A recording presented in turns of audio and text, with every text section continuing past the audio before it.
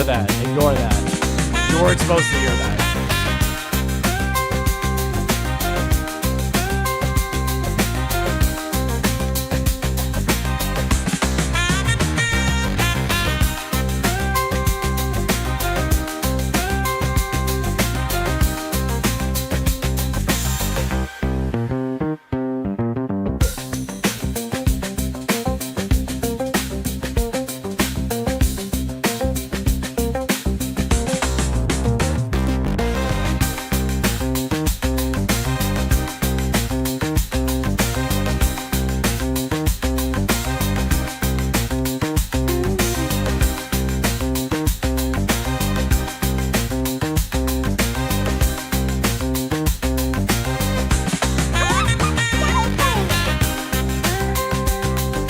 I forgot to change that.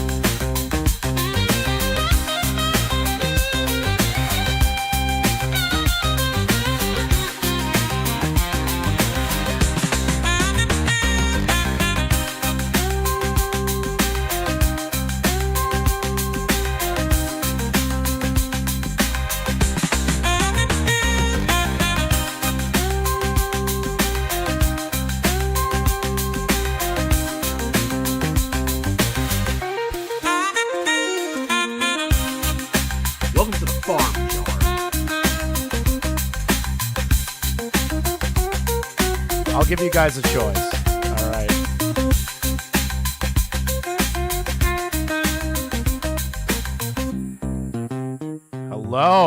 Hello, everybody. Welcome back.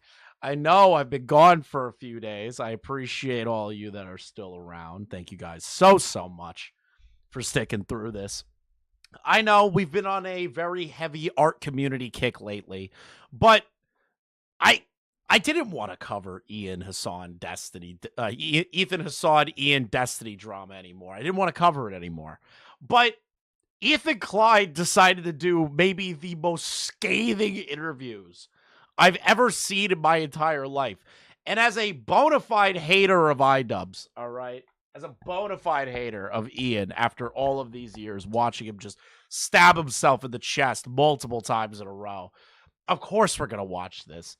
Let's just jump right into it. Okay, let's just jump in. Hello, welcome back to another stream. 100 years of Ethan Hassan Destiny IDubbbz drama. We're eating good this week, boys and girls. We have a lot of things to go over, all right? A lot. We have the Ethan Hassan Destiny drama that never ends. We have a couple of other topics that I grabbed for you. Let's see here. I'm not going to show everyone the message, Leon. Also, Ruin Leon is working on a video involving an update on a certain character, which I'm excited to see. And we'll talk about him today, too, most likely. I have the Harmful Opinions video pulled up for later. So don't worry, guys. We have a lot to go through. I need to kind of emphasize a point here. If you've already watched this interview, okay, I am challenging all of the Hassan and IDubbbz defenders and orbiters to attempt to downplay what the wife went through, because that is what you're going to do. We all know you're going to do it. So I challenge you to say it with your chest, that you don't care that she's a victim of being a child bride and that Ian is still a good person and Anissa. Okay? I dare you. Because right now that Millhouse guy is actually downplaying what she went through. And saying that she sold herself like she did in child marriage to Ethan. So it's already starting. You might as well commit. You might as well commit to just saying you don't care about a woman who genuinely has had horrible things happen to her. And when she asks somebody who's so pro changing the world and wants to be a good person and look good like good people, Downplaying it. you guys are going to sit there and you're going to shit on her. You're going to shit on her. I want you to do it. I want you to show what your true colors are. People on the Snark Reddit, people like Millhouse, people like Hassan. I want Denims to do it, Frogan, because that's who you people are.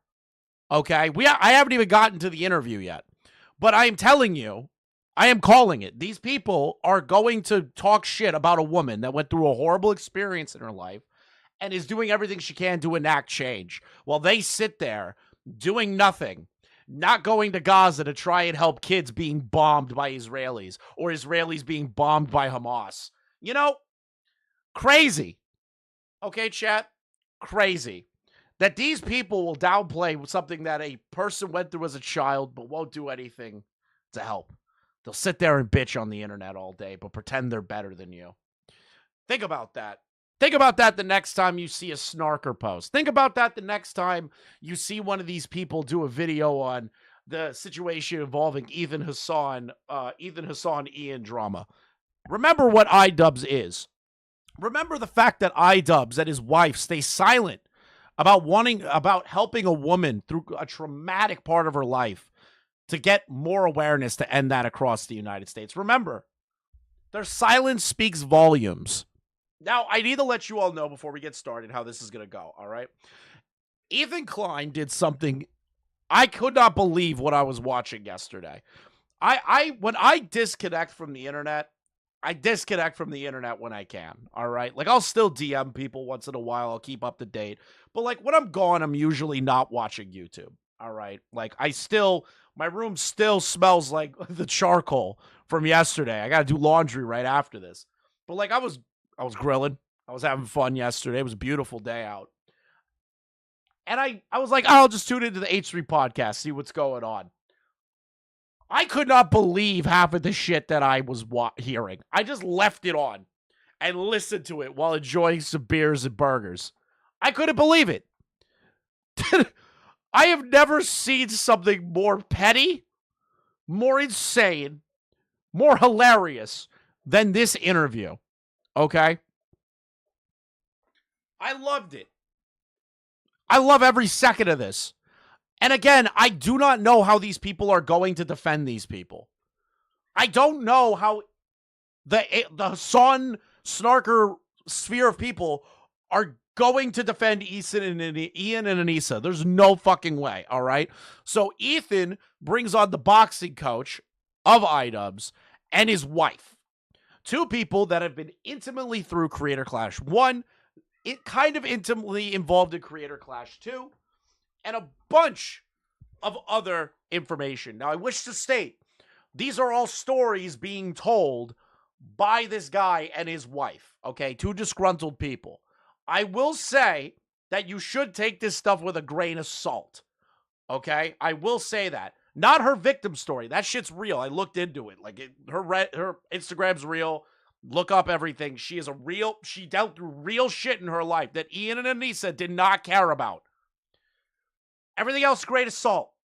Okay? Pay attention to this.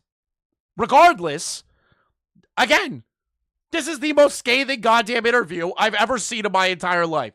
So let's get into it. Horizontal again. Maybe we'll fix. Yeah. Oh, if you go, okay. Or maybe it has rotate. Oh, there you go. Yeah, there we go. Yeah. Thank you, guys. Thank you. There it is. Thank you. Harley, you here? Can you hear me? Harley, you're muted. I was talking on a muted microphone. Can you hear me? Harley, everybody. Hey. We sure can, buddy. Bringing on Harley and this guy is maybe the worst case scenario for IDubbbz. Here's why. Now, again, I've had my criticisms of Harley. Harley totally swept for Creator Clash 2 hard. All right? Like, we were showing him shit to his face, and he was not accepting it. All right? But Harley is now woken up.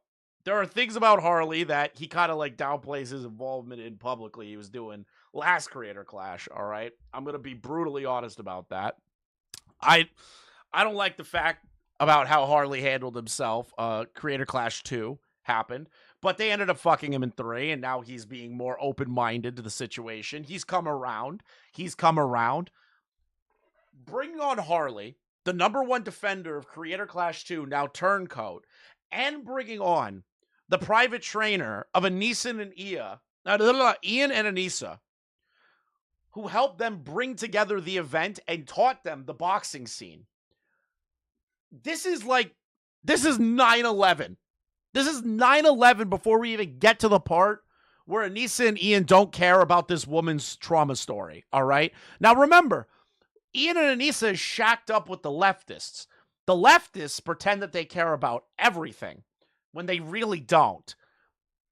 And the fact that Ian and Anissa ignored them talking about her advocacy work is going to be very interesting later. But so far for Creator Clash standards and their narratives and stories about Creator Clash, this is the worst case scenario. Yeah. Now, Harley actually put me in touch with these guys. And so how did you guys connect? Kind of Michael, Kate, and Harley, you guys were in touch, right? Well, I know them from Creator Clash, actually. That's how I met them. And I never saw the clip, Michael, of you saying that you could beat up all the coaches. I'm telling my coach, we'll see about that. I don't know.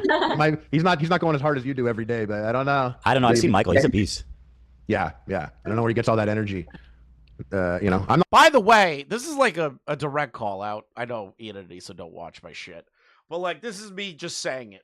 I want them to respond on the bog because I know they're not going to do a public episode. I know I tweeted out, I want to see you do a public episode. But when I thought about it more, I was like, you know what? They're going to do it on the bog. So to any of the Ian and Anissa A-logs in my community, if at any point you get a hint or a whiff of Ian and Anissa uploading to the bog talking about this interview here, immediately notify me and I will go get it. Or you can download it for me and I will platform the shit out of it first, all right? I'm not a morning person, so someone I don't care that it's Patreon-only content. It is a matter of public record now. like Michael would piss me off. I feel like he's good to go first thing in the morning. Is that right, Michael? Not always, no. Sometimes I need a couple cups of coffee. Oh my But God, he's I human. love your He's guys' human. dog. Harley, thank you. Harley, Harley, stand back. So like a little puppy still. Okay, boys. Yeah, we're kind of yeah. ahead. Yeah, I really appreciate it. There we go. So, oh, great. Hold on one sec, sorry. I have to request access for myself. Was singing your praise, Michael. You were in his corner, right? Because his coach was unable to attend. That was so nice of you. Yeah, I love AB. Yeah, I helped him train for a little while as well. I helped a lot of the fighters from Creator Clash 1 train. But yeah, I love AB. He's a great. This guy, now listen, again, disgruntled ex-employee sort of disclaimer here. If it is to believed and to be true that this guy trained basically all the fighters, like he helped out here or there, he was behind the scenes on Creator Clash and everything like this.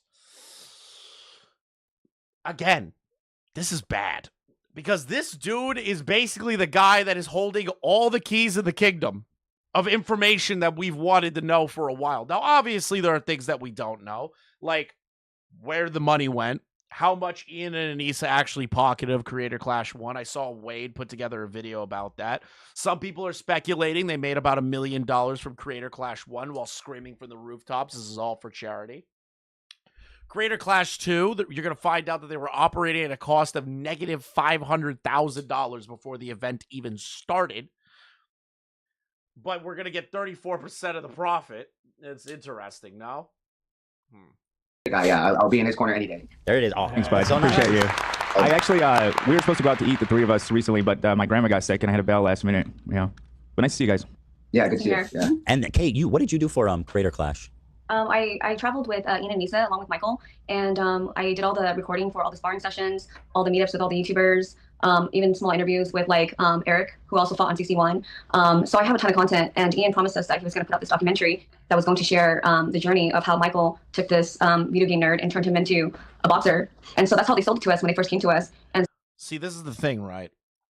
That's how you first sold it to them. You entered into a contract. They entered into an agreement with the idea that they were going to have a documentary based upon Creator Clash 1 and how IDubbbz ended up becoming the boxer that he is.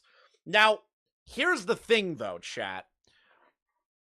Ian and Anissa lied to these people. How do I know that for a fact? Because they probably expected Ian to win, because Ian's not a smart person. He doesn't think very far ahead, and neither does his wife.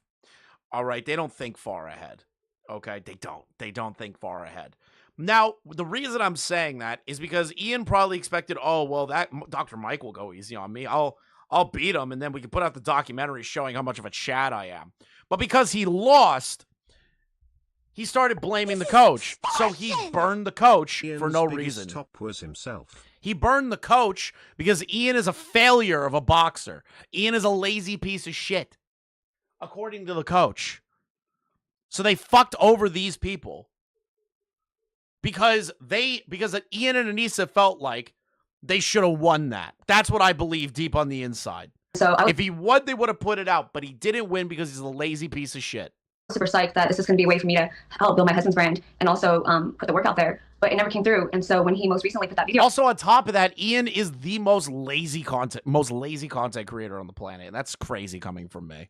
out saying that he told a big lie and he was never going to put out a documentary, and all he has is a ton of 4K videos of him doing stupid shit or something like that. It was actually very hurtful to me. That's yours. But isn't that like what boxing documentaries are based around, the idea of watching them train? Isn't that like the whole thing? Watch them train, watch them become the different person that they were before, to watch the gains, the experience, the skill, to gather that and to be a professional. Wouldn't you want a bunch of footage showing you getting better? Why is that a negative? It just doesn't make any sense. It's cope. Obviously, it's just cope. Footage that he's talking about your footage. Yeah, Yeah, exactly. 3 years. Yeah, 3 years. With Wow. Yeah, well, yeah. Before the 61 was filmed the It year. was 10 months, yeah. Yeah. Was he paying you at the time, or like how was he Yeah, compensating he you? did. Yeah, he did. Yeah, he did. So I'm glad they paid and they didn't work off of exposure. Fucking smart between these two. I do want to say that, like, for dynamic filming, I usually charge $150 an hour for dynamic filming. But because I was under the impression that this is going to charity, me and Michael, would always scale back on charging them. So, for example, instead of charging him. No way. What? I'm sorry. I didn't catch that the first time. What? So I do want to say that, like, for dynamic filming, I usually charge $150 an hour for dynamic filming. But because I was under the impression that this is going to charity, me and Michael, would always scale back on charging them. So. Dude. What? So they undercharged because they were under the impression, based on Ian and Anissa's pitched this idea to hundreds of people, that this is a charity event. So pulling on the heartstrings of individuals that don't want to take money away from a charity to get cheaper stuff, to get cheaper labor. Now, is that taking it maybe a little too far? Is that speculation? Yes. But this is my response to that. With all the information that we know, all right, with all the information that we know of how cheap Ian is, how much he was reveled off of the idea of free labor instead of doing tit for tat at the minimum, is it crazy to believe that they turned around and told these people it's all charity, hoping that it would make them feel sympathetic so that they would work for free or for little? It's not that crazy. Yes, and Wade, an individual who is very well known in the boxing scene, also was under the impression that all the money was going to charity. So he didn't ask for a cut when he is a professional boxing promoter and announcer. That is insanity, with his reputation attached to the event too. That's crazy to do. For example, instead of charging him $150 an hour, I would charge him $100 an hour. Mm-hmm. Yeah. Yeah. And by the way, I've heard that from other professionals now. I'm starting to hear people say that, who, like one of the announcers put out a video recently. Maybe you guys saw it. He was like, Wade? Yeah. He was like, they offered me a salary or they offered me payment, but I declined it because I was like, it's for charity. I'm good. But then they took that money that he generously forfeit, a guy who's not rich, by the way, and gave it to all the fucking creators. It's nuts. Yeah. Yeah. Yeah, I mean, like, we were also promised a bonus on. Remember when Alana Pierce, remember when all of the Creator Clash fighters were going around, the ones that were willing to fight with us kept saying, we're not making a bag off of this. You guys are making shit up. Remember when Anissa screamed from the rooftops, nobody's making a bag off of this. This is all going to, this is charity. This is a charity. This is a charity. Remember that? Remember that? Now everybody's just talking about how they've all been paid. Don't you remember? Don't you remember the coverage that myself, Nick, Augie, Tom, and the rest of us all did in regard to Creator Clash? And when they kept screaming from the rooftops, there's no money. There's no money being put in anyone's pocket. This is bullshit. You guys are attacking a full-blown charity event. It's not a charity event. It's for profit. It's even filed as an LLC for profit and not for charity. All of you people that bought into that bullshit and tried to argue with us last Creator Clash are fucking liars. Alana Pierce is a fucking liar, okay? All of those people that kept screaming, nobody's getting paid, was a liar.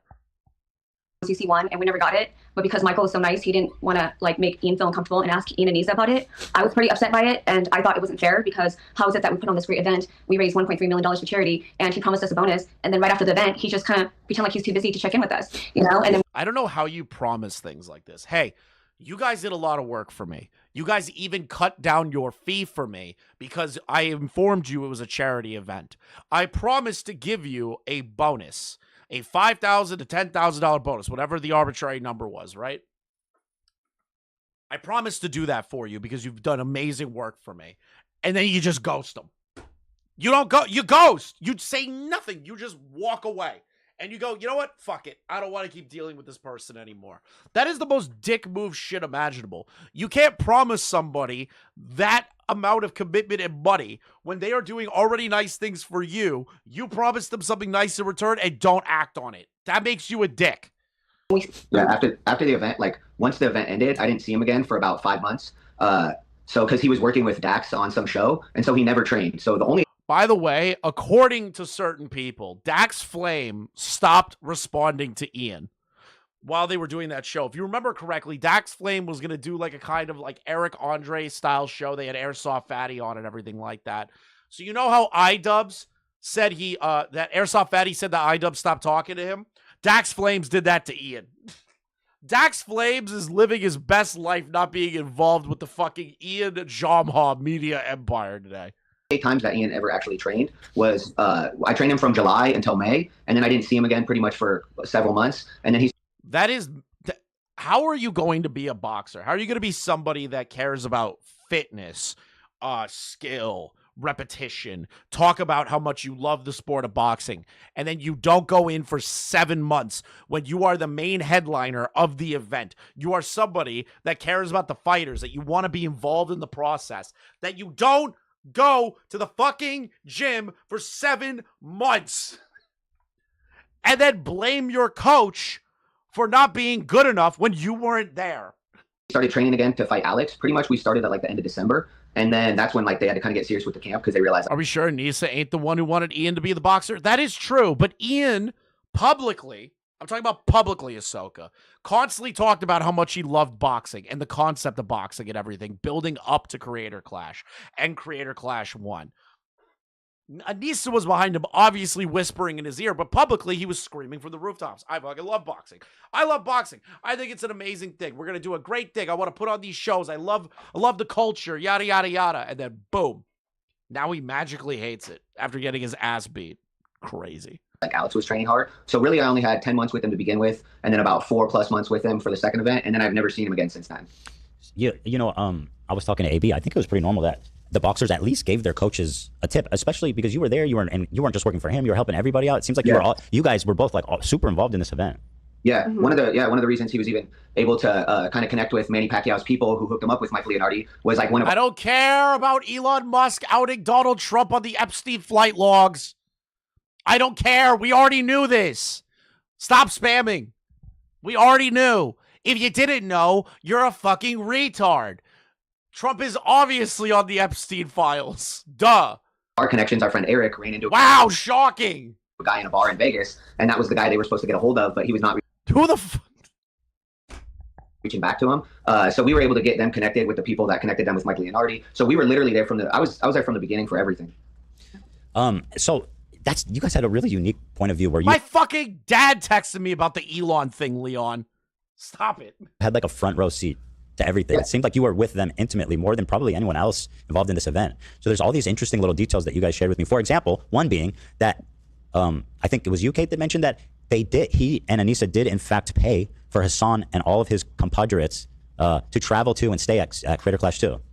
Yes. Yeah, so they were talking about that long before, about how they had to fly in all these people. First of all, they rented the hotel for over 300 creators and flew a lot of them in. When the first year it was much more scaled back. We just had a couple floors of like some place, like a nice suite place, but it wasn't extravagant at all. And then the second year they did that full hotel for 300 creators. They flew a lot of people in. One of the people they flew in was Froggy Tonic, and they flew him in from France. That's insane. They flew him in. Bruh. Why? Why are you flying these people in? These are multi-millionaire creators. Froggy Tonic might not be a multi-millionaire. He looks like a fucking loser. He looks like the kind of guy that is going to be at like he has a Che Guevara poster on his fucking wall and shoots loads on it every day saying, the communist state is amazing. Ah! Like, he's got like one of those outfits going. But like, why are we flying out like Hassan? Why are we flying out all these millionaire creators that can afford a $300 plane ticket? Why are we doing that in the first place? Why are we blocking off hotels for the creators when there are family members and people that need to go? Who cares about the creators? If you want to block off a hotel and say, hey, if you want to bring your family, we'll block off a room for you and block off a section for your family. Do that. Even then, I think that's ridiculous. Just have them get their own hotels. Insane. And Froggy had told us that he was there to salvage the documentary. Yeah. And that was super offensive to us because we're like, what do you mean salvage the documentary? And he said his job was to go around and like film Anissa having interactions with everyone. So we didn't know. To film Anissa having interactions with anyone. So that means that Anissa... Okay, so here's how I dissect that statement there. Anissa didn't like the fact that Ian was the main person in the documentary shot by Kate and by the trainer here, okay? They didn't like the fact... She didn't like the fact that Ian was the face of it. So she got her guy, who's a dick sucker for her, to come in and shoot more stuff of her so that she's in it more. Froggy than Tonic Ian. is like Che Guevara, but instead of helping the revolution, he sabotages That's what I hear. That's what I hear when I hear this sentence coming out of his mouth, is that Anissa didn't like how little she was in the initial shots. When she's not the one in the fucking boxing ring. And no one cares what Anissa's doing. That meant they were going to make the second documentary about how, or the actual documentary about how like Anissa was responsible for the event, because she did put a lot of work in for the first event and she did put a lot of work in for the second, but at the same A lot of work. Okay, yeah, she put a lot of work in. You know what the work that she did? Fucking bitching about our group chat. Bitching that Froggy Fresh would dare make fun of Anissa's her OnlyFans. That Froggy would dare shit on Anissa's mom's alt account. That's what they were focused on. They didn't do like actual fucking work, okay? time.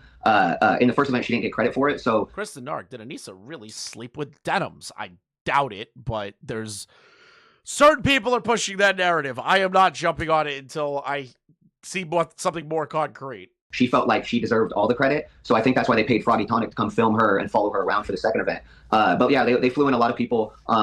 Froggy denies having being his flight from Paris paid for. Not sure if he denied once there being recruited for photography.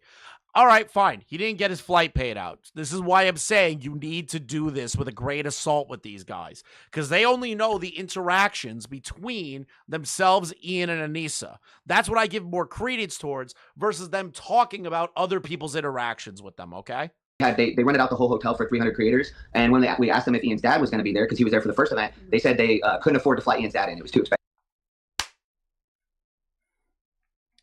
So you're telling me that Ian and Anissa prioritized creators that nobody gives a shit about, the worst leftist creators on the platform, prioritize these people that don't give a shit about them and just want free drinks at a gala to look fucking fancy over their own parents and father-in-law. That's what you're telling me. I am not shocked by this. Yeah, I know. That is fucking stupid. It's pretty sad. And Froggy Tonic told me directly, because I met him at the hotel, right, where we were all staying at in Tampa for CC2. And he was like, oh, you're the videographer that has all the content of Ian sparring. And I said, yes, I'm super excited. I've been waiting for this documentary, but it never came out. So I heard that you're taking it over now. You're going to help with the editing. And that's when Froggy Tonic told me that, yeah, Ian and Issa brought out his whole crew from France. His whole crew? I think it was just him. Well, he had a few people that were holding the cameras, his camera guys. Because the interesting thing was that usually when like someone is a videographer, they would be the one filming most of the time. But it was interesting to me that Frogan was our oversized cargo fee. Yeah, Frogan can't afford to go on regular people planes. You have to get a cargo plane to fucking drop that bitch in. He's directing?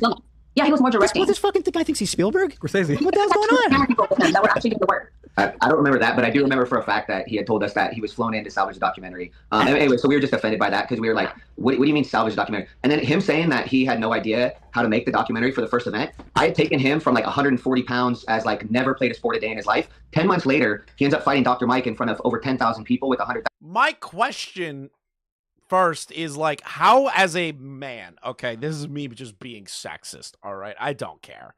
But like as a man, you could still be like a gangly fucking loser. You could still be a skinny white boy, all that stuff.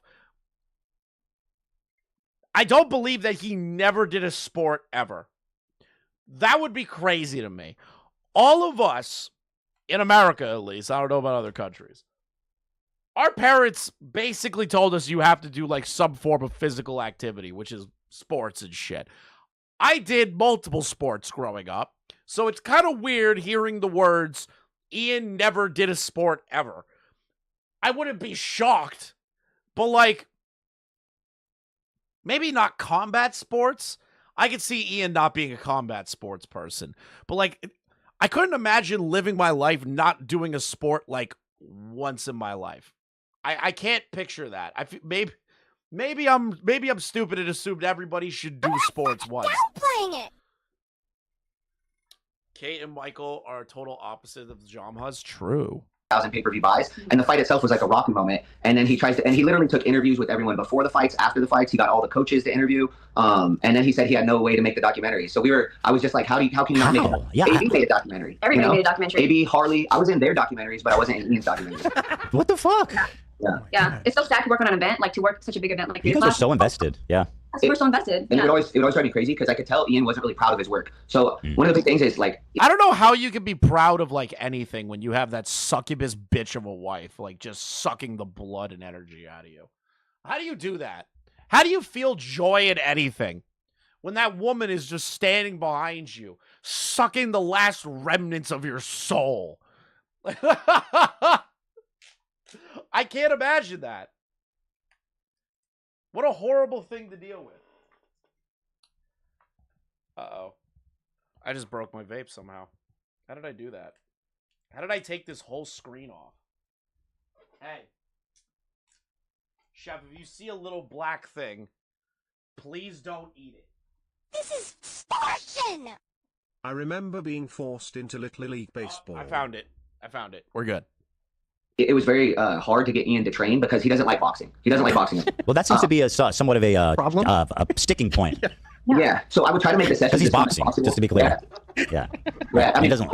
but I think that's why it was as traumatic as it was for him as well, because he was dealing with like a lot of trauma and a lot of issues when we were in our boxing sessions. And don't get me wrong, that happens with a lot of fighters in general. Because I don't understand how you go into boxing, okay? Like, I have never done a combat sport in my life. I've been in like 2 fights growing up, all right? That is the extent of my combat experience, and they weren't really fights. I'll be honest with you. It was more like a bunch of dudes on one team started beating the shit out of a bunch of dudes on another team.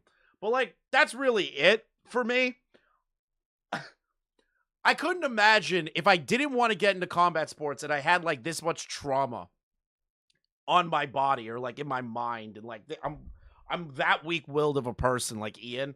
Getting into combat sports, it requires, like, a steel fucking trap mind. That's a crazy fucking thing to do.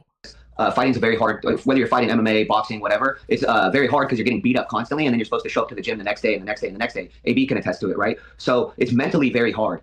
So I did feel bad for him because I could tell his heart wasn't into it. So then to be into something like that your heart's not into, that's why I didn't see him once the first event ended. We didn't see him again for several months. And I told him, hey, come in once or twice a week, train for fun, make it fun for yourself. Because when you're in a fight camp, it's not really fun. You just have to keep training. Right. But then he never came back. And then so I was like, oh, wow, he really doesn't like boxing. I did not lose. That's because Okay. Chris lost those fights, Lamau. Didn't lose those. All right. Didn't lose them, but didn't win either. We're calling that a draw. And then he did an interview. The one with all the sports thing, the fight that I had with like all the guys like fist fighting each other on the field. I don't really count that one as like a fight, I guess. It was like we beat the shit out of each other, but like it was like a group thing. It doesn't count as a 1v1, you know? With Anthony, or the guy from Smosh, and he was talking about boxing, and I was just like, oh, he doesn't like boxing at all, and he's making it like public now the way he was talking about it. And then even in the video where he's trying to promote Creator Clash 3, he said, oh, all I have is 4K footage of me going, and it's like, that's called boxing training, Ian.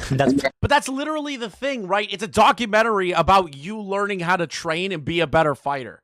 Like, I don't understand how that's... Is the footage probably boring? Sure, but you can interlace it with more interesting stuff, which I think is what they wanted to do with Froggy. The problem is, though, is that it has been 2 fucking years, or longer at this point, since Creator Clash 1. What's the point? And no one wants to see more Anissa.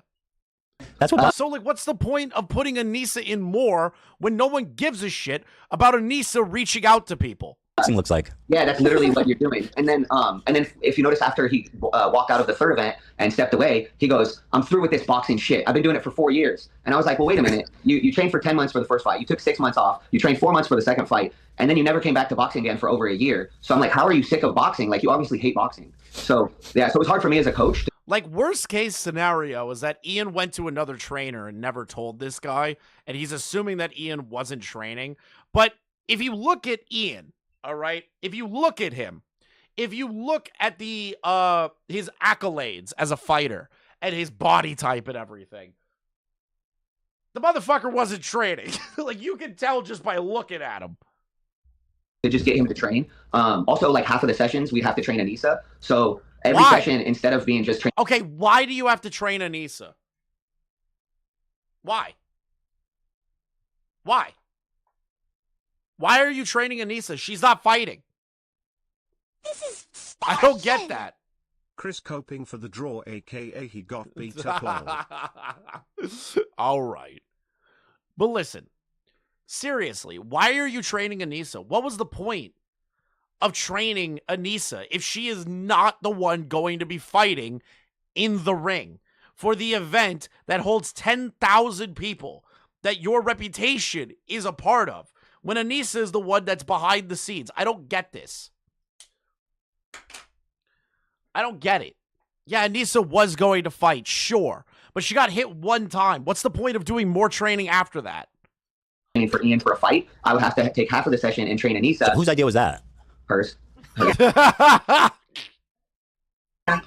But the thing about it is, Ian goes along with it, right? Because I feel like if Ian would have said, hey, no, I need the time to train, it might have been different. But he's just like, oh, no, she needs to train before I train. But she didn't even fight. She wasn't even fighting. No. And so literally, in like the training footage, half of the sessions I had with him would be with her. And then she would come in with like all sorts of drama to the gym. One day she was super dramatic, and I was like, oh my gosh, what happened? And she related Will Smith slapping to Chris Rock to somehow Ian having to defend her online. So she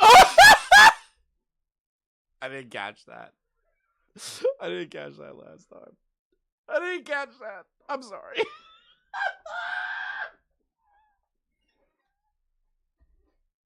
Oh, I didn't hear that last time. I'm sorry, what?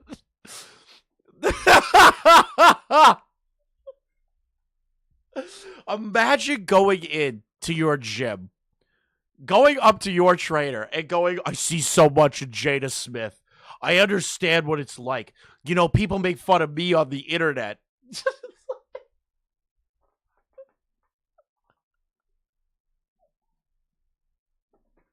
That's the most pathetic thing I've ever heard. What do you mean she came in there to talk to you guys about the Will Smith slap? And then equate it to her. Hey. And then equate it to your own. How do you do that? How do you do that? This is extortion.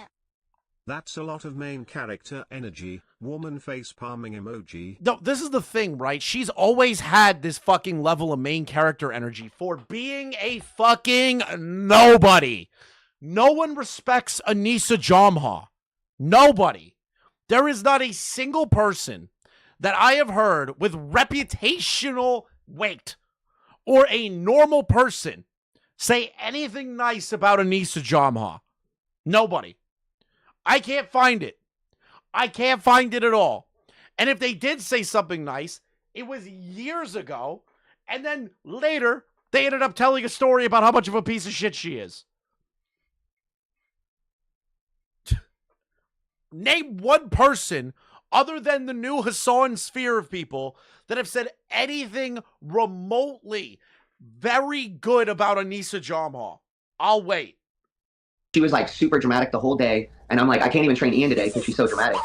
So that was Give me a sec. constantly Give me a sec. Thinks being like Bob Jada is a good thing. Skull emoji. The slap? Skull emoji. The slap. Guys. Yeah, yes. She came in distraught, and I'm like, oh my gosh, what happened? Yeah. She's And then on she Chris. said- She's on the slapper side, right? Like she was empathizing with Will. gotta do No, this. You gotta do no, she felt like she felt like Will was Ian. He had to And so she slap. felt- Yep, Ian has to slap all the people that insult her, I guess. Yeah. It's never going to end. It's never going to end. Never. Never. This drama's never going to end. We are going to be here forever. Anissa is going to constantly go, Ian, the commentary community made fun of me again. It's time for your daily rape on the internet. Yeah. I'm just picturing the cuck meme where it's just like, dear, you have to get pegged now. And there's like, oh, okay, bro. Okay, sweetie. But instead, it's like Anissa being like, honey, it's time for you to get raped on the internet for my benefit or for you to defend me. She felt like Will was Ian. He had to And so she slap. felt- Yep, Ian has to slap all the people that insult her, I guess. Yeah. Wow. And so, but anyway, so it That's was just true. crazy. Will, I'm not putting this word. This is my observation. Will Smith is one of the most famous cucks. It's so fucking true. He is, unfortunately. Bro, I used to love Will Smith. His wife ruined him. Yeah. And again, that's my analysis, not your guys. But it is an interesting analogy, right, for them to be idolized because Jada famously had an affair with her son's friend. You know, so I wonder if that's how they relate more so than the slapping. He fucking my wife's mouth. You know, yeah. The pettiness that is coming off of Ethan is absolutely insane. That is an insane petty remark. It's just me. I'm doing a little psychology here. Psychology in Los Angeles. I got a couple questions actually. If you don't mind. Harley, what's up, man? Yeah, Please, by all means, yeah, chime in anytime. Okay, yeah, I had a couple questions. Let me get. What's let me happening? set this up right here properly. Oh! You know what would have been great if Ethan and Keem were the ones conducting this interview together. I'd kill for that. I'd kill for it. I'd kill for an Ethan and Keemstar interview of these two people. Harley's just teasing what should have been or could have been. We're being teased with a Temu Keemstar knockoff on the H3 podcast. I have no issues with Harley, but bro, come on. I'm seeing into a potential future. Get this in order. But you guys get any paperwork, by the way? Did you guys sign contracts? The fighters had contracts. I'm curious if the coaches had. No, we never had a contract. No. Oh, interesting. Because that would have been like something that would have detailed what's like what like I mean, did I guess by word they told you it was charity and they didn't ever. Right. Yeah. So and I'm still hoping. It's kind of crazy. I'll be honest. It is kind of crazy the two of them did all of this without signing a contract. Now, I'm not going to sweep it, but I'm going to be honest here. These people, based upon her work, her integrity, it seems like his integrity is where it is in his work, that they are people that will help people if asked. And Ian and Anissa, in my opinion, okay, took advantage of that. My opinion.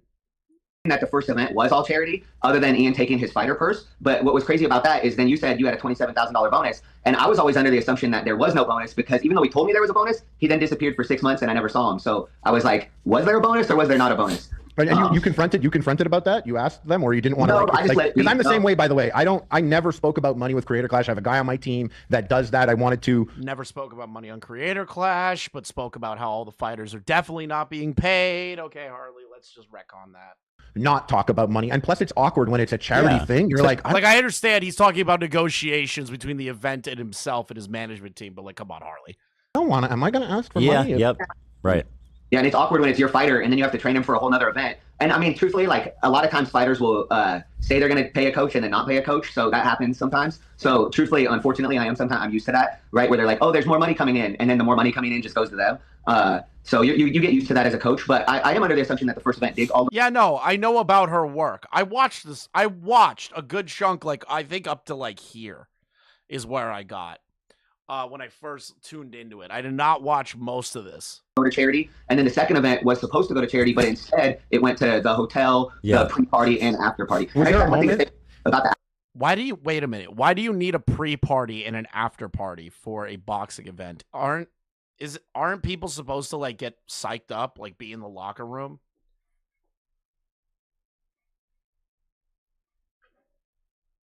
Like every fight that I have ever watched, the fighters are getting ready. They're getting zoned in to the idea that they're going to be in the ring. Am I stupid in assuming that pre-party fights aren't normally a thing? Maybe I'm stupid. Maybe I just don't know enough about boxing culture, but that just sounds like a waste of money, time, and taking away from the zone that the fighters have to be in. After party, because he said he was using the after party to help promote the event, but I have no idea. How the fuck? Genuinely. That sentence alone. How the fuck is an after party going to promote a goddamn event that already ended? Everything was paid for by Creator Clash. None of the fucking attendees were doing like bidding wars or like, oh, the after party, we have an auction with like expensive YouTuber merch that you can bet on and all those proceeds go to charity.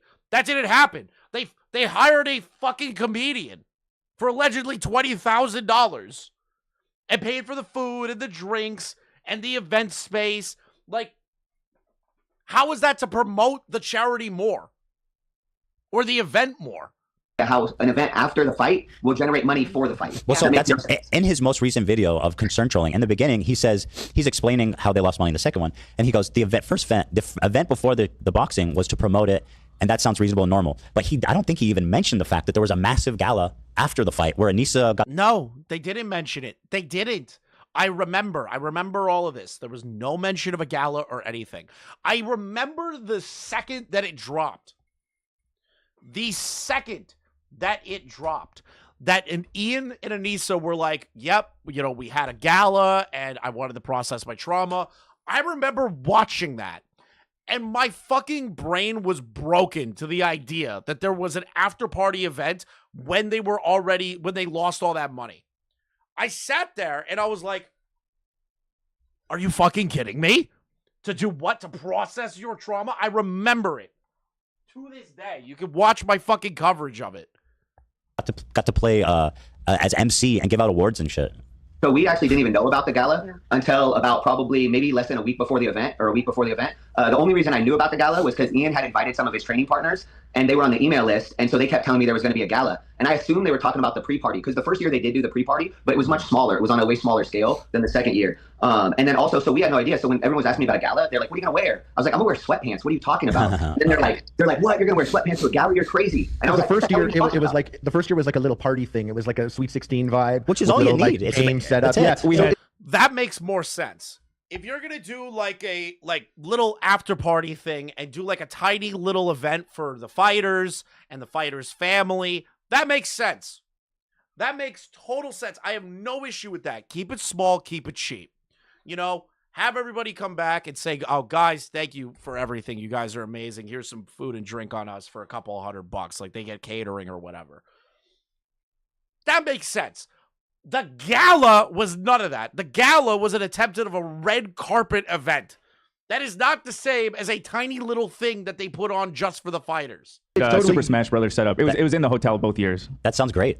was much more casual. But if you dressed for that, like I was told specifically to dress nicely for the gala, that there would be pictures and such. Yeah, we found out it was a red carpet. So they hired a photographer on top of that for the gala. Keep that in mind. Event that they flew Getty Images in for. So they straight up flew Getty Images to take pictures for the event. But yeah, they're the only.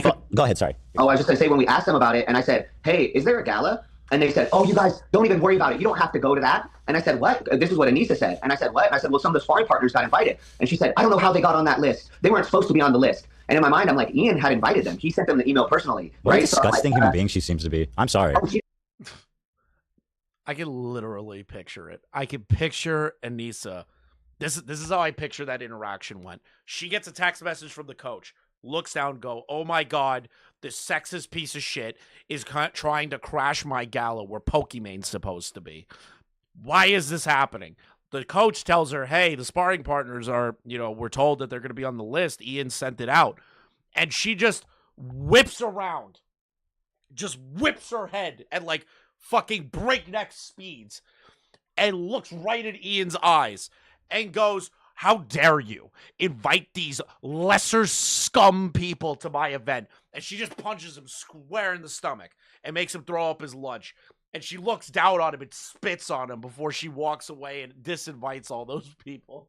She didn't want any of us there. She only wanted like creators there or people that would, I guess, I can picture that. I literally can picture that entire interaction in my head. make her feel like she could get more clout. So she told us we didn't have to come to the event. She doesn't know why we would want to be at the event. And I said, "What's the event for?" And she said, "And it's an award show." And I said, "What are the awards for?" And she said, "They're awards for the boxing." And I said, "Why wouldn't his coach want to be there? Why wouldn't his team want to be there?" I was like, "That makes no sense." So everybody else, all the other coaches I talked to, I said, "Hey, did you guys know about the gala?" No. She got mad at him.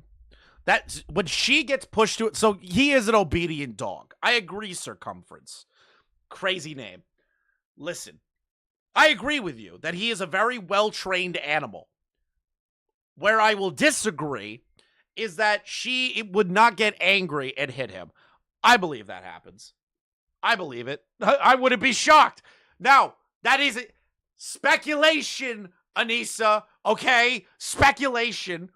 I don't know the inner workings of your relationship, but according to everybody around you who has ever dealt with you, you are the worst person imaginable. They said, "Yeah." I said, "Did you bring a suit for it?" And all of them had freaking like 3-piece suits with like kerchiefs and everything. I had sweatpants. I'm like, "Oh, dude, that's so messed up. Why? It's like you're the guy connected with the event organizers, and they're explicitly excluding you guys." I know why. I honestly believe that the reason why Ian and Nisa excluded us and did not want us to know about the gala is because we're both very professional, we're both very direct, and very transparent. If they told us that they're going to Nisa 100% hits Ian's speculation. throw a huge gala You got to add speculation after that Carl Drops fuck up and him being a retard and putting stupid shit in. Billy Mitchell beating his ass like a rented mule, bro. I am careful with my words.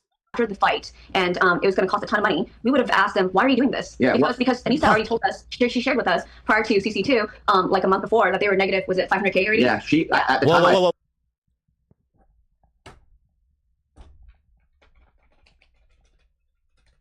This is the part that like aggravates me the most. Okay, if you are aware, here's some financial tips for the younger people in my audience. If you are gonna go do something and you need $200 to do the thing, and you're already, let's say, you only have negative $200 in your bank account, you should not go out. You should not put that on your credit card. You should not get a loan for that. You should just not do it. Imagine what I just explained to you, but on the scale of $500,000.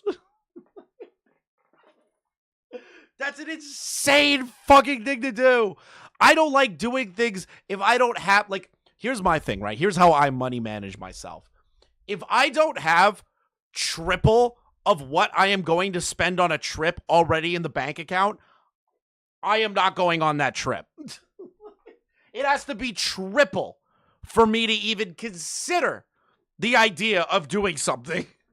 My bank account needs to be triple. I could not imagine putting on an event negative $500,000. Whoa, hold on. Yeah, Say that again. Say that again. They were negative 500K before the event. Yes. So going up to the event with the ticket sales and the PPV sales, when the event started, they knew they were down $500,000. Yes. Keep in mind that they And Lisa wanted to do a gala, $500,000 in debt.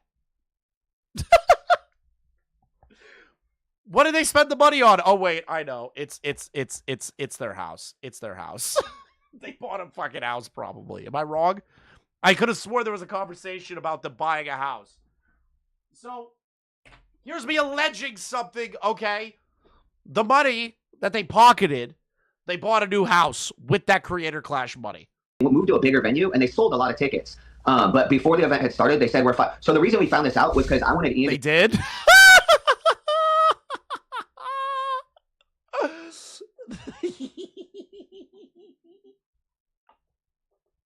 Start doing 2 training sessions a day. 300 influencers for Creator Clash 2. That does not cost $500,000 to rent out a hotel for 300 people. It does not cost $500,000. So that's probably a condition. That's probably a portion of it, but not the whole thing. All right. And I said, Ian, you need to start doing. Am I going to be on URR? Probably never. 2-a-days. And he was like, why should I do 2-a-days? And I told him, I was like, Ian, you're not good at boxing, man. My brand is at stake. So you need to do 2-a-days. That's what pro boxers do. And so I Wait, told did you him, actually say that to him? Yeah, yes. And then I told him, I said, my brand is on the line. I said, you can go back to YouTube. My whole life is fighting and coaching fighters. And I'm like, so if you don't have a good performance, that's going to look bad on me. After the first event, so for the first event, he didn't do any of his cardio. So that's why he ended up gassing out so bad. And I truthfully believe if he would have just done his freaking cardio, that he would have won that fight. But they couldn't do the cardio because 10 weeks before the first event, Anissa wanted them to buy a house. So instead of doing 2 training. This guy is putting his reputation on the line. His wife is doing less charge for her effort to help you with your documentary. You don't go in to train with the guy. Then you lose. And then go on Anthony Padilla's podcast and shit talk your coach. When the reputation of a coach, and he is correct, of any coach, somebody that does it professionally, is to have their people who they are training, who they are mentoring and coaching do well. Whether win or lose, they need to put on a good performance. They need to put on that they showed this person the ropes, that they showed this person skills and techniques that other fighters might be interested in looking at, and then contracting the coach. Ian didn't do any of that. He just straight up fucked this guy over on a reputational level. Sessions a day. At that point, they had to cut out training to go look to buy a house. And he moved into his new house the week before we left. He was not going to beat Dr. Mike. I agree with that. He was not. But he could have fought better and made it look good. So other people that were interested in who Ian's coach is will go and commission Ian's coach. And then Anissa wants to buy a house instead of letting Ian be coached and do the effort necessary to put on a good event that they are $500,000 in the hole on. Florida. So he literally wasn't training like he was supposed to for that whole first event because they wanted to go buy a house when they could have just rented a place for 6 months or a year. And then Ian could have focused on the fight, had the fight, and then found a new place. So I found that super offensive. I'm like, you're not doing anything I'm telling you. And they would lie to me, and he would tell me he was doing his road work. He would lie? Why would he lie? That's like lying to your doctor. It made no sense because he acted like I told him to do things because I wanted him to do them. And I really wanted him to do things because which is what you do as a coach. You tell them to do things that you want them to do. That is a coach. Am I stupid? All of my coaches were like, you guys are running 25 laps. Guys, you're running sprints. What are you doing? You're running suicides right now. You're going to run it. You're going to run it right now. My coach was a douchebag when it came to conditioning and cardio. But we did it, and we were better for it. That's a good thing when your coach is invested in telling you to do things. If your coach hates you and does not have any form of what's the word I'm looking for here? What's the word I'm looking for? Any sort of hope in you. And he recognizes that you're a lost cause. They don't come to you and tell you to be better. They don't tell you, hey, you should be doing these things. They just let you die. They let you fail. Like, that's what a good coach does. If a coach recognizes that the investment isn't worth it, they tell you to not do anything. If a coach cares about your investment, they tell you to do shit. Help him win the fight. Yeah. So when I tell him, hey, you need to do this, he'd be like, and then not really do it. He didn't realize how important cardio was until the second fight. What do you mean he didn't realize how important cardio is? That's like the entire thing. Yeah, that's everything. That's the whole thing. It literally is everything. Yeah. Yeah. Well, you know, hearing all this, strikes me as ironic because he was always, and Anissa, going on about how they hold boxing in such high esteem and they want everyone to train. And this is. Yeah, remember when Anissa was like morally prostrating over the idea of like boxing, and she was talking like a professional boxer and understands the boxing scene and all this shit. Remember when she was tweeting out stuff like that? Remember all the times she talked about it publicly? And Ian was like, "Yeah, we have a great respect for the boxing community. We don't want to be like the misfits of boxing. We don't want to be the happy punch of boxing." Does anyone remember that? Does anyone remember that? Because I do. And Anissa talked about how she got so invested into it. Never cared. Never cared. Bullshit. Is life or death. This is serious. You get in the ring and people die in the ring. And and hearing him speak so loftily and respectfully about boxing, but then hearing he's like, "Oh yeah, no, I lied to my trainer about running." It's like, what? Yeah, I feel like a lot of that was them regurgitating what I would say. A lot of it, when I would tell them things about boxing, they would go repeat those things. I don't know how much of it was like them actually believing it. But so for that second event, so I tell him he needs to do 2 days. This is like 2 weeks before the fight. I'm like, we need to do your 2 days. And I said, my brain is at. I'm on one. Chris, are you on one today? Bro, listen. I've been gone for 4 days, dude. It's too long. I get all riled up, bro. At stake. Well, he went and told Anissa that I told him my brand was at stake. So the next day she comes into the gym super mad, and she's like, "Our brand is at stake. We're $500,000 in the hole right now." And we're like, that is your fault, Anissa. That's your fault. I don't know how you go yell at the boxing coach that is trying to put Ian on to do better so that it sells more tickets and Ian can be a winner, so that people get excited for the next creator clash. I don't get how you trauma dump onto somebody that their reputation lies with the idea of Ian doing well. How do you scream at him when you're the fuck up who put themselves $500,000 in the hole? I wish I knew that. I wish I knew that at that time. I think a lot of the fighters would have liked to have known that. I don't think none of them needed to be in the dark about that, you know? yes, completely. What do you mean none of them needed to be in the dark? Ian and Anissa's entire fucking outlook on this event is that if everything works out for us, great. Fuck everybody else. That's how they've ran this thing forever. When Anissa found out that we were shit-talking Creator Clash, she blew the fuck up on Keem and blamed him and everybody around him for Creator Clash failing when she was $500,000 in the hole. Think about that. Well, and that's the thing. They said you guys didn't promote enough, but they weren't honest about the fact that they were spending the money from the ticket sales on the hotel, on flying people in, on all these other things. So it was just like those decisions, the gala decisions, were made while in the red. Yes, No shot. That is the dumbest fucking decision you could ever make. You're 500 grand in the red. 500 grand in the red, and your brain goes, "Yeah, we need to have like a Oscar style party. We need to fly Hassan out here." Bro, come on, it'd be great. Come on, buddy. Come on. Ian. Listen, Ian. You need to process your trauma. We need this event, Ian. I know. We're $500,000 in the hole, but we'll make that money back. We'll make that money back with this amazing event that nothing can go wrong in at all. Yeah, okay. That. So she was like, we're already down 500,000, and she still had time to cancel stuff when she said that. Like how before the event? Literally, imagine celebrating failure. Imagine hyping yourself up when you're $500,000 in the hole. Okay, think about it like this: you're $500,000 in the hole. You're stressing out already about it. You in your head think, "Holy shit, this is okay." Fine, we're freaking out, but we're okay. The event's going to make money. We're going to get to 34%, and we're going to fill that gap that we put ourselves in. And then you don't make the money, and you lose $250,000. And you have to go on a live stream to humiliate yourself. And your wife outs the fact that you shit your pants on the daily. Imagine the confidence death that you have. Imagine just the ego being absolutely just fucking raped. That you hyped yourself up thinking you were going to get that money back. I mean, it was 2 weeks. It was 2 weeks before the event. I mean, they She knew they could were have made some last 500K in minute the hole. moves. Yeah. They knew they were 500K in the hole long before that, right? That's just when they yelled at us about it. Yeah. So they could have definitely made moves to reduce. Allah's chosen influencers. Guys, thank you for watching, by the way. We have over 360 people here. Make sure to like the stream.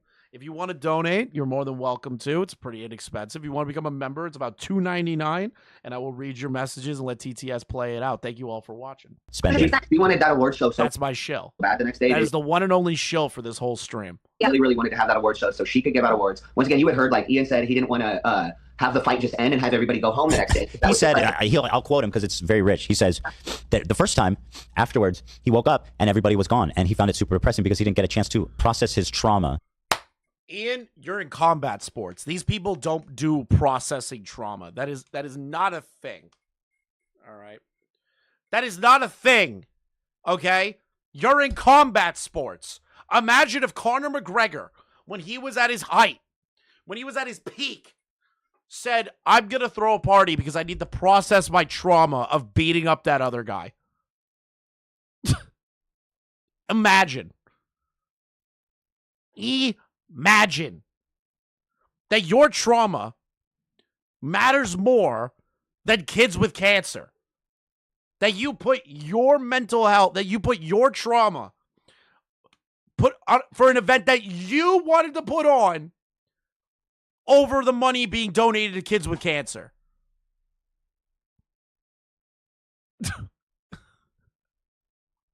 Think about that. Which seems a little bit hyperbolic, frankly, if I'm being honest. I mean, it's like a self-inflicted charity event. I wouldn't call that exactly I wouldn't put that up with maybe fighting in a war. I don't know. But that's so, God, it's such pettiness. But I guess we all define trauma differently. But so he goes, so in that case, I wanted to throw a party afterwards where we could all talk to each other and process our trauma. And then that's a lie. Okay, I'm tired of hearing this processing trauma thing. It's a total lie. How do I know it's a lie? Because Anissa wanted to fly out these influencers to hang out with them. It's a lie. It's a full-blown, unadulterated, 100% with absolutely zero speculation, a lie in my opinion. Okay? A lie. A lie. Because they just wanted to hang out with these influencers. They didn't care about their fucking trauma. They're lying to everybody. Then he says, we lost money, but I don't regret throwing the after party. Yeah, I think that was a lot of her words because he would say things that she would say. And so, for example, he said, well, we thought inviting Hassan and all those other people was going to translate to more buys, pay-per-view buys. Why? How would that? Okay, listen. How does flying out Hassan that nobody knew was there, not promoted, not talked about, Hassan didn't talk about it on his stream going, how is that going to translate to more pay-per-view buys just because Hassan is there? The answer and their idea is that Hassan's audience is actually a very influential audience. Guess what, retards? They aren't.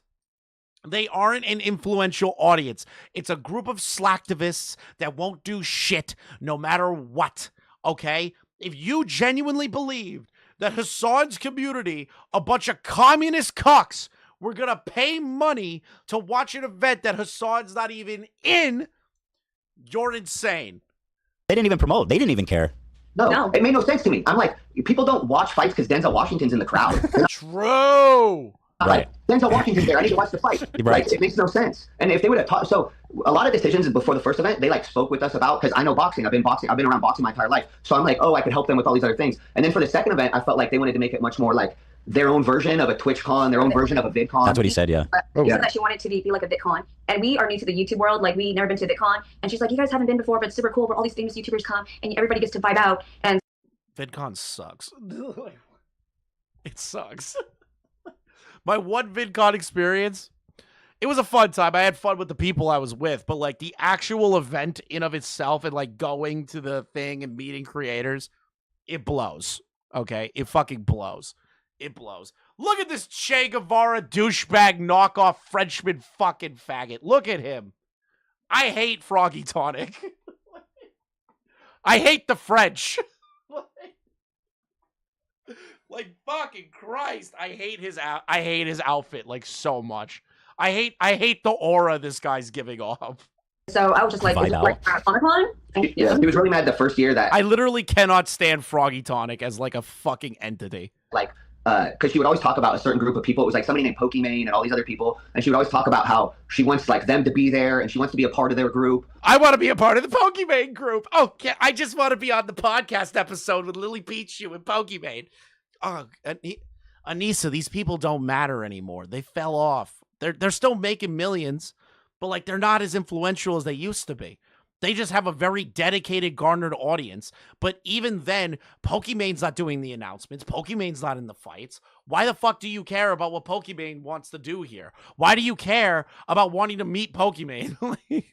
So a lot of it, and then so that's why like, and then the first year was like during that girl's birthday party. So no, sorry. Knowing that detail, it breaks my heart that she had to settle for denims. Yeah. I don't even know these people, but yeah. Yeah. I mean, they flew out Morg Pie. Aficionado and lying about Matt from Super Mega, crazy, dude. Morg Pie the whore, crazy. Listen, the only people I really know in the YouTube world is you guys. You know what's crazy is that there's a lot of people that will turn around and say like, oh, commentary is just full of clout chasing demons and sharks and all this shit, right? Anissa's clout sharking is on another level, all right? This is like mental illness, believing that influencers are the most important people on the planet, that she believes they're like actual celebrities. That's the mentality that Anissa has, from what I am gathering from all the stuff I keep seeing about her.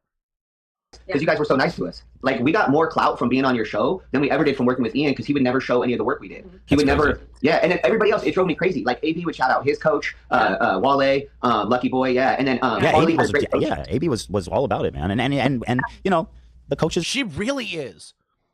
Anissa has been obsessed of being an influencer for years now. I think we're coming up on a decade of all of these stories that I keep hearing, both behind the scenes and publicly, about Anissa just being the ultimate clout shark. And just the worst person to deal with, all right? Oh, man. I really wish this one person who used to be friends with Anissa would make a goddamn video, but they won't do it. They won't do it. They say it's not worth it to put it on their channel because it doesn't matter. It's not going to be a video that's going to stand the test of time of like 10 years. And I'm like, ugh, okay. Deserve a lot of credit. Fine. For what you, especially you guys who were involved with the freaking event, the management of the whole event, you know? Right. Yeah. Mike Leonardi even said after the second event ended, when it was. By the way, they are no longer friends with Anissa. They stopped being friends with them like years and years and years ago. Just let me be clear with that. Him and I talking, and Mike Leonardi was like, man, these events wouldn't even happen without you. Yeah. And I'm like, yeah, because he knows about the drama that I have to deal with training Ian and how hard it was to get him to train. Yeah. And so, because I think he knew Mike knew that I think Ian didn't like boxing either, just by the way, like he would interact with boxing. So this guy, Mike, you mentioned him to me. I wasn't sure. He's the fight promoter?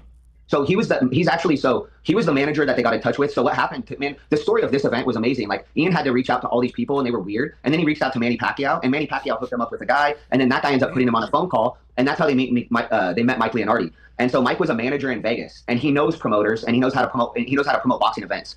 And so the actual promoter was a guy named Ryan Rickey, who's like friends with Coach Jesse Thompson, and this guy, Coach Rick. That's Harley's coach. Yeah, Jesse Thompson's Harley's coach. So anyways, he hooks us up with all these guys in Florida, and that's how we were able to throw the event. But it was like the craziest set of circumstances for us to end up where we ended up. So I wish Ian would have told this story. He should have been proud of the story.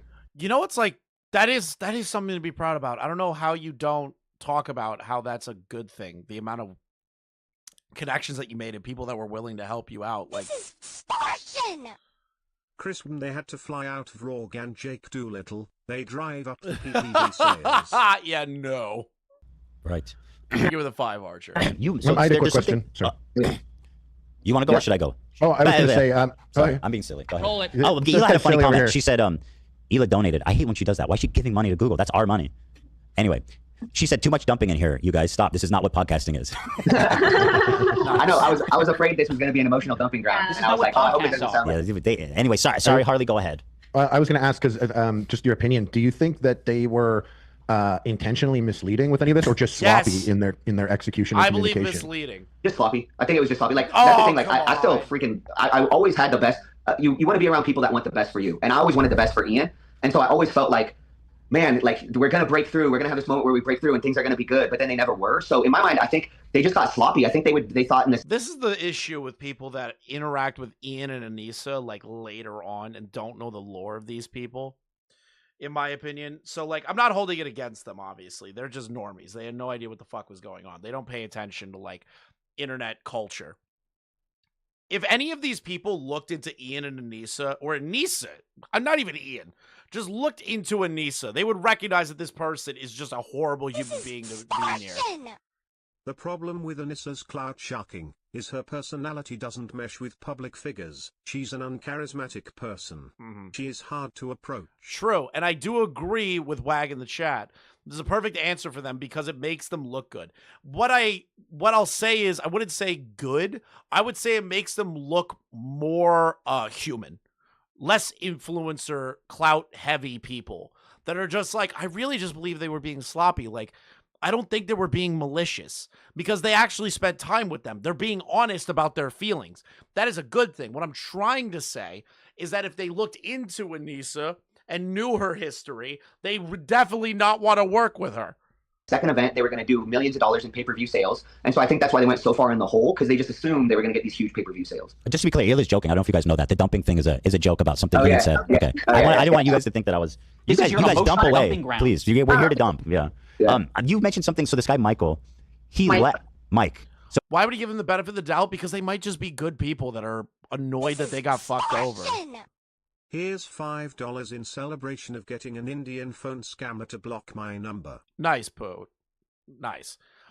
I don't think they're nervous about a smear campaign. There's nothing really Ian can do to these people, all right? There's really nothing. Unless Ian has all these calls recorded or messages recorded and he's going to drop all of them and it shows that these two people are the biggest pieces of shit on planet Earth, it's not going to change anything, in my opinion. It's really not. Even if he puts together the most smear-heavy video imaginable, this guy's job's perfectly fine. This woman's advocacy is perfectly fine. They don't have anything on a creator scale to worry about. Everyone already knows that Creator Clash is this disgusting mess of mismanagement. No matter what Ian does, he can't really fight back against these two other than say, well, Mike was mean to me. That's really it. he left Creator Clash and went and started working for Jake Paul. Yeah. And he scheduled the Jake Paul event for the same day. Ian's old guy. He had to do that on purpose, right? I think he still owns Creator Clash, that guy. I think he's still part of it. Well, it's just when you have like a Jake Paul, you can that's your thing. That's going to take priority over everything for sure. That's fair to take priority over everything, but it is crazy that a guy that is a part owner of Creator Clash helped put together Jake Paul's event for the same exact day of Creator Clash. Now again, speculation. Speculation time. Chris, I'm hungry. Speculation time. Speculation time on my end is that the guy who is the part owner of Creator Clash, who is now working with Jake Paul, wanted the event to fail. Wants the event to fail so that he can take over the event and then basically just make it a Jake Paul event with the name Creator Clash. I believe that. I can see it. The event is 100 times bigger than Creator Clash at its best. But I think he's still involved with I could see it. I could see it. And that would be the perfect name, the perfect venue idea for KSI versus Jake Paul. That's perfect.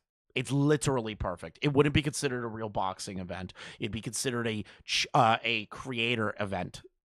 Creator Clash. So, but then why would he do it on the same day if it wasn't Menace Shade? It's a great day. It's crazy. It's so crazy to me. When we saw that, Yeah. I was like, because we already knew it was the same night as you. So first of all, Ian never even reached out to me at all for Creator Clash 3. That's one of the big things I want from this is to like, because what happens when Ian messes with you or messes with these other people, a lot of it comes back onto me and either my YouTube channel or my Instagram, where people start putting a bunch of comments on my stuff. It's probably happening to Harley. It happens to everybody that's related to it, right? Well, like what? So, What do they say? They say fraud coach. They're shit. What? Yeah, talk about the sparring videos. Oh. People want to see sparring videos, but Ian never put out any of my filming, so people think that Michael didn't see Yeah, him so spar correctly. people in the comments, they'll say, oh my gosh, you never had him spar. That's why he lost the fight. Oh, you didn't have him do this. That's why I lost the fight. And I'm like, if he would have released the footage, they would say we did all of those things. But now I have to try to stick up for myself and have my YouTube be an emotional dumping ground in my comment section to try to protect myself, or my brand. And so it was just crazy to me because. Sorry about that, guys. That's like a terrible thing. Like, why would you promise these people to show the footage of your evolution into a boxer and then not release it and then let your coach take the brunt of all the criticism that he failed to train you which according to this guy was not the case, and that you were just a lazy piece of shit. Why would you do such a thing? Ian, These people aren't like content creators. These people are fucking normies. now is not your time. We'll have time for you. Sorry about that. He's intolerable. Ela is loving this, by the way. She just gifted 20 members. Loving this. So, Ian almost has the superpower. Maybe it's Anissa together, but they say great leaders inspire loyalty. It seems that everybody in his life, he's forced to be disloyal. He has like negative leadership. What do you call that? What is negative leadership? A failure. A failure. Failure. That is what it is. It's a failure of the soul. It's the failure of an individual that you can't do basic leadership. You don't need to be a perfect fucking leader, all right? There's going to be fuck-ups. God knows I've done them when I've led people and like done like fucking managements and all that shit, right? Everyone's done it. Everyone's been in a position of power that they failed at. But like they learn from that, grow, and try to be a better leader later. Versus Ian, that is a perpetual failure that continues to spiral in his failure and will never learn from those mistakes and be a better person for the people around them. That is an abject failure. Abuse. Abuse? Yes. So you think it's so I guess quantify that. Did you feel like abuse? Yeah, go ahead. Yes, the reason why I say it's abusive is because, like, for example, the bonus, right? They mentioned it to me, Michael, that they're going to give a bonus after CC1. And then after the event was so great, they just went. Do you wish Creator Clash should have never happened? No. I wish it kept going on. I wish Anissa and Ian were still a part of it because it would be really funny to watch them continue to fail, continue to crash out, continue to blame everybody that you're attacking a charity. Oh, God, I want them to do Creator Clash 4, baby! Gotta print that money! On us, you know? 100 years of content. It's interesting because we invite them to our house for Thanksgiving. We're so nice to them. We open up our lives to them. They've met my kids, like our kids, you know? Doesn't that sound like really, really, really familiar? Really familiar? Does that not sound familiar to you guys? Ian and Anissa became close to these people. They've been to their home on private hours at time. They met this woman's children, this family, and then snaked them. Doesn't that sound familiar to a certain Jewish man and his Israeli wife? Ooh, this sounds like a pattern of behavior. And everything. But then once the work is done and they don't need us, they kind of just put us at bay and they make it uncomfortable for us to reach out to them. Or if we reach out to them, they don't respond. So treating us like we're not really in their inner circle, which makes no sense because we worked with them for CC1, CC2. Michael and I have traveled with them to LA, Vegas, Florida. Keep in mind that when we were in Florida with them, we were with them for 2-3 weeks at a period of time. That's a long time to be with someone. You learn so much about the person. And then you start to realize, wow, everything that, I mean, I don't want to say, you know, their enemy's name, what's his name? Sam. Like, I don't want to say he's right, but when we saw that video. Oh, see, this is how you know that she's like an all right person. She's like, I don't want to say their enemy's name, but like, he's right. Like, he was right. He was right. Like, she tried to soften the blow. She tried, dude. She tried so hard to soften the blow. Sam Hyde vindicated. The Ghost of Kiev wins again. No, he's right. You could say it. The Ghost of Kiev will live forever. I was like, the one where he's like, well, hold on. So there's a video of Sam Hyde. How much money to see Hassan Piker and Sam Hyde fight? I would give all of my money. I'd sell all my earthly possessions to see that fight happen. And Sam Hyde would just rape him. And he goes, she's going to ruin his life. Mark my words. I guarantee it. Is that the one? Yeah. Oh, God, it's like a curse. Like Sam Hyde cursed them. Well, to be honest, let me take that back, actually. Sam Hyde didn't curse them. Sam Hyde spoke the truth. And Anissa's the curse. Anissa is like a what's the best way that I can describe this? Would I call her a succubus because of the OnlyFans stuff? I feel like that's overplayed at this point.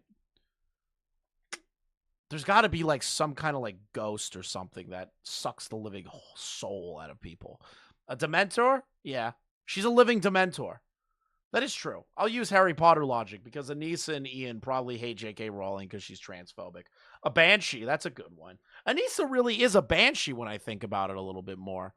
Because if you think about it, Anissa constantly screeches from the rooftop about herself and like screams at people, screams at her wife, treats other people like shit. I would say Anissa is more of a Banshee. I could see that. A succubus implies she's attractive. That is also a good point. I think going with Banshee is the best option. Freedom Hero hit it. Freedom Hero got it. Banshee's the best one. Talking about? Yes, Anissa was the one that showed it to us because we didn't know nothing. What was funny too is like, I'm sorry. Did I just hear that right? The one where he's like, that? well, hold on. So there's a video of Sam Hyde, and he goes, "She's gonna ruin his life. Mark my words. I guarantee it." Is that the one you're talking about? Yes, Anissa was the one that showed it to us because we didn't. I'm sorry. I'm sorry. wait a minute. Just rolling back. Just wait a fucking second. So you're telling me that Anissa ran up to their boxing coach, showed them the video of Sam Hyde saying Anissa's gonna ruin Ian's life, and crashed out about it in real life with two normies? You're kidding.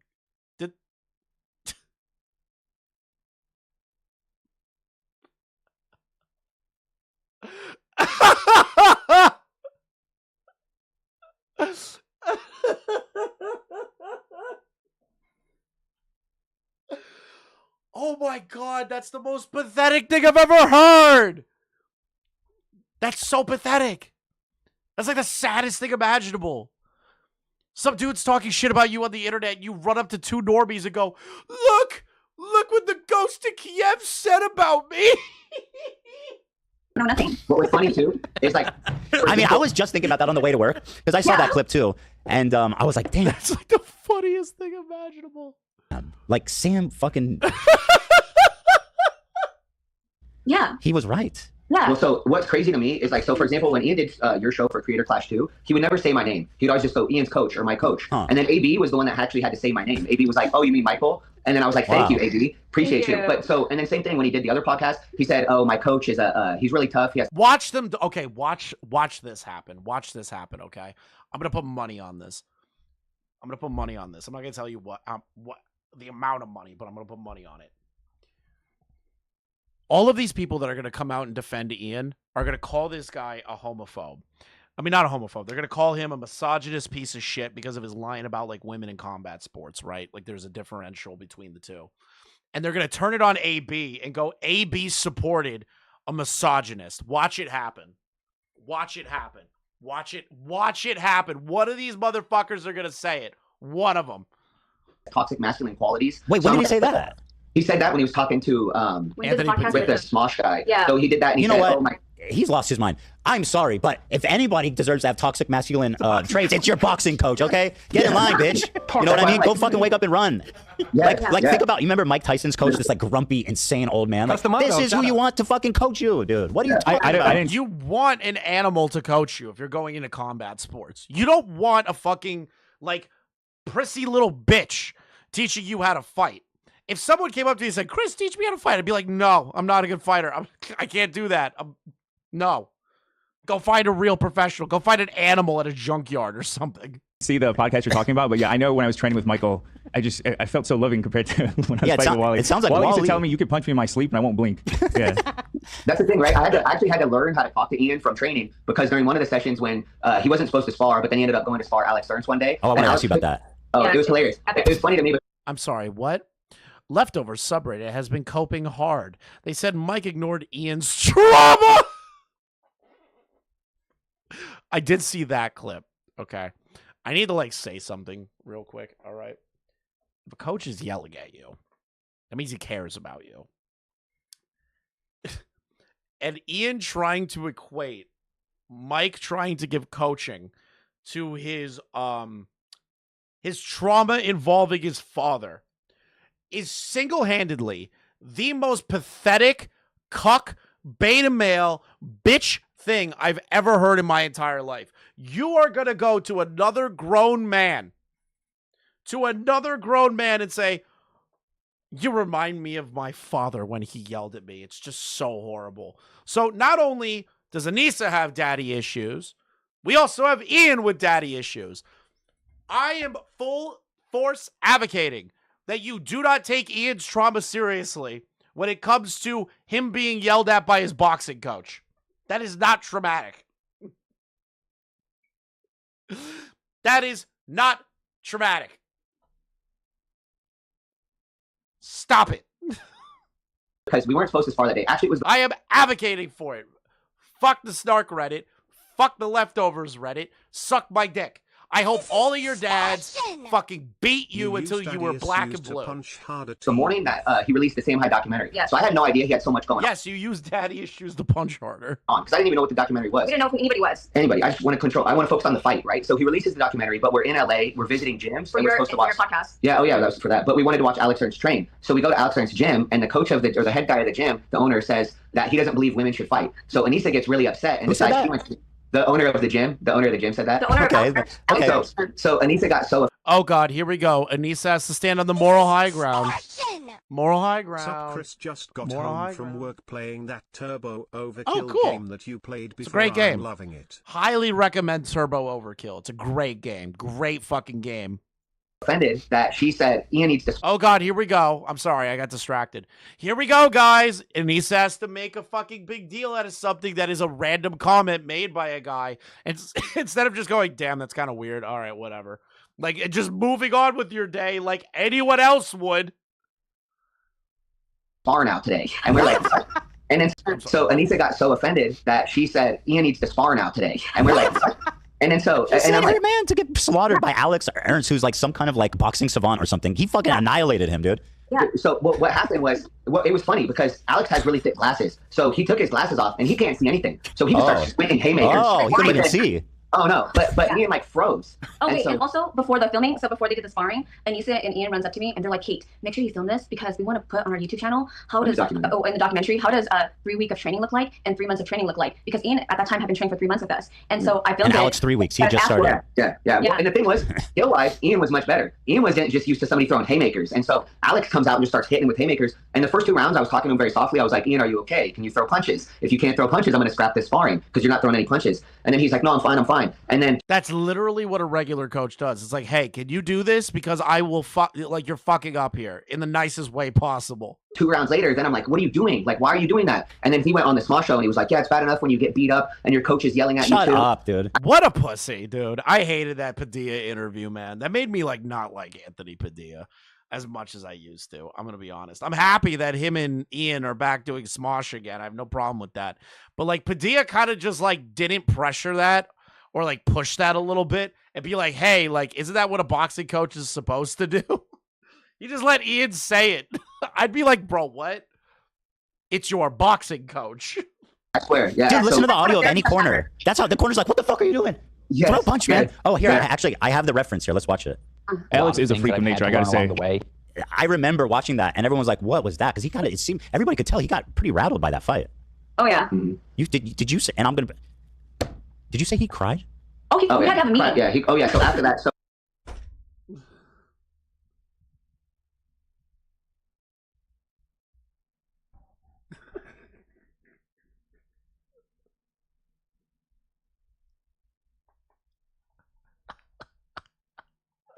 He cried. After getting punched in the face, he cried. Dude, you're training to be a boxer. You need to stop crying. Like, sure, if a no training person gets punched in the face, they might cry. But IDubbbz, you've been doing this for 3 months.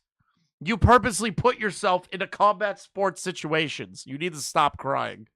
he was crying at the gym afterwards. And do you think Anissa uses lube? No, Anissa uses IDubbbz's tears as lube, okay? I said, and once again, I hate to hate on him for that because it's very emotional. Yeah, for sure. In some parts sparring, right? Yeah. So but then what happened afterwards was horrible because then we went back to the hotel and then they were eating at Denny's and they said, "We need to have a meeting." So I had to go to Denny's and they pretty much then talked about how they were going to have to fire me because I reminded Ian of his father when his father...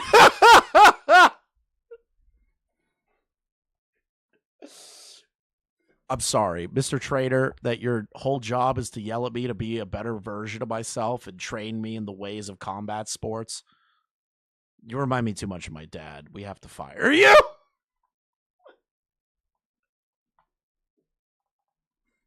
We have to fire you. Remind me too much of my dad.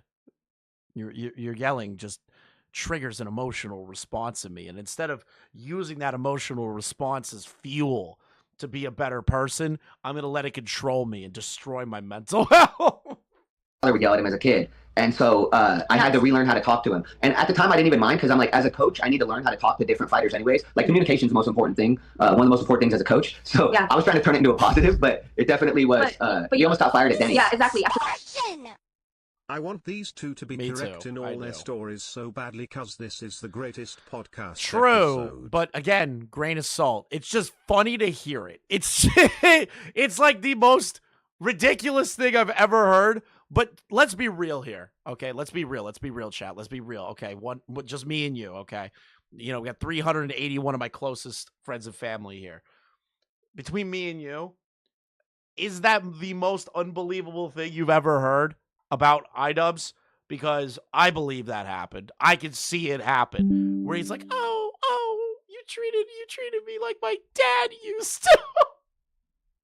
It's not. I wouldn't be shocked. Okay, are any of you shocked by that? After that sparring session, but I not almost only farted that, at Denny's. yeah, Michael and I rewatched the sparring, right, with him and Alex Ernst, and you could clearly hear that Anissa was screaming louder than Michael. Yeah, so he was literally yelling at him worse than I was. But I was like, but apparently I was the one that I yelled at him and he froze. It triggered him, and he thought of his dad. That's what she said. So we'd have to deal with things like that all the time where It triggered him, and it reminded him about his dad. was like he wasn't even supposed to spar that day. Like I'm like, what the hell He is didn't going have a on? mouthpiece. He didn't have a mouthpiece, so they had to buy a $20 mouthpiece from the gym and put it in the microwave. It didn't even fit. It was ridiculous. Dude, imagine Jensen. She goes up to Ian in the corner, and she's just like, Ian, your boxing coach is your father. You need to, like, you just hear like this fucking demonic voice come out of her mouth, and she's like, Ian, you will lose this fight. You must understand that your boxing coach is treating you like your father. Think of the times that he beat you with the belt, Ian. No, Imagine that's I'm how not it gonna went. lie. This makes too much sense to me. I totally believe Mr. Empathy Man would do this. Yeah, I wouldn't be shocked either. But again, grain of salt. When you plan to spar like that, you want to prep. You don't want to just go into it. You want to be like Ask AB. You want to be mentally prepared for a sparring day. Okay, because it's yeah. Go ahead. My first sparring day, like it was so fucking bad. Like when I left and I came back, Wally started jumping all around the gym. He's like, I never thought I'd see you again. He goes, okay, the fact that you came back, he's like, now I'm in. Holy shit! But yeah, it was scary. I was supposed to spar Alex Ernst actually, because me and Alex would Thank talk God. all Oh the my God, time, bro. and I heard about this encounter, and I told Alex after that, I'm like, fuck that. I'm good. Alex had a really good coach. Alex actually found a coach that like coached world champion boxers. I have no idea how he found the guy. The guy showed up the day of the event, like a couple hours before the event, and then he left right after the event. So he didn't stay for anything. Alex's coach, but he was a really good coach. So he wasn't prepared to spar, and then Anissa put him up to it because she heard the owner of the gym is Exactly. the owner of the gym who's not related to the fight really. He wasn't there. He didn't care. It was just some comment. So she had to prove something to the owner to have him beat up Alex, who doesn't have anything to do with him. They have a weird thing. They do this where they go, "Oh, really? If you think I'm an asshole, then you should hear about what this kid did, totally unrelated to me at the shooting range. You should hear what the owner of this." I just don't understand, like, why would you care what a random boxing gym owner has to say? Like, why do you have to take such personal offense to it? Like, yeah, him saying, "Oh, women shouldn't be in combat sports," you could be the person that's like, "Oh, that's real shitty." You could do that, but like to have such a vitriolic reaction to it is just, it's a waste of energy. Building said, "Who?" It's like, what are you talking about? What's that got to do with anything? The KF is under heavy debate. Does this nuke give the Jamhas Law Cow of the Year over Rikeda? Ooh, that's a tough one.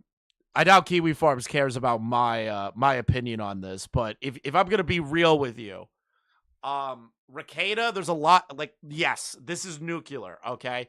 But Ian and Anissa weren't arrested for giving their children cocaine and got arrested for it and went to, holding for it.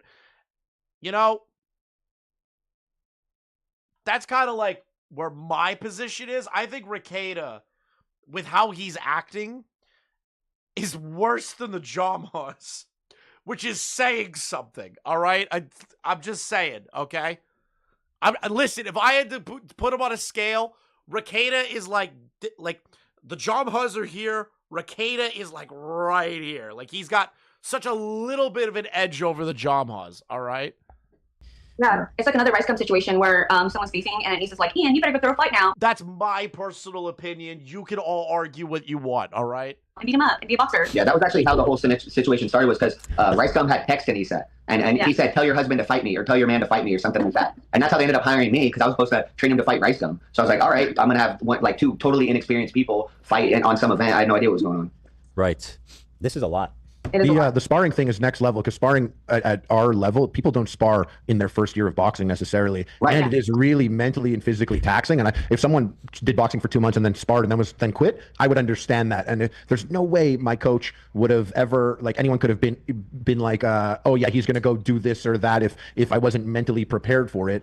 So the pressure aspect is really interesting because I don't understand ultimately what was the point of that. It's just gonna set things back, Yeah. Well, the reason that they did that, and from what I'm gathering, the coach didn't say yes to this. He just kind of let it happen because Ian got told by Anissa that he has to do it. So the coach was like, I can't stop them. Fuck it. I guess. Whatever. I'll try.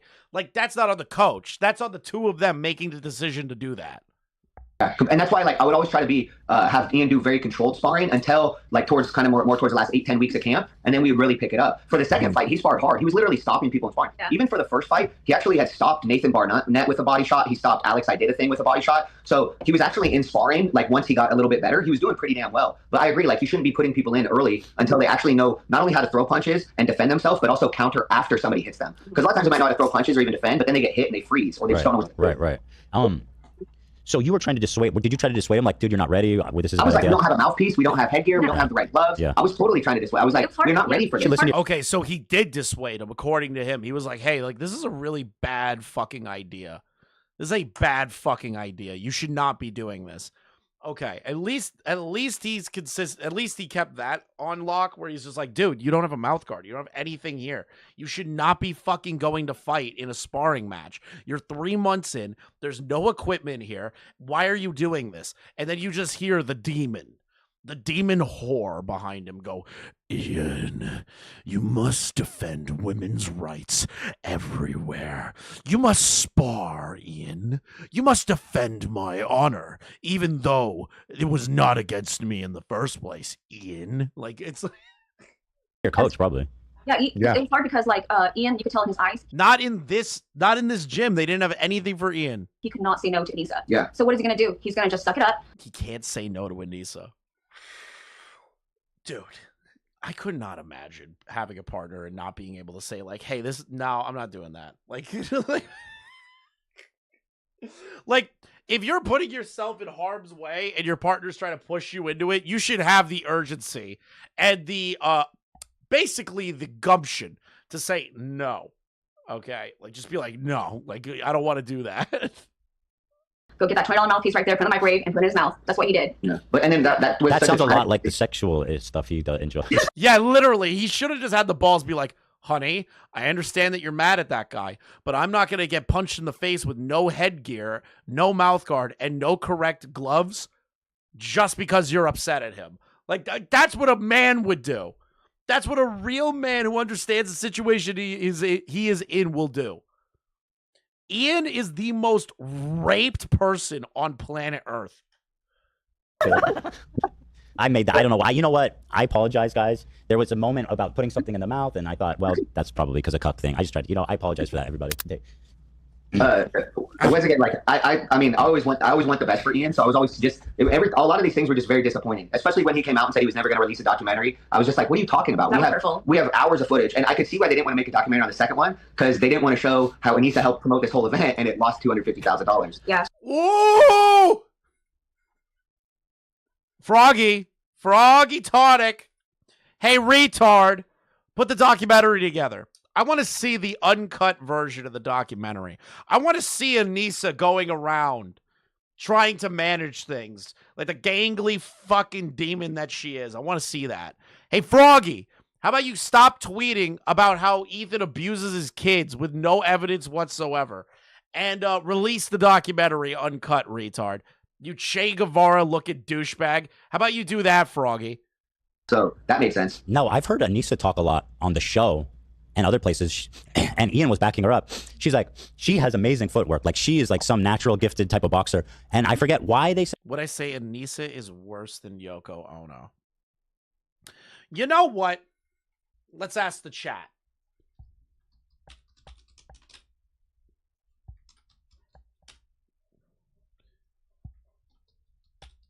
All right, chat, you get to decide.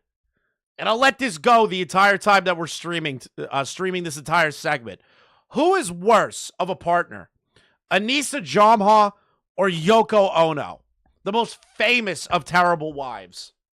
Said she couldn't fight, but they're like, but unfortunately she can't fight. But if she could, she's like amazing. And so I was just kind of curious because you were training her. Release all footage uncut, you dime store Castro. Who the fuck is Yoko Ono? You don't know the Beatles, dude? What the fuck? What kind of rock are you living under? Is she is she this natural gifted boxing savant? So she did have some athleticism for a girl. But what would happen was, how do you all not know who Yoko Ono is? when she would come forward really hard. When she would come forward really hard. When she would come forward really hard. But do you want to clarify that? You can. Yeah. So, like a lot of women are just less athletic when it comes to boxing. It's about throwing punches. It's about because men have more upper body strength, women have more lower body strength in general, right? At least Yoko Ono didn't take money from cancer kids. Well, to be fair, Yoko Ono did withhold letters that John Lennon wrote to his estranged son and refused to give them to the estranged son. Yeah, well, and I mean, there's plenty of women that that play basketball that will kill me in basketball, right? But fighting is a separate thing. Fighting is its own entity, and so I don't even almost consider fighting a sport, really, right, compared to other things. And so when you have some athleticism for a girl, and like because she had played sports, that's more what I meant. Where she had played sports as a girl, so she came in with some athleticism. Ian had never played a sport a day in his life. Ian had zero athleticism, right? So training her. What wrong are you stuck under? Who the fuck knows the backstory of the Beatles in 2025? You know what? That's actually fair. You know what? That's fair. I'm not even mad at that. That's like actually a fair assessment. Not a lot of people memorize like the history of rock and roll like I do. It was easier than training Ian because she had more athleticism. But what happened? Bro, should I play the song Warzone? Do you want to hear Yoko Ono's music? Chat, do you want to hear Yoko Ono's music? I think we should play. This is the wife of John Lennon. Okay, just a few seconds.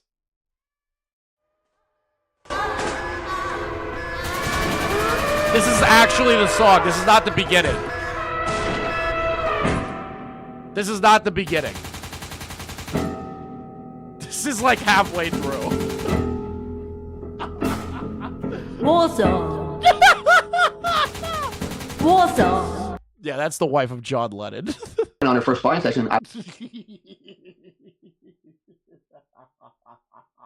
would always tell her, you can't just come forward. You can't just come forward. And so she had a sparring session and she was just trying to walk forward. And then a girl punched her. And then I was actually watching Ian, so I wasn't even watching. I just heard a big pop. That whole song is literally just her saying Warzone with gunshots and elephant noises in the background. That's the whole song.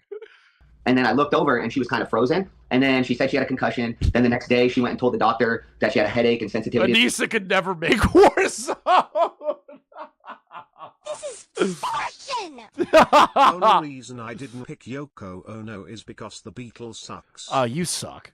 Light and pretty much all the concussions. It's all right, buddy. Thank you for the 5, though. The whole entire list, like, And made then- it on forever. and then- Okay, you can say the Beatles were overrated, but they were a generational group. And so we were like, oh no, she has a concussion. And then Ian's like, well, she's kind of a Damn, I look like a child of two coke people? That's crazy. Andy doesn't do coke anymore, obviously. I don't know if Ice Poseidon's still doing it or if he even did it. That's cool. hypochondriac. Yeah, So we're like, oh, okay. Ian actually reassured me because I was worried at that She's not time. gonna like hearing I that. missed the Anissa punch story. What happened there? On her first sparring session, I was always training her was easier than training Ian because she had more athleticism. But what happened on her first sparring session, I would always tell her, you can't just come forward. You can't just come forward. And so she had a sparring session and she was just trying to walk forward. And then a girl punched her. And then I was actually watching Ian, so I wasn't even watching. I just heard a big pop. And then I looked over and she was kind of frozen. And then she said she had a concussion. Then 07, maybe emoji. You got hit one time. You have a concussion after one hit? Like, yeah, that could happen. Like, it can. But that's crazy that you just got a concussion, like, off the rip. the next day she went and told the doctor that she had a headache and sensitivity to light and pretty much $20 says that she went on WebMD and started hypochondriacing the fuck out, being like, I can't breathe. My vision's blurry. I feel weak. Doctor, I have a concussion. I can picture that. all the concussion The whole symptoms. entire list, like, And made then- it on forever. And then so we were like, oh no, she has a concussion. And then Yeah. Ian's like, well, she's kind of a hypochondriac. Yeah, Bro, your husband just completely undercuts you. That's the most base thing Ian's ever done in his life. Where she's just like having a mental health crisis about having a concussion. And then Ian just goes, hey, listen, like she's a little fucking crazy. Like she's actually crazy. She's just a hypochondriac. Like she's a crazy person. Like she's actually out of her mind. I've heard the entirety of Yoko's overture. Why would you do that to yourself, weird caller? Why would you do that? We're like, oh, okay. Ian actually reassured me because I was worried at that She's not time. gonna like hearing that. Yeah, I got a slight concussion from a major car accident. It was fine 3 days later, homie.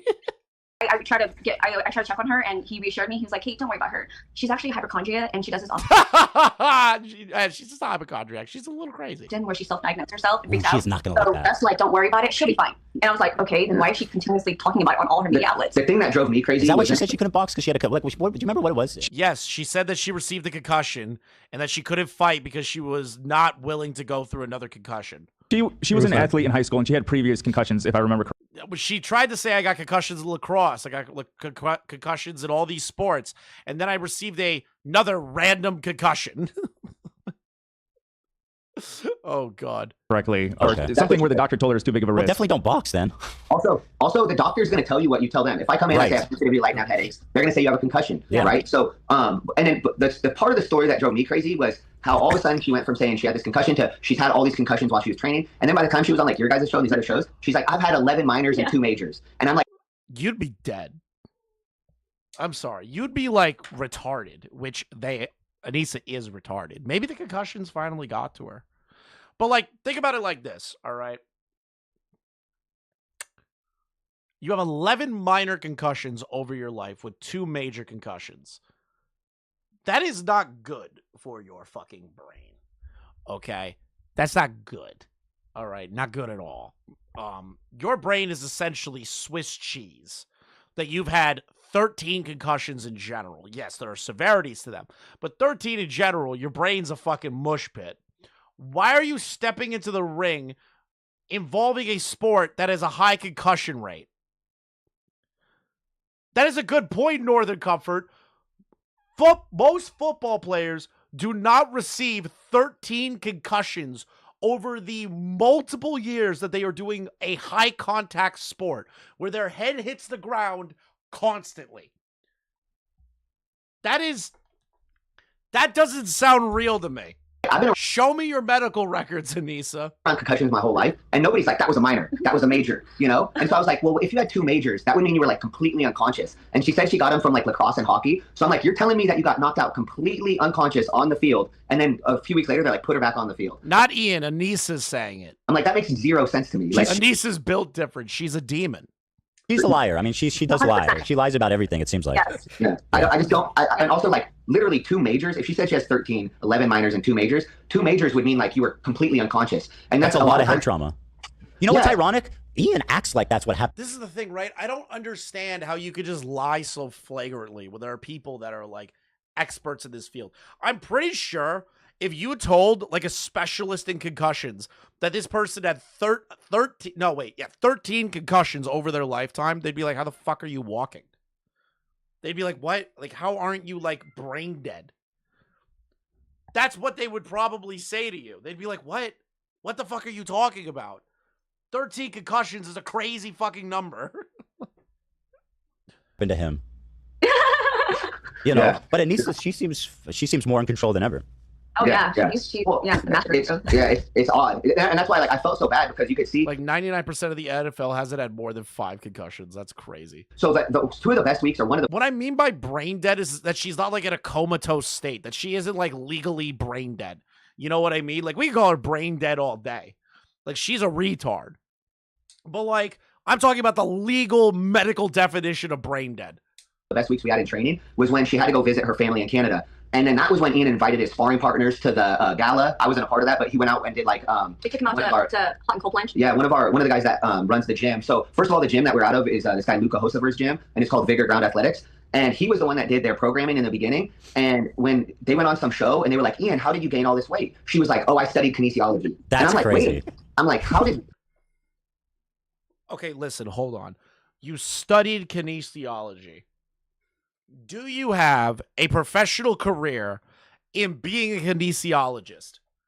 Do you have a doctorate in doing that? Do you even have a master's in it? Because if it's not your professional career, I don't trust it. That's like me using my degree and trying to speak on behalf of like evolutionary anthropology and archaeology. That'd be like, yeah, human beings actually didn't evolve. Like, you have to take my word for it. It'd be like, what? Like, what are you talking about? Oh yeah, I studied evolutionary anthropology. You'd be like, what the fuck are you talking about? Are you a professional in it? Do you have like, what are your credentials? Oh, I have a degree in it. You'd be like, what the fuck are you talking about? How did you studying kinesiology dig him to gain weight? Like, that makes no sense. Because in reality, it was Luca that was writing their programming for him, but they never wanted to give him a shout out. And that's when we realized they don't want to give anybody a shout out. Like, they would never give me a shout out. They would never give Luca a shout out. Randomly enough, I guess occasionally they would give Mike Leonardi. Watch them do this. Watch them do this to Ahsoka. After 6 concussions, you have short-term memory loss. Watch them do this. They're going to say, well, Anissa just forgot. It's all those concussions. She has short-term memory loss. Watch them do that as a response. And we didn't know that we didn't pay Mike, and we forgot. I can't wait. I can't wait for that. Which is total bullshit, because they texted the two of them before this interview panicking that they were going on H3. Yes, because he's the manager and he had a bigger following. Unless you have a big following, she's not going to give you a shout out. She'll just suck the blood out of you and go away. True! She is a Dementor vampire demon spawn. Yeah. So you think Anissa's the one calling the shots, though? Oh, 100%. I do, but everyone's known this forever. It's like crazy that all these people that are like big content creators now are like pretending, like not pretending, but that they're now catching on about Anissa and Ian, right? I'm seeing normie content creators that don't give a shit about Ian and Anissa now looking into Ian and Anissa and going, oh, they are horrible people. Everyone knew this. Everyone knew this for almost a decade, motherfucker. Like, it is also Ian that allows it to happen. He enjoys it. That's what I'm trying to tell you. Wow. Feel sorry for Ian. What is happening with them? Yes, he enjoys it. We used to feel sorry for him. I did. Yeah, we both did. We both did. Michael felt sorry for him up until CC2. After CC1, I cut that shit off because I was like, you know what? She's a fucking liar and he's a liar and he enjoys all the punishment that she gives him. Yeah. So let it be. Oh my God. Kate is a fucking national treasure, dude. Just a national treasure. Just saying, yeah, he likes being beaten the fuck up mentally. He loves to keep getting orders barked at him by his wife. Oh, she's a fucking goat. She said that after she did that first interview, and I'm always like, I always want the best. Get a woman like Kate in your life, dude. Clients, I'm like, no, that's not. A woman with a plan, a woman with conviction, and cares about not only you but the work that she's doing. Get a woman like Kate, bro. True. Yeah. Things are going to work out. They're going to give you a shout out. He's going to make this documentary, like all these. And she's like, they're never going to give you the credit, you know? And I was always like, oh, well, and in my mind, I'm like, no, like I love Ian. I trust Ian. I feel like Ian's got like my best interest at heart too. But then he didn't. The time that I actually was finally fully fed up was when I had to ask them about the gala and we were already in Florida. And I'm like, this is the last straw. Like, you don't even, she's like, you guys don't have to be there. She was practically telling us she didn't want us Disrespectful. Crazy. For no reason.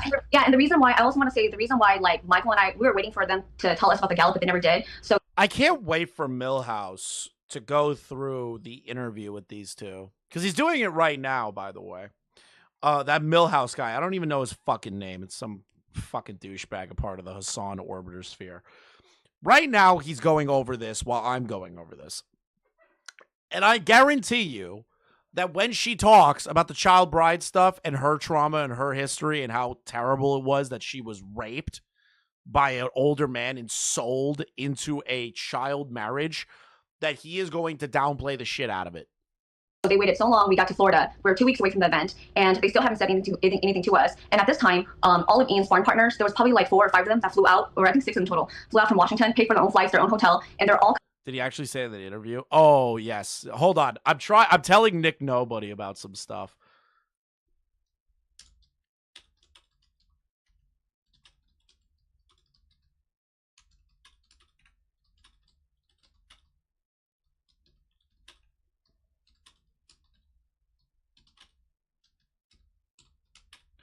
Oh, Nick Nobody's DMing me. I'm trying to fill him in on some Anissa IDubbbz lore.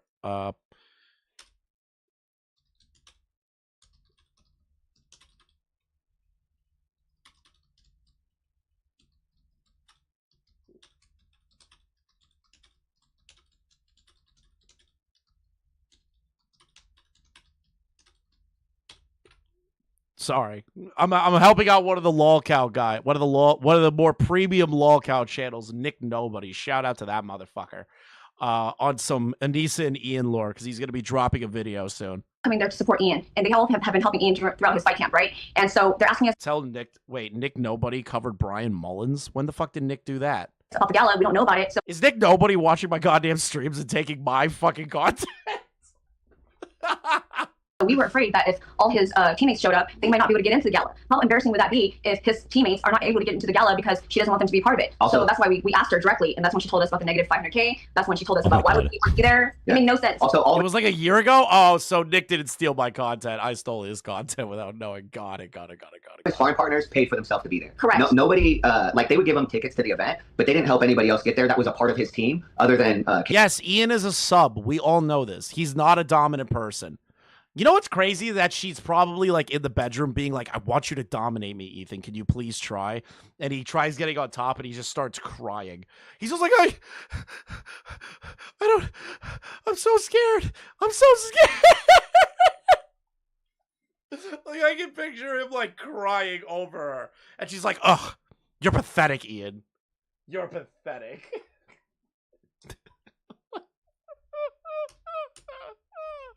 What is this? Teammates are not able to get into the gala because she doesn't want them to be a part of it. Also, so that's why we asked her directly, and that's when she told us about the negative 500K. That's when she told us about why would we want to be there. Yeah. It made no sense. Also, all of his foreign partners paid for themselves to be there. Correct. Nobody, like, they would give him tickets to the event, but they didn't help anybody else get there. I'm not going to scream fraud by deception. Not yet. Nick, do you already talk about Nick Nobody talking about Brian Mullins? That's fucking funny. Nickception. That was a part of his team other than Kate and I. So yeah. Otherwise, like, none of the other, There's like, no way if you're throwing the event and you have all these foreign partners and training partners, I would think you would invite them before like 300 creators that don't mean anything to you. 100%. Yeah, you gotta think about the time that when they're sparring, you know, all his teammates that volunteer their time, they're sparring for free. They're taking time from their work, their family to come and contribute. They don't do this because, oh, they're obsessed with Ian. They do this because they have loyalty to me and Michael and how we have. Imagine. And she's like, Ian, I need you to get on top of me, dominate me in the bedroom. And Ian can't do it. He starts crying. And then she just turns on the demon voice and she just goes, bring me a real man like Hassan, Ian. Betray Ethan Klein so that I may have the ultimate bull. Hassan, he is the only man for me. Help them, and that's why they show up to spar with Ian. And all he does is look the other way when Anissa says and invite them. You know what I mean? It's just ridiculous. It's disgusting. I can't. All we have to show is our hard work, and there's no way that I'm going to let Ian and Anissa take that away from us. That's crazy. What do you make of that? Oh, go ahead, Arlie. Did you guys hear anything or know about how they chose the performers for the gala? The people that they put. There was a couple. This was a great question by Harley because everyone's been wondering like how much of the money for the charity went to these performers. On top of that, performers there that I was just curious how if you guys had any insight on who they were or what the connection was. Are you talking about like the comedians or who you comedian and singer? Right. So there's this comedian that was allegedly paid $20,000 or something. Yeah. So for the first event, we were a part of like a lot of those decisions. But for the second event, like I said, they kept us in the dark about the gala. Really, like it was my main responsibility. Did I pre-watch? No. What? I watched like up to here. To help with Ian's training. That's when I tuned in. I didn't watch it back. But also make sure like everybody else had legit coaches and help like because for the first event I helped train a lot of the people. I probably helped train like 90% of the people. Yeah, like Eric came to watch for 2 weeks to train with you. That was another thing that actually upset me was like comment etiquette Eric. Like I love that guy, but he only was able to train for the last 17 days of the fight because he was originally supposed to fight Chad, I believe. But then when Chad backed out, they were like, oh, we need to find somebody, and so they found DJ Welch. And I thought. They told us he was out of shape. And that guy's a monster. By the way, super nice guy. That guy's great. Both of those guys are amazing dudes. Yeah. He was great. But imagine somebody telling you this guy has no experience. That's why Eric and him had headgear on. And that was another thing I got blamed for. They're like, look at how bad this coach is. Look at Eric. I'm like, dude, I had 17 days. Me and Eric just tried to make it fun because the whole time he was like, DJ's out of shape. DJ, we're just going to have fun. And man, DJ came out and whooped his ass. I was like, he's jacked. He's like actually jacked. I was like, this is not fair at all. And DJ fought formerly. Well, he's been training MMA for a very long time. Yeah. Oh, he's a fighter too? Yeah. So what is that? Are they lying to you guys on purpose? I don't know. So they were like, well, they didn't even tell us really any of that stuff because a lot of it they like tried to find on their own when it was last minute stuff. So for example, like when Matt fought Dad, like they almost canceled that like 20 times because Matt was never training for the event. Yeah, it was obvious that Matt was never training for the event. He got his fucking ass beat by Dad, dude. Ass beat. So They interesting. kept almost, and they would do. I remember watching that, and I was like, bro, this is not good. And then you got like that 6'4" fucking lumbering monster of a human being just beating the shit out of Chris Ray-Gun, whatever the fuck his name is. It's crazy. I would have never known watching it. Yeah. Well, what happened too, I almost don't blame Matt, except like Ryan found a good coach, or a coach, right? So I don't know why Matt couldn't have, but Matt's coach would tell him that they just want to do all this pad work, this like random pad work, and then they would say, but don't do any road work, don't run at all. And then when they found out that it was a real event and there was gonna be 10,000 people there, they fucking disappeared. What did they disappeared? Disappeared on him. Just like disappeared on him. Like, Was they that- See, this is the thing, right? If communication was good, as Anissa claimed in Creator Clash 2, she should have conveyed it to the fighters that this is a real event and that these people need to actually train. And if she checked in on the coaches and the fighters and made sure to emphasize to them this is a real event, there wouldn't have been a situation like Matt. taking all of his money Remember, Anissa was the one in charge of all this. until they found out it was a real event. I think a lot of people were shocked that it was a real event because like we were going to these places like with no clue of what we were going to have happen. So we're like, hey, this is what's so crazy is like he could have told the story. He would have been proud of it. Like the story was amazing. We were going to these boxing gyms in LA and all over the place, and we're like, hey, we want to throw a YouTube boxing event. They're like, where? We're like, we don't know. They're like, when? When? We're like, we don't know, but we're going to do it. And they were like, get out of here. You know, it was like it made no sense. And so I was almost like, hey guys, maybe we should let me talk to some of these people before, because like they would just have these awkward ass conversations in all these boxing gyms. And but so a lot of the people, I want to know how awkward these conversations were. I want to know how like awkward it was for Anissa and Ian to speak to like combat specialists and be like, "Oh, we're doing like a charity event. You know, it's no big deal. It's just like a thing." You know, I really want to see how awkward those fucking conversations were. that ended up getting hired, like I don't know if Lucky even thought it was a real event when he was training AB, or they didn't know how big it was going to be. You know, Right. Jesus Christ, you motherfuckers really, wow, that is crazy. That is crazy. Well, AB knows. Oh, did you know? I don't know. My gym, like they wild card, they don't fuck around. Like supposedly they even kicked Jake Paul out before. Like they're very serious what? about boxing. I don't think they care like how big the event was. Yeah, I think even Ian like added Wale on Instagram. I don't think Wale followed him back. Like, he's like, I don't know that motherfucker. So I mean, he likes that guy Ian, is but, something yeah, else. he's not in it for any clout. Holy shit! Yeah. Now I want to ask you something. It's alleged by Anissa herself that Ian has both bad breath and he shits in his pants frequently. Do you have any data on that? Having been This is such a petty fucking move. I'll admit it. It's funny, but this is like petty as shit. This is so petty. It's just like, yeah, you know, like just some insight. Does Ian smell? Does Ian poop himself? It's so fucking petty. close proximity with him. No.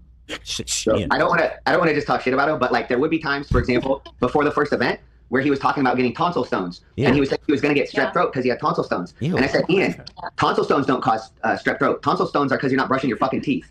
And so he was like, oh, okay, hygiene. And I'm like, Are we moving on? We're not moving When on. are we moving on, Father Chris? We're going through it. We're not going to watch like the whole point, like the whole part of her talking about the child bride stuff. Unfortunately, you know, you should watch that yourself and like go support her and everything. I'm just here for the ride. yeah, fool, like you need to brush your teeth and you like. Wait, hold on. That shouldn't be something you need to hear from your boxing coach. Brush your teeth. That's something. That's it. Knowledge he should have come to you with. Yeah. He was worried about getting sick. Like, so, yeah. So Was it Creative Clash 1 or 2 where Anissa sent us, it was a day of training for one of the CC1 or 2, I can't remember which one, and she sent us a photo of his tongue. And Oh, she said, no. I think he might have like bad breath and it's causing no, tonsil, she said tonsil stones. Hold on, Yeah. hold on. Go back. Why did she send you a picture of his tongue? They thought it would show us that he was going to get strep throat. Yeah, so he couldn't And I'm train. like, because Like, who cares if he gets strep throat? I'm gonna be honest. You're a fighter. You're training to be a fighter. Get over it. Like, who cares? Like, yeah, sure, your breathing might be a little irregular, but you can still do like minimal training.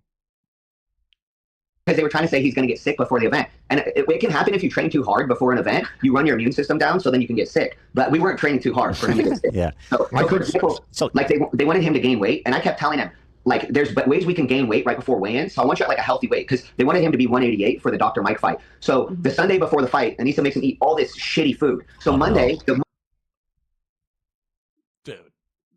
Dude, she sabotaged him. She's like, hey, eat all these burgers. I need you, Ian.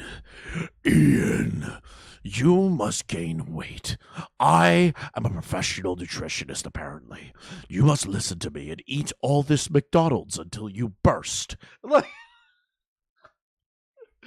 over the boxing coach advice. Like, she wanted to fuck him. She wanted him to lose. She hates Ian, dude. Monday before the fight, he couldn't even do 2 rounds of pads in the ring without almost throwing up. Oh, so I'm no. fucking pissed. I'm like, what the hell? Like, why are you doing this? I was like, I was telling you, if you're 188 or 180, but you drink like a couple Gatorades, a Gatorade is 32 ounces, which is 2 pounds. I'm like, just drink 2 or 3 Gatorades right before weigh-ins, and you'll gain like 4 or 5 pounds, and then you'll be 185. But instead, she was like, no, he needs to eat all this shitty food. So they were feeding him all bunch of shit food, right? And that's why when he weighed in with Dr. Mike, he was like grabbing his belly, and I'm like, bro, that's embarrassing for me. You're making I'm us your look fucking bad. coach, and you're in there with a belly up there. Like, it's one thing to gain the weight and be like, oh, I gained weight, but it's another thing to be like the day before the fight grabbing your belly, and it's because you fucking ate a bunch of bad food. Yeah, they would like, get Denny's all the time, and then he would Denny's? Like, Imagine going to Denny's to bulk. Yeah, let's go to Denny's, honey, and go bulk at Denny's. Denny's is a feeder apparently. Boogie coded, true.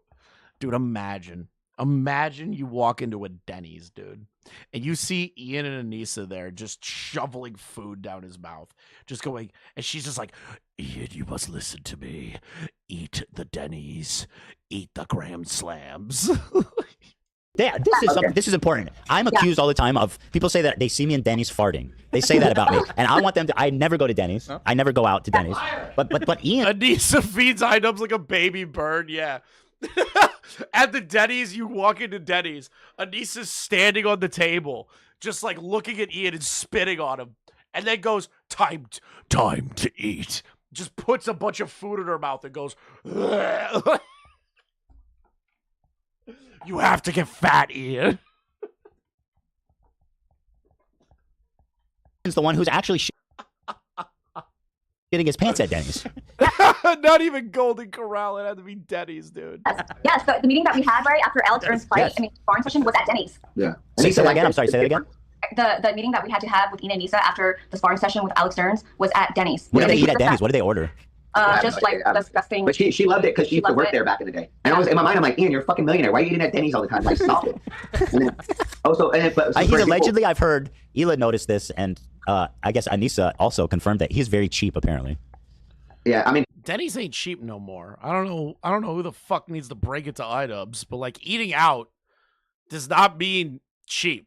You know, going to dinner every single day is not cheap. If he is truly cheap, he should not be going to dinner.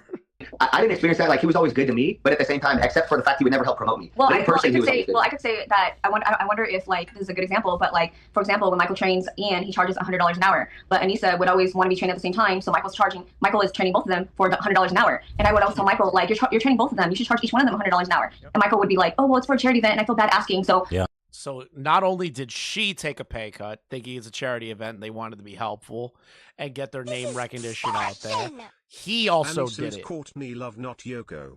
When he says Courtney Love, not Yoko, you know, that's actually a good fucking point.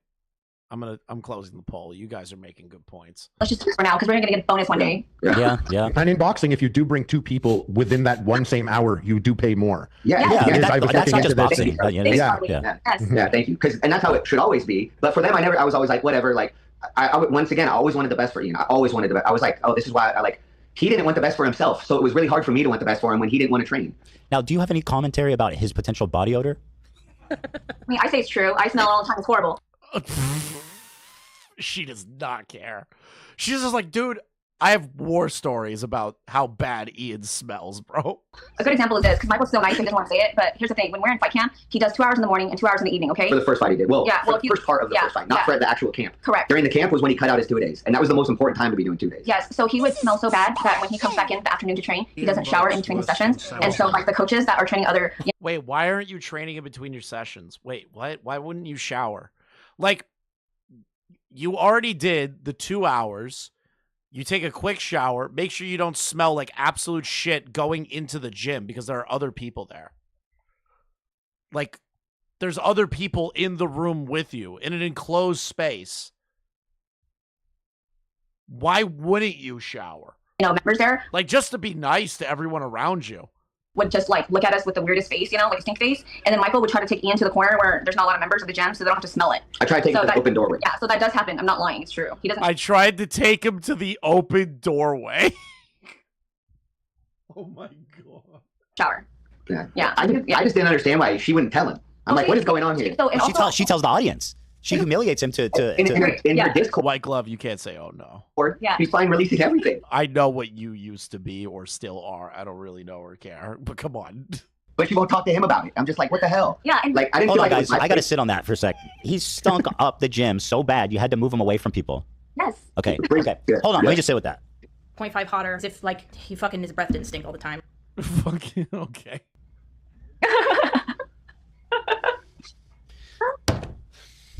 Yep. Another question. I heard that Anissa was talking shit about me and us even before Creator Clash 1.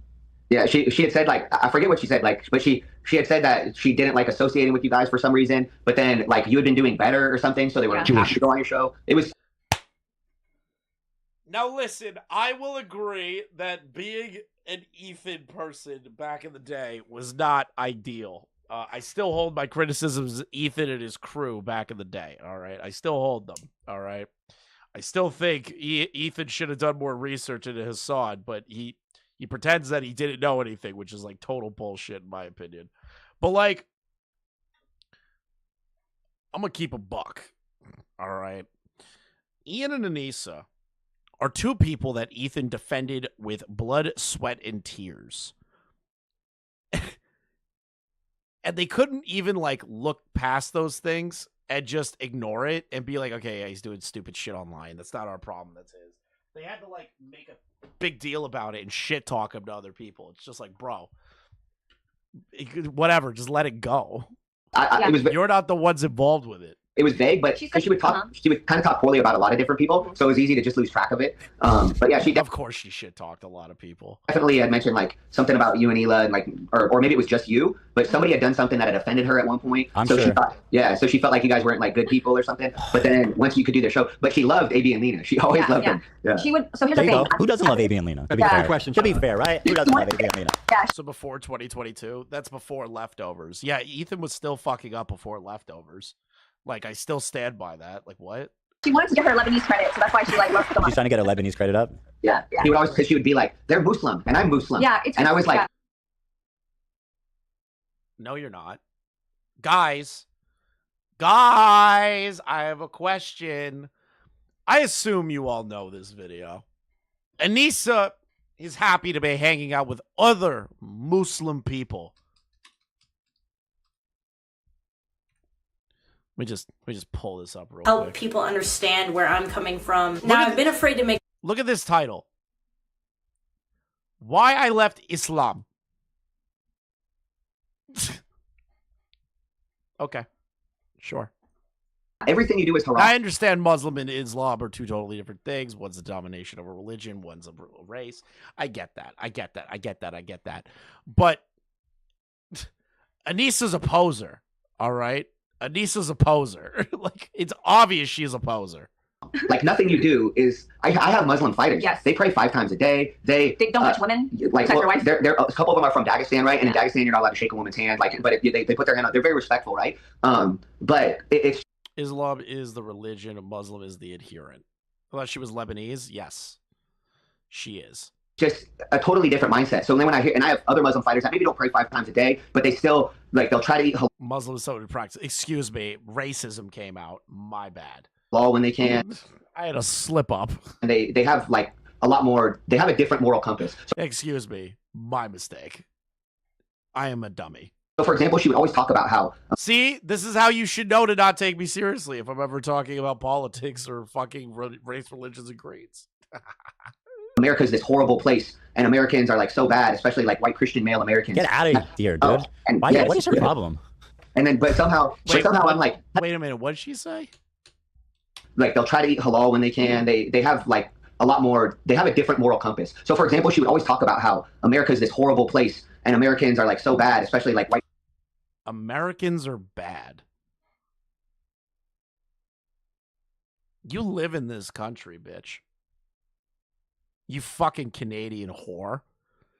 You can't talk shit about our country. Fuck you, bitch. You can't talk shit about America. You can't do that. You Canadian whore. How dare you talk shit on America? Only we are allowed to talk shit on America. She was born here. Doesn't count. She lived in America. Christian male American. Get out of She lived in Canada. Doesn't count. here, dude. Oh, and Why, yes, what is her yeah. problem? And then, but somehow I'm like, have you ever been to a Muslim country, Anissa? Like, and then obviously she hasn't. So to me, I would laugh so hard if Anissa went to Gaza. Wouldn't you guys be excited for an IDubbbz documentary in Gaza? And Anissa has to go around telling people she understands the Palestinian plight because she's 8% Lebanese.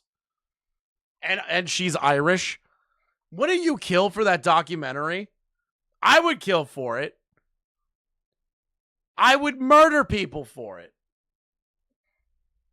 it was just like there was this big disconnect between rallies. So, example, before the first or second creator clash, she said we have 300 creators in the event, and I said, "Oh, who are they?" And she said, "It's mostly communists and sex workers." Yeah. And so I was just So they invited a bunch of communists and sex workers.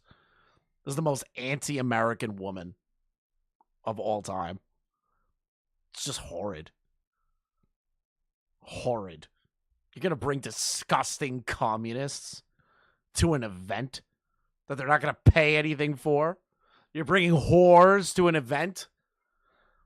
You care about the sex worker community and the dirty commies? super confused. She by said that. Yes. I heard this. Okay, so hold on. They've said before that it was Twitch streamer. Oh, this is so telling. Publicly, she said it's Twitch streamers and porn stars, right? Is that what she said, AB? Boxing and sex work. Boxing and sex work. But That's what Ian said. About behind the vibe of scenes, Creator they're Clash. saying communists and sex workers. Which, by the way, I've been holding on to this image since you mentioned the Getty that they flew the Getty images in. The only one I've seen is this guy. This is Froggy Tonic, and he showed up here. Whoa, I think jump scare. he mistook Whoa. the event for Froggy never did anything wrong. for some kind of communist gathering. I mean, what a fucking weirdo, dude. This is the guy that. What a gross Frenchman. Disgusting French. Did you guys see see the him there? madness in his face? Get out of my country, you quitters. You fucking cowards. Gala? The guy's mad. This dude is a communist and a Frenchman. Disgusting. Did you guys see him there at the gala? I like the French people. I like the French people. I don't like your country. I didn't see him. I saw him. Isn't it so insane to But Froggy Tonic is like the worst case of a Frenchman, probably. He probably walks around doing the whole like gay French trope. wear that outfit and not be seen? Yeah. Yes. Isn't that unbelievable? Wow, like that is you did all that, and Bro has to pick a problem. Be French or be communist. no one. I too did not remember seeing that person. A friend of mine who was there in my corner did not remember seeing that person. And I know if someone wore that around me, I would remember that. Yes. So that's I remember crazy. that. My remember cousin seeing said, him? "Why does homeboy look like Fidel Castro?" It was- Wait, a Frenchman and a communist? Isn't that an automatic hunting permit? Okay, dude. it was my cousin. He's a jackass. He doesn't even probably know who Castro is, but it did make me laugh. What a fucking weirdo. Yeah. Yeah, this guy's a horrible person. The Froggy Tonic thing is especially interesting to me because low-key, he's a disgusting human being, like really He vile. ruined Creator Clash. It was him. He ruined Creator Clash. Couldn't shut the fuck up. He couldn't just shut the fuck up. He had to go and be talking all this Him and nonsense for Frogan. no reason. Twitter, just nonsense Twitter. And look what happened. You're You fucked it right. up, bro. You're right. You fucked it up. Yep. Because Yeah, if you you're didn't say right. shit, then you wouldn't have the thing. And the This thing, guy was whatever. on. I don't know if you guys know the lore. He was on Twitter saying shit like about how I feed my kids dog shit, and then CPS came, and then he kept going on about how it was justified and all this stuff. And I don't know if you guys know the story, but I was like, dude, why are you friends with this guy? And then that's basically what started the whole thing. Right. We saw that like all they had to do was help you guys with the CPS call, and they wouldn't, and then they. Okay, that's a little dramatic. Help you with the CPS call is a little dramatic. All right, what I would say is that if I was in this guy's shoes, I'd be like, I understand why you were frustrated. You couldn't really expect them to do anything about it, but I get your plight with that. And if they knew the lore, they would know that Anissa already put out a statement involving Froggy, and that they already kind of said, we're not working with Froggy anymore. All right. Like, if he said that, I'd be a little bit more like, okay, I'm cool with that. But like, it's a little dramatic saying help with the CPS call. Like they were gonna come in and like stop the CPS people, you know? Completely negative on you and started attacking you Then guys. they justified it. Yeah. Yes, they did do that. They did justify it. I will say that. And so that was how that was part of why I wanted to do this, was because I was like, you guys actually supported us more than they ever supported us. So I was like, this makes no sense. It didn't make sense why he would attack the biggest. So I was a part of everything for the first event and a lot of stuff for the second event. And I can tell you, the most fans at those events was your fans. Yes. Was your people. That's just good business, right? He's like, let's start a blood feud with the one person who's promoting this event. Like And all the people there, more than anyone who's there. Which is like the funniest thing, because out of everybody, that I can remember during Creator Clash 1 and Creator Clash 2, all right, anytime I heard anything about it, it was coming out of Ethan Klein's podcast. Every time. Anytime they're doing an announcement on something new project Ian's doing or like a new thing Ian's doing, it always came out of the H3 podcast. That is a crazy fucking thing that you are going to turn on this person a few weeks before your own event. The announcers, the hosts, the fighters, I promoted that event more than anybody. Yes, Well, I will say the way Ethan people on treated that. me before and after my fight was crazy. Like the other coaches and stuff who didn't know who I was, once they heard the applause that I got because there were so many H3 fans in the audience, they were like all super nice. Not that they were mean before, but I don't think I'll ever interested, feel yeah. that famous again in my life. Yeah, we're a big deal. I don't know if you know this, but we're number 6 on YouTube. Or hopefully, I don't know if that's still true because I keep missing. I got to be a part of AB's walkout for that first event. It was one of the most ruckus crowds I've ever heard. Wait a minute. You got to be a part of the walkout for AB, but you weren't in the walkout for IDubbbz? He didn't invite you to walk out with him as the coach?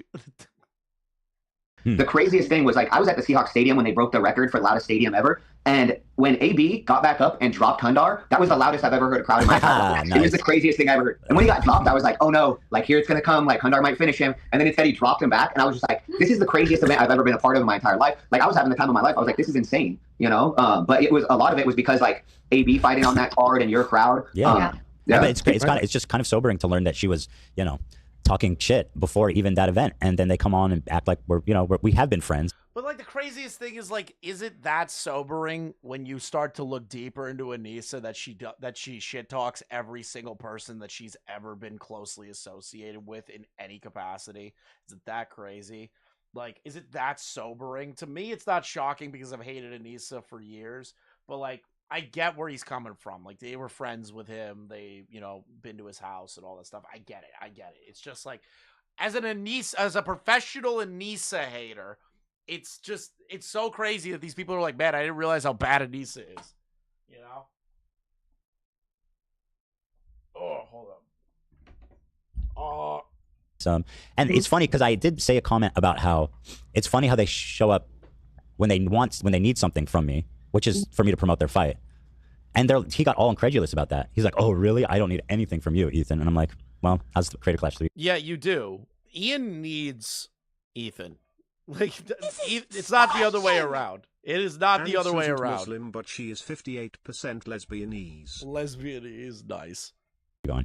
Right. Well, and that's what probably like I don't like an ego thing, or it makes no sense to me because once again I was a part of all that, and he would never put out training footage. He would barely ever promote it, and so you would actually be like, "Hey guys, Creator Clash 3, AB's on it. He's training. Lena's training for this." Yeah, we talk about it all the time. So you guys would talk about it way more than he would. Also, He would never put anything also, on. I want to say that like after Michael and I came to LA to go on your podcast, right, with Ian and Nisa, I clearly remember that when we came back from that event, I put up the reel of Matt and Ryan, right, working with Michael, and then Ian texted me right away and he was like, hey Kate, just so you know, you shouldn't put out content without confirming with me first, because a lot of YouTubers are actually very sensitive to their image, like me, and so therefore before you share anything, you need to let me and Nisa know. And I just thought, okay, so I'm just gonna do the kind of work and not never share it. How's the thing? I'm sure, by the way, I am sure that you said you were training. It was footage of you training with Dad? No, it was Matt and Super Mega. yeah, Super Mega. I am sure that none of those people, he didn't mind doing that. Oh no, He actually accepted the collaboration and it had 2 Oh, he accepted the collaboration? Ooh. He's been bleeding forever, though. I'm looking at the Social Blade right now. Ian's been bleeding for years.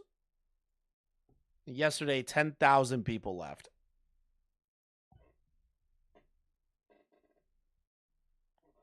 On average, every 30 days, he's losing 20K subs. Daily average loss is 667. Weekly average is 10,000. Yeah, I have to pay for others, but like I feel like that's just his natural decay. But that's just me. Maybe I'm reading into it too much. Yes. So it sounds like a win-win, whole-sum post. It should have been. But that was when I realized I was like, he doesn't want me to get any like clout from this event whatsoever, even though I'm the one putting in work with. So why is that? Why would he call you and seemingly be like, you shouldn't post, I don't want to see you posting stuff without my permission? It's just that had nothing to do with him, by the way. Anissa would always say, because I want to kind of post some stuff too, and Anissa would be like, yeah, Ian's really private. He doesn't want people to see this part of his life or this stuff. So we were like, so I just respected that. I was like, okay, he's a private guy, so he's not going to. You know what's funny? He's going to become even more private based on the views on his last video. But that doesn't make any sense to me. Like, your whole job is to promote the event. that you guys are running and owners of. You can't really be private with your training and all the stuff you're doing to build a documentary and be a private person. Like, that is impossible. That is a stupid thing to do. Deal. So He's gonna be living a real private life soon. I got a question. I got a question. Just following up. So Froggy Tonic was flown in. This is so good. To film Anissa and just give her the credit of putting on the event and all that, and they still did nothing with that footage or the footage you guys had as well. Mm-hmm. Yeah. So, and I think with that. No, go ahead. Go. I think that because, like, I think for the first fight, it could have made a great documentary. But I think for the second one, they were scared to put out that Anissa did all this work because it failed so badly. She wasn't even part of, when he did his charity, when he did his charity stream, or not, I won't even call it charity. When he did his fundraiser stream, because it wasn't charity, it was fundraiser. So when he did his fundraiser stream, I don't even think she was really a part of it. And it was like, a lot of this thing failed because you were the person in charge. But now when Ian has to make up for it, she was nowhere to be found. And he was like doing embarrassing things. As a boxing coach, you don't want to see your client doing those things under those circumstances. You know, it'd be different. What did you expect? What do anybody expect from Anissa at this point? This is why I'm saying that. It's because anytime IDubbbz gets into shit, and this is a part of the Anissa cycle that I've coined, she starts something, gets pushed back, cry bullies about it, then throws Ian under the bus to humiliate himself. We are at stage 4 right now of the Anissa cycle. All right, we're at stage 4. This is not a shocking thing. Like, I get it. They're normies, but this is like a thing that has happened through the millennia of IDubbbz and Anissa's relationship.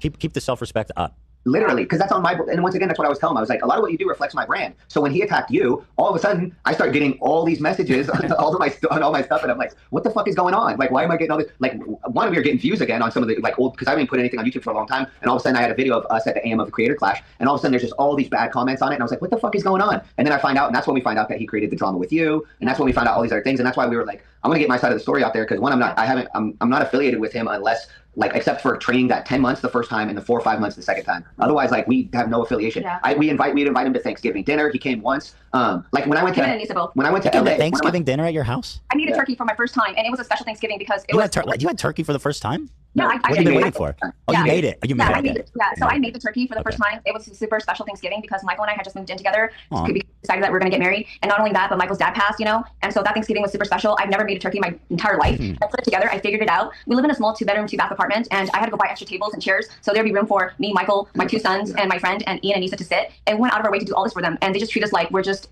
I don't know, gone. I don't get how you could share, like, an intimate moment like that and be a part of these people's lives and then just treat them like utter garbage after. Like, I can't imagine that. Like, that's such a shocking fucking thing to me. The wind. Yeah. So, but what I was saying about that was, like, I would invite them out to do stuff and almost never get a response. And then when I was in LA, like, I hit up AB and he's like, yeah, let's go out to dinner. And I'm AB's like, such a good guy. Yeah. I'm like, so AB's willing to go out to dinner. But baby likes you. I think he wanted to spend time with you.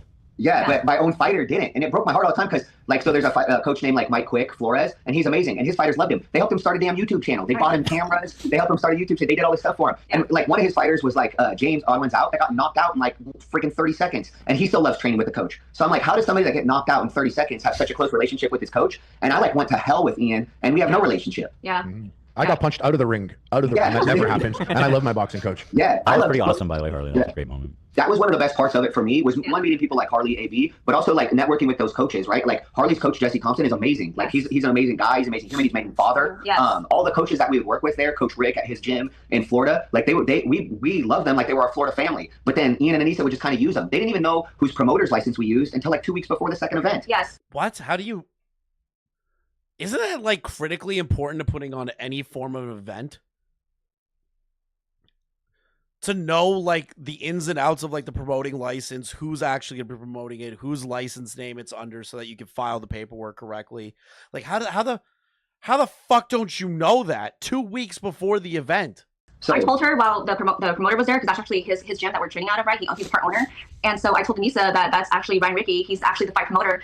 We're using his license to throw events in Florida, you know? And she was like, oh my gosh, really? How did I miss this the first time around? And I'm just like, I don't know, maybe because you don't care about anybody that doesn't have a huge following. And so right away she went and followed him and started tagging him. It's just ridiculous. So we were like, how do you, because they didn't want to take time to get to know the boxing community. Yeah. She acted. She didn't want to get to know the boxing community. Meanwhile, Anissa was tweeting out and saying constantly, I love the boxing community. I love what boxing does for people. People should train. People should join a gym. People should really enjoy the community. Didn't get to know a damn thing about the community. I love that. Like she was better than the boxing community. Yes. We were in a boxing gym called Top Rank one time, and there was a guy named Jay Prince who was like the manager for Floyd Mayweather, manager for Andre Ward, and all these very high-level boxers. So for me, that's a big deal. And the owner of the gym was kind enough to introduce us, and she was like, "No, I don't want to meet him. Ian's tired. We don't want to meet him." Yeah, I don't want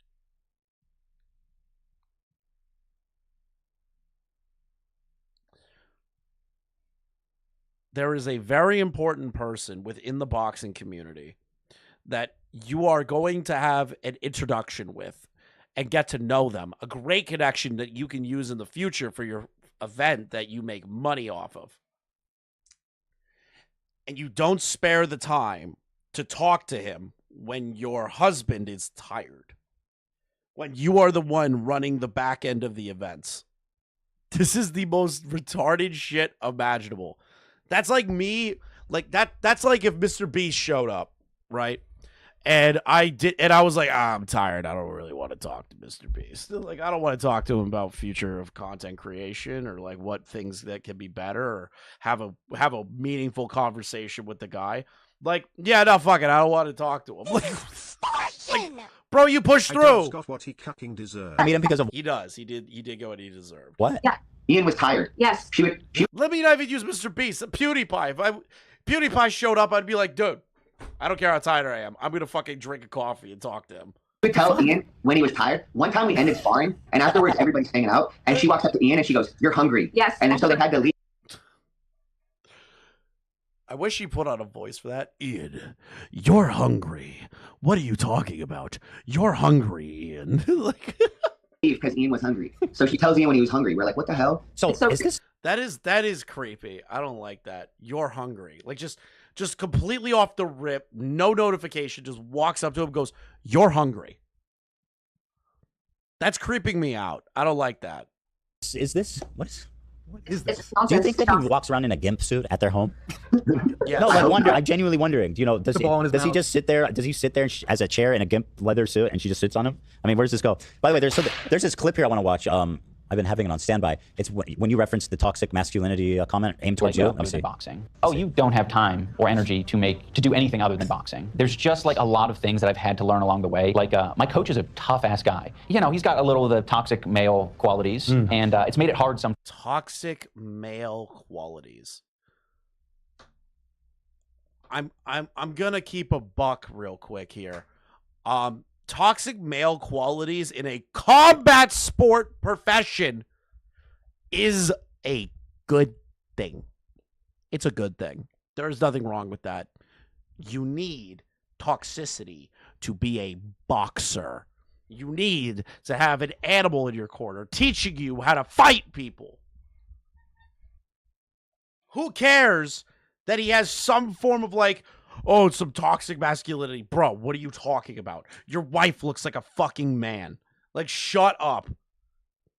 Because Shut the fuck up, dude. Yep. Like, dude, please. Like, I don't understand. You were literally made videos with Filthy Frank, okay? And now you're like, I can't. He was a little toxic, and it made it hard for me. It's like, shut the fuck up, dude.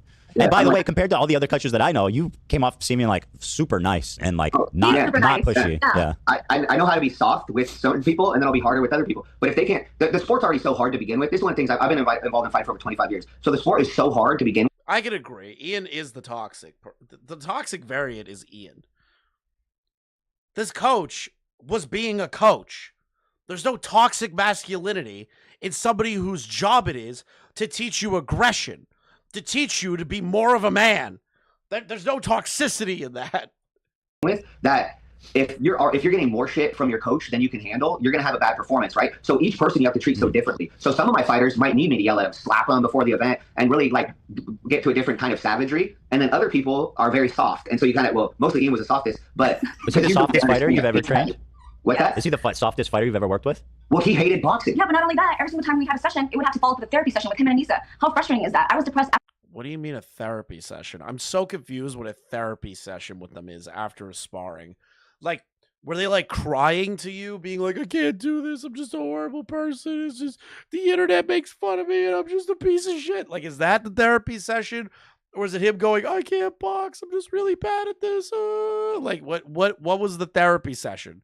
after every single creative clash, because of all the therapy, we always have to imply. Otherwise, it was going to be a shit show. Other fighters fight, like, even if they have nerves or they're scared before a fight or something, they'll fight because they want to and they love it. Especially as an amateur, you're not getting paid, you're losing money. Even like low-level pros, you lose money working with low-level pros. You're traveling, you're doing all these things that the expenses aren't covered. So they have to love it. They have to fucking love the sport. And if you don't love it, it's very hard to do. Like, that's why I commend Harley and AB, because, man, they were part of freaking more than one event, and they have actual jobs. You know, it's like, what the hell? That's so to me, why wouldn't I show those guys all the love in the world? Because they're putting themselves out there when they don't have to. Also, there's a lot of risk when you go out to fight. Yeah. This is not what podcasts are. Dude, please. That's only because they're talking about you. It's so obvious. Sorry, guys. He keeps interrupting. Let me continue this clip. Male qualities, and it's made it hard sometimes because, you know, the way he talks to me sometimes, I could be a little bit sensitive to it. So I could be a little bit sensitive. Hey, Ian, pick your hands up. Hey, Ian, work on your footwork. Hey, Ian, you're not running. Why aren't you running? How are you sensitive to that? How are you sensitive to a dude telling you how to be a better boxer when you want to be a boxer? How are you? I don't get you, man. Ian and Anissa are like aliens from another fucking planet. Like, these people should not exist in regular society. Oh, that's like led to a couple times where I've just been like kind of broke down. If you have like a bad sparring session, it's like that alone feels bad. But if you get your shit kicked in and your coach is like exuding their disappointment to you the whole time while it's happening, it's like, yeah, it's be like, Ian, why did you box this guy? Ian, why did you do sparring? You're not ready yet. Like, why did you do this? There's nothing wrong with that.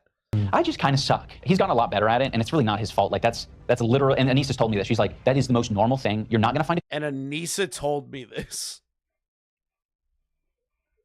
Anissa doesn't know anything about the boxing world. Coach that's going to fucking take care of your feelings, bitch. Like, and I'm like, okay.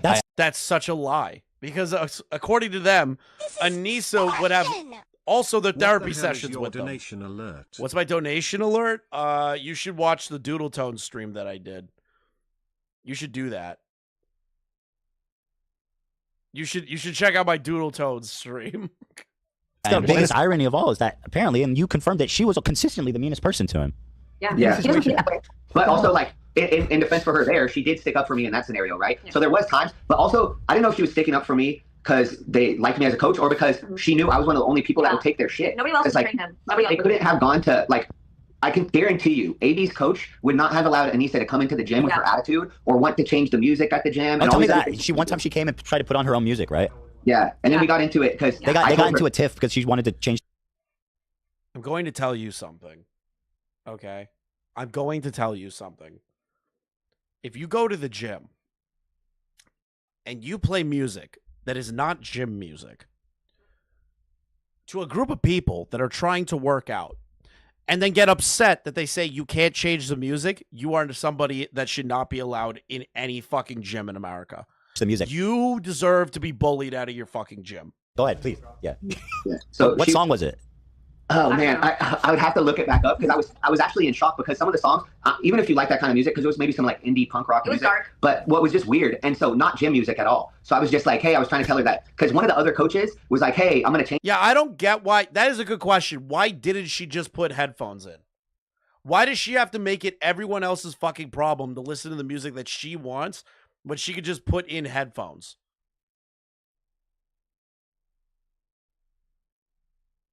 Like, I don't... Like...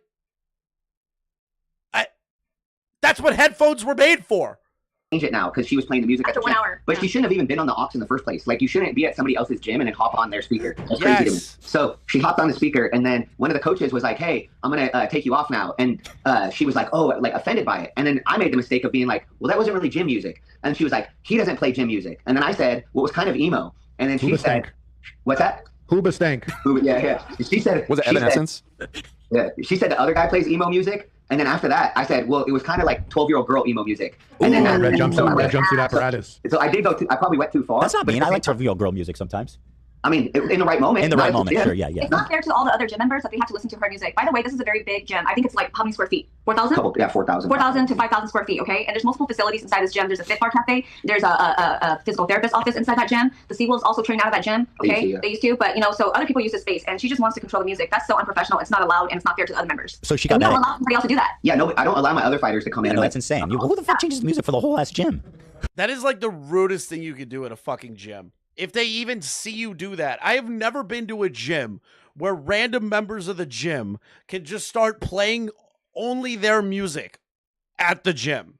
That is the most narcissistically weird thing I've ever heard. She did, and then she threw a fit about it and cried about it, and I had to talk to her about it. So wait, what happened? Tell me what happened.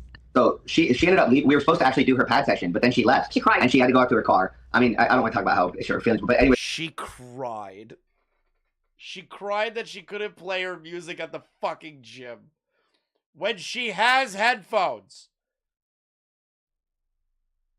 Like, what the fuck? How do you cry? How do you cry at a bunch of people going, hey, we don't want to listen to your music. We want to listen to generic fucking gym music and fucking work out. Put headphones in. How do you cry over that? Are you like a 12-year-old fucking girl? So, yeah, so she was super offended. So then the next day, what had happened was the next day they came in and they told my wife that they don't know how she could date me because I don't respect women. And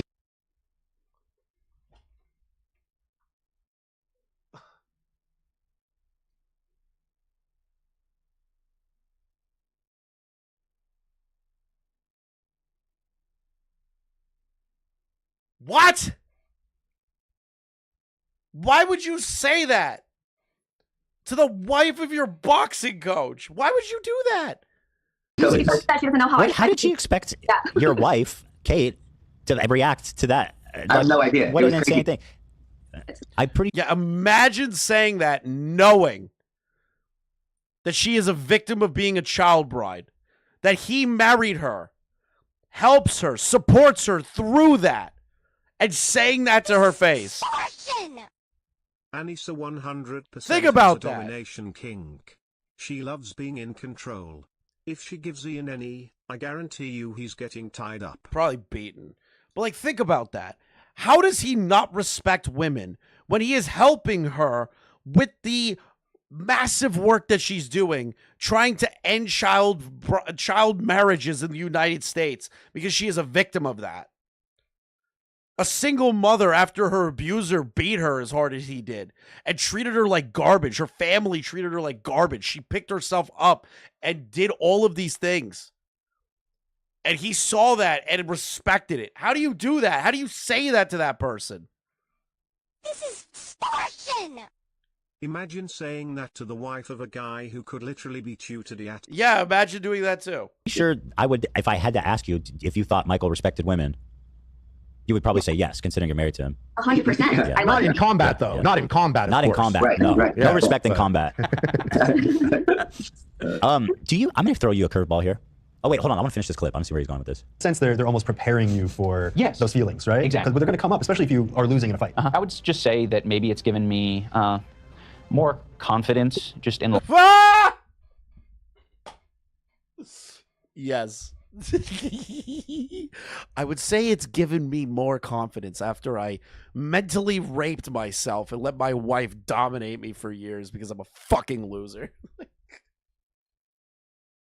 life. That obviously comes from, you know, being able to defend myself and also just. Okay, I've heard enough. Yeah, let me throw you a curveball here. Anissa, semicolon, anti-Semitic? Okay, this is where I was like, Ian, who, like, okay, bro, like, I don't care. This is where I sat there when I heard this part, because I think this is where I jumped in. I was like, oh god. Jewish. I wouldn't be shocked, but come on, I don't care about that. I want to learn more about them as people. I don't give a fuck about their anti-Semitism at this point. We know already. I would say, probably in a way, yeah. I mean, it's hard to say. It depends on who's talking, right? And It's hard to say no. right? It's hard to say no. It's hard to say no. We have to leave that door open. Because I can't say, she never specifically said she was anti-Semitic, but just, I mean, the way I she will acts. say that, like, I didn't know about all this stuff that she has against Jewish people, and then once I heard about it, I realized that after I shared with Anissa that Michael's mom is half Jewish and half Italian, like, I noticed that she started, like, you know, keeping him more at bay and not being nice to him. This is extortion! The worst part is B will go after these two and weaponize their pasts. Yeah, Bad Empanada, if he makes a video on these two people, he's going to be the most deranged video he's ever made, and he's going to try and, like, downplay what this woman went through. Imagine. So I think that might have been the start of it. Did you know? Is that right? So when she learned that Michael had some Jewish ancestry, she distanced herself. Again, we are taking this with grains of salt. We do not know how true that is. Jewish. I don't know I would not be shocked. Okay. if it was exactly from that or just That's how you perceived it. Yeah, there was plenty of times where like her and I would get into it, and so I just felt like it might have been from one of the scenarios where we got into it, because once again it was hard because I'm trying to focus on Ian fighting in front of 10,000 people, and I was having to deal with a lot of stuff with her too. So there would be a lot of times where like her and I would disagree on things, and then it would kind of cause issues at the gym, and then she would be like, sometimes she would be all for it, and then other times she'd be like, you need to chill out, you know. So I was like, all right, I can't push this. It was just so hard because I've never worked with a fighter where we had to. It sounds like BPD. It sounds like this poor bastard had to deal with Anissa's BPD while she's trying to be controlling of Ian. Like therapy and deal with his wife 24/7. We can't get the work done that we need with the fighter Ian because we have to deal with his wife. That sounds like an insane situation. Yeah. It's insane. It's a good example is before the first event. It's like 3 days. It was the Wednesday before he has his first fight. He's never fought a day in his life. He's about to fight in front of 10,000 people. We have weigh-ins on Friday in the press conference, and then we have the fight on Saturday. On Wednesday, she had such bad anorexia that she was going to die. So she tells Ian, Jesus. I'm gonna die. But wait, bad anorexia?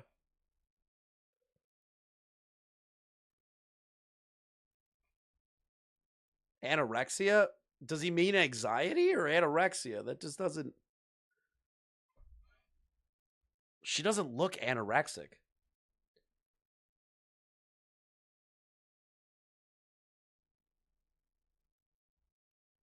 Anissa, as disgusting as Anissa looks, I would not call her anorexic.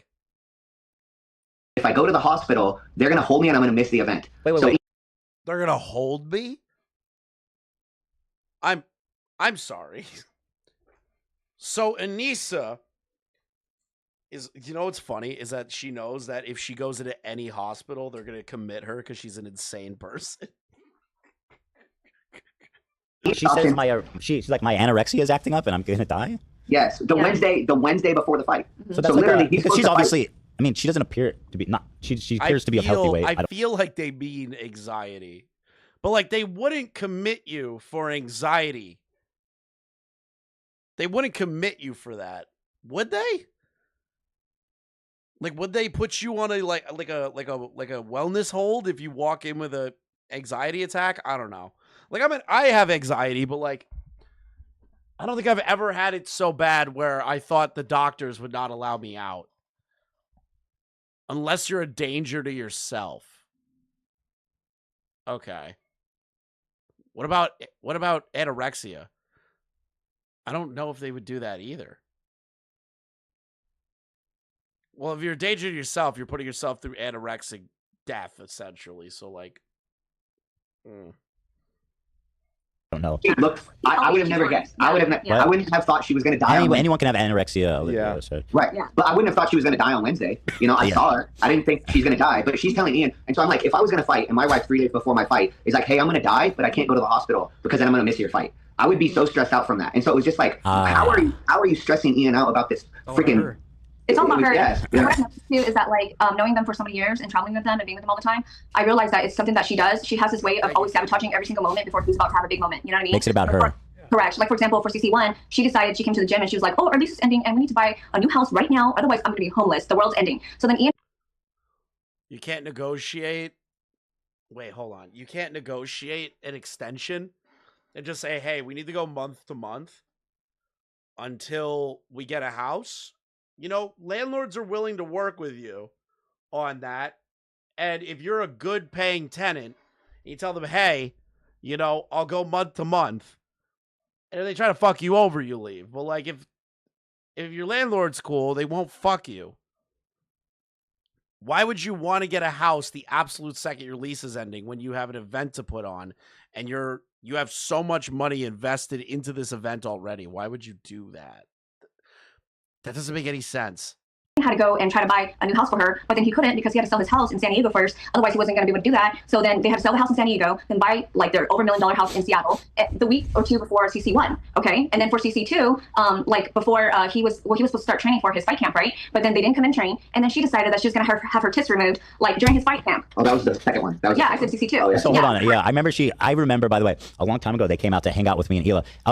And you know, I find it interesting that she always seems to have always hated me, despite, you know, pretending to be my friend for a long Don't time. everyone. But she came over and we were hanging out, and she just was like, "So I'm getting fake boobs," and I was like, "Okay, great, good for you." And like, imagine.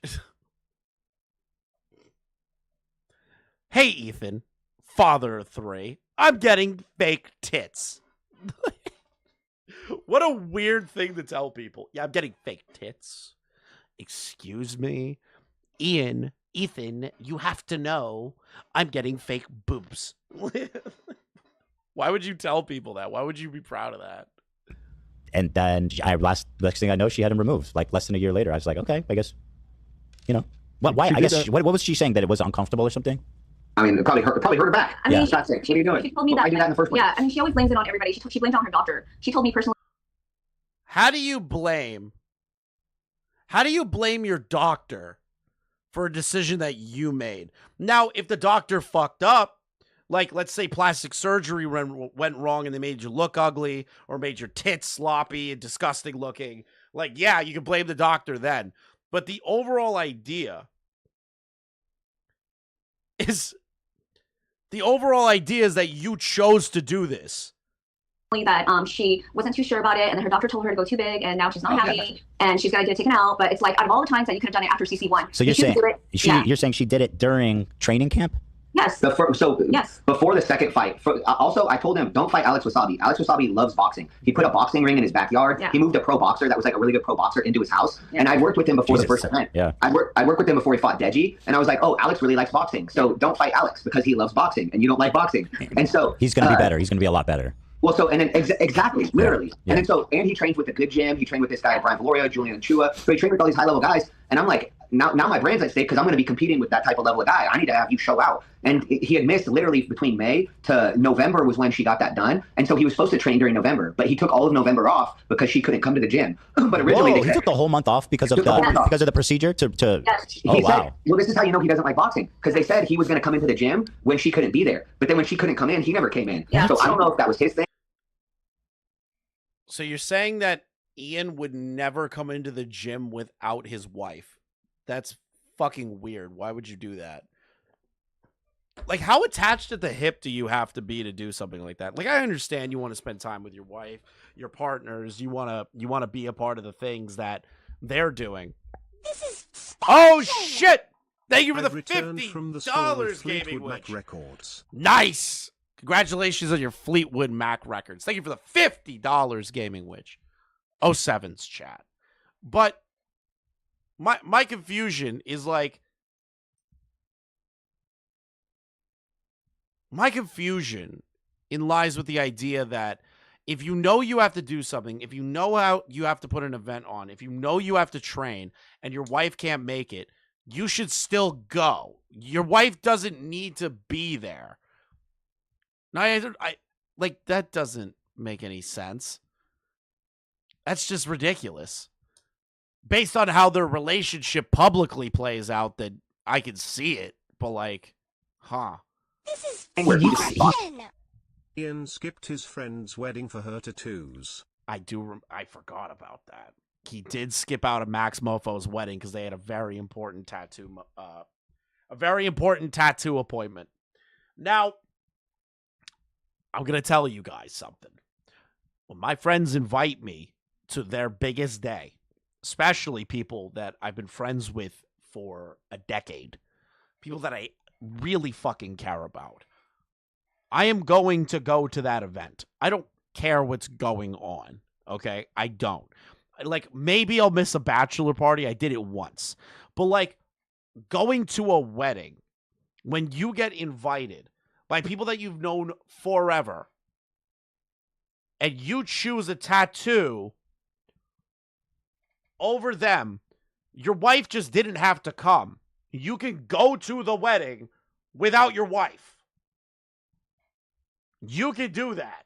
Like, Joji moved his fucking tour date, making millions of dollars to go to the wedding.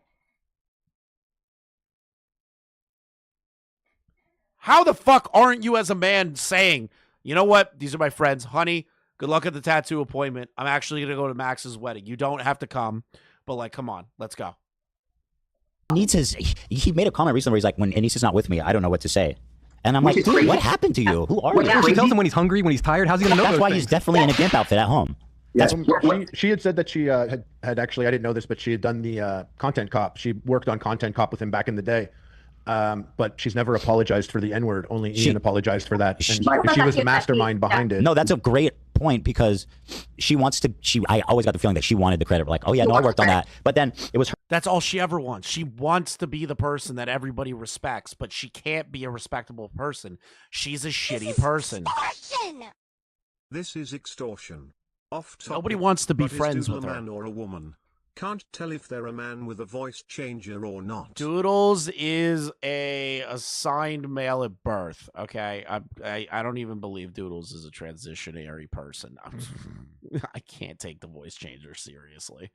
Her idea to go stalk Tana and do the N-word thing, and like you said, Ian's been out there apologizing, and then she's the one accusing me of being like not woke enough or whatever. And it's like, dude, you're the N-word girl. You're N-word girl. Yeah, you're responsible. You know what I mean? Like, yeah. Someone needs to put N on her forehead. Don't do that. And for what? Yeah. Oh, because she's the N-word girl. Yeah, I see. No, don't say the word. Don't say the word. Let's see here. Is this an abuse fetish? I don't know. Or is he just like really pathetic? I don't know. He's pathetic. Like, let's be real here. We can make jokes about like him being abused and all that shit, right? By Anissa, yada yada yada yada yada. We can make those jokes all fucking day long, right? I made it basically this whole fucking stream. But like, let's boil it down to like what IDubbbz is as an individual at this current moment. There is only one word to describe his mentality, his leadership skills, his outlook on life, how he views himself, how he views the people around him, how he operates his life. It's pathetic. And he doesn't believe that what he's doing is causing a downfall. And he is so delusional to the idea that he could be fucking this up that he will come up with any reason to excuse his shitty behavior. That's what we're dealing with. We're dealing with a pathetic man, a shell of his former self, a shell of a human being that had all of his love and joy sucked out of him by a fucking demon. Interesting, though. We have so many like points of view now. Yeah. And, you know, listen, it sounds, you're saying, yeah, it could be abusive, but at a certain point, it is definitely abusive, it sounds like. But at a certain point, where does he just become like a collaborator? I don't know. Right. He's a collaborator. That's what I felt like too, because some of the times it was him, and then some of the times it was her, but then some of the times it was actually him, and she was actually the one keeping him like to stay the course. But at the same time, he didn't want a box, and she was the one that wanted him to box. That's what it seemed like. Yeah, you know, here's a good example. Like, because she wants a man in her life. She'll pretend all day long that she's like, you know, pro this, pro that. Oh, pro feminism. Oh, you know, women and blah blah blah blah blah blah blah. Women are equal to men. She wants a man. She wants a man. That's why she wanted to bang Chris Reagan and all these other guys and not Ian. And then Ian had to beg her to stay with him. She wants a man. Ian is not a man to her. Like, bro, come on. Are we going to pretend that's not what's happening here? When the whole Froggy Fresh thing happened, right? They were actually at our home because one of our mutual friends, David Benavides, who's a pro boxer. Oh God, here. This is my this is the part that I love. I love knowing this part. It is my favorite part. He was fighting that night, and Ian had met David Benavides through one of the YouTube podcast events that we were doing, and at the gym, at the Benavides gym here in Washington. And so Michael and I paid out of our own pocket to get pay-per-view. We invited Ian and Issa over to watch the fight of David Benavides, and because the Froggy Fresh drama went down, they spent the whole time in my bedroom on Twitter reading all the comments, and it was I've ever seen. I love knowing that. I love knowing that. I love knowing Ian and Anissa took time out of their real life to not spend time with people and to worry about Twitter. I love knowing that because that proves to me what Keem said is that she saw the group chat leaks and she had a fucking mental breakdown seeing all of us laughing at them and calling them pathetic fucking losers, terrible event organizers, speculating on what's going on, and she had a fucking mental snap. That is the funniest shit to me of all time, that I helped contribute to Anissa's mental decline. Even if it was something so small, I had such a small little part in it, but I love it. I love it so much. The craziest thing ever. And that's when I was like, So man, Sam Hyde's embarrassing. right. Because look at them. They were reading it, and Ian was like, "Oh, Tiffany, 465 says this. I think that's a great comment." And then Anissa's like, "What about this comment?" And it was the craziest. They're kind of like people that stuck up for him and didn't stick up for him. And meanwhile, I'm like, hey, Ian, the guy that you just met is fighting in a world championship fight. Let's watch this fight. But he couldn't even watch the fight because they were so caught up in like the Twitter comments. Yeah. What was it that happened? Did he drop his video? Or I remember Froggy made this comment about how he was, if he lost, he'd subscribe to her OnlyFans. Yeah. It was really because Froggy worked with Sam. And once Froggy worked with Sam, Ian was super offended. And so Ian was really, really offended by that. Harley worked with Sam. I know. Dude, and those videos were funny. Those videos were hilarious. I think they let Harley go because you know, like, he's so cool and they want to like take him off the card. You know what I mean? Well, I think he kind of did it before. Well, they didn't want to take him off the card because Harley was one of the biggest fucking glazers of Creator Clash 2. If they removed Harley from the card and then said, well, you know, it's about Sam Hyde, if they just came out immediately, which they didn't do, they said it was because he made a joke about her OnlyFans. They never brought up Sam Hyde once. They denied it for months. If they said, well, it's because he's working with Sam Hyde, they would have to get rid of Harley. But they didn't want to get rid of their biggest fucking glazer at the time. Like, come on. And too. Yeah. And then afterwards, they kind of were like not cool with it. Was that what happened? You did it before? Well, he never told me. He never told me that I couldn't work with Sam. I just, as a person that spoke with Sam and spoke with Ian, I noticed that they had bad vibes between the two of them. Yeah. So for Creator Clash 2, I just opted to not work with Sam because then he got it. He understood that they had this whole beef thing. And then Froggy, he had gone and worked with Sam. And then there was an issue of Froggy. You know, I don't want to speak for him, but I believe he felt that they were overstepping their boundaries of who he could work with or not work with. I didn't know that the whole thing was because of Sam until Ian unveiled it months later. I thought it was because Froggy made a joke about Anissa, and then they doubled back on that. I thought it was insane that he actually just admitted that blatantly. He's like, "Oh, he got kicked because he was training with Sam." I'm like, "What? Why did you even admit that?" Yeah, they tried to use the video as kind of the last straw. And I mean, keep in mind, they would come to me sometimes and say things, and I'm not involved with that type of world. So they're like, "Yeah, this guy said if he loses, then he's gonna have to subscribe to Anissa's OnlyFans, and he's so disrespectful." And how is that disrespectful? It's a fucking joke. How is that disrespectful? Like, realistically, let's boil it down to what just happened here. So Ian and Anissa got pissed off about the OnlyFans thing, right? So Froggy Fresh is making a joke at the idea of it because guess what? Chris Raygun is known to be the guy that Anissa wanted to really be with. And Froggy was creating drama for the fight to be more interesting between him and Chris Raygun. It was a joke. I don't know how that's disrespectful when the whole point of a boxing event is to get people like pissed off and get them hyped up for the drama and seeing people beat the shit out of each other. That's what a boxing event is. Why do you think Jake Paul is so good at courting people to care about his fight? Because he shit talks everybody. Why do you think everyone likes McGregor? Like, come the fuck on. I'm like, well, it's your event. Fuck, if you don't feel like you want something on your event, then don't have him on your event. And then, truthfully, it ended up causing way more drama than it should have, and he brought way more attention to it than he should have. So it's like, if I would have been in the know, I probably would have said, man, just ignore it, let it be. Yeah. But at the same time, like I said, like, Ian would never say my name. At least when Sam would make videos about me, he might have been talking shit, but they were pretty funny. That's and funny. He'd be like, Michael Briggs did this. So Michael Sam Briggs. Hyde did more to promote you. Yeah, I was Literally. super happy when Sam Hyde did that video, and I saw that there was like 11,000 views, and I was like, look, babe, my content's finally out. My filming is out. He had videos that were like talking shit about me, but they had like 100,000 views. So we were like, fuck, that's more than Ian's ever done. That's crazy. That's crazy. And the first Creator Clash. I literally just saw the most disgusting thing in my life.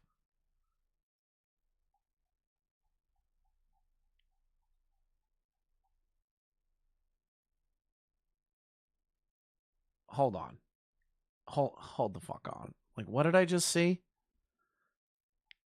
Why can't I find it in the... Whatever. That's gross. That's fucking gross. That's Cameron. This is extortion. It's Cameron. In the Mordor/sewer It's slide, a photo of who's doing Cameron. all the work?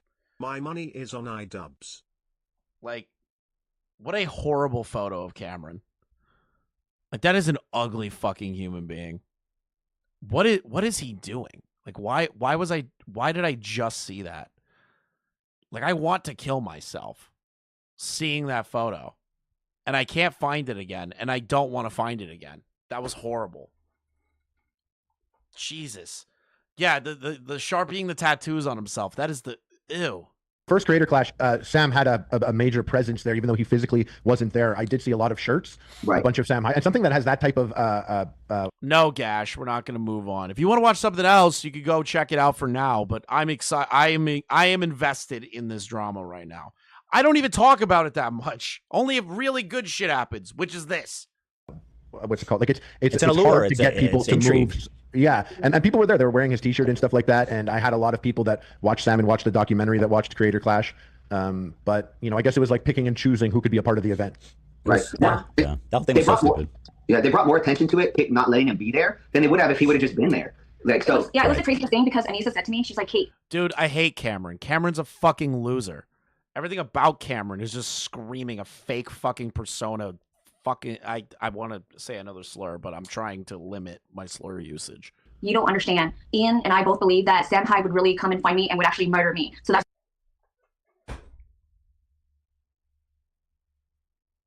what?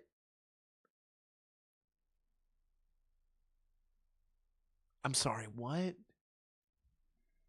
Sam Hyde is actually going to come and murder me. I'm that terrified of Sam Hyde. What? How could you be scared of Sam? Sam literally is just a shit stirrer. Like, what do you mean you're afraid he's going to kill you?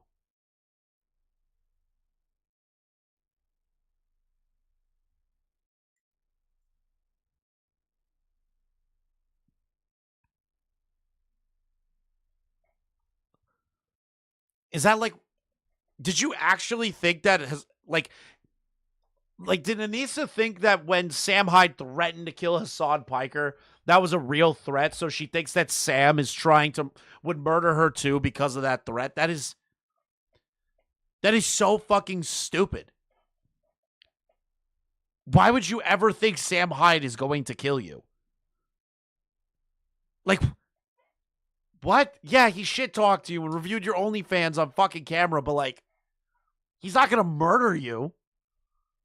the reason why we have to take all these precautions. And I'm just like, are you sure? I was like, I think the guy's a millionaire. I was like, I don't think he's going to risk his freedom to kill you. But okay. Okay, so Sam is definitely an unpredictable, like, high-level troll, but I don't believe that he actually... Okay, I don't think their security was in risk. Why would he kill him? Yeah, but they did have the FBI do sweeps for a bomb threat, but that doesn't mean that Sam Hyde called in the bomb threat. Like... Or if they did, or if maybe there was a credible threat or something. Maybe somebody didn't call it a bomb threat. They just had like a group, like a security company go through and sweep the building. But like, that doesn't mean that Sam Hyde's the one saying call in the bomb threats, or Sam Hyde's calling in the threat himself. Like that. How the fuck are you this mentally raped by Sam Hyde? Well, Creator Clash 1, he bought a ton of seats. He bought like a table right next to the ring that was like over $10,000 Yeah, or something. what do He you had all think his about guys that, there. Harley? Do you think Ian was right to cancel that? Or... I've always been at a place where there are so many decisions I would have done differently, but I've always acknowledged, okay, this is your event, do whatever. When Froggy got kicked off the card, I remember calling to be like, yo, so this is so much drama unfolding. And he was like, oh yeah, I just told Froggy he's not on the card. And I was like, oh, that's going to not go over well. Yeah. What do you mean? Oh, wait a minute. But Harley, you were defending everything that was going on. You went on the Twitter space to like argue Keemstar and everybody about it. Like, okay, I'm gonna let the Harley thing go. I'm just gonna let it go. I'm gonna let it go. I still My brain is a receptacle for this shit, and it's just like. Understood his logic, not the Sam thing. I thought it was for insulting his wife, so I understood. I'm like, yeah, back your wife, sure. But I was still like, people are gonna feel away 100%. And they really, and now that I know that there were so many other people working at Creator Clash other than them, if I were their partners, I would have been like, who cares? Let that guy come here. Who cares about any of that? Let him fight. It's a YouTube boxing event. You know, let it all happen. I mean, if he was really there was worried, a lot of gatekeeping. Right. Gatekeeping this event. That's the less gatekeeping there is, the more successful it could be for charity. Right. And also, like that guy would have promoted it too. So. And at that time, we were under the impression that it was still for charity, right? So I thought to myself, well, why are you going to refund $10,000 that could have gone to charity? But now we all know the truth. It didn't go to charity. And the event lost money.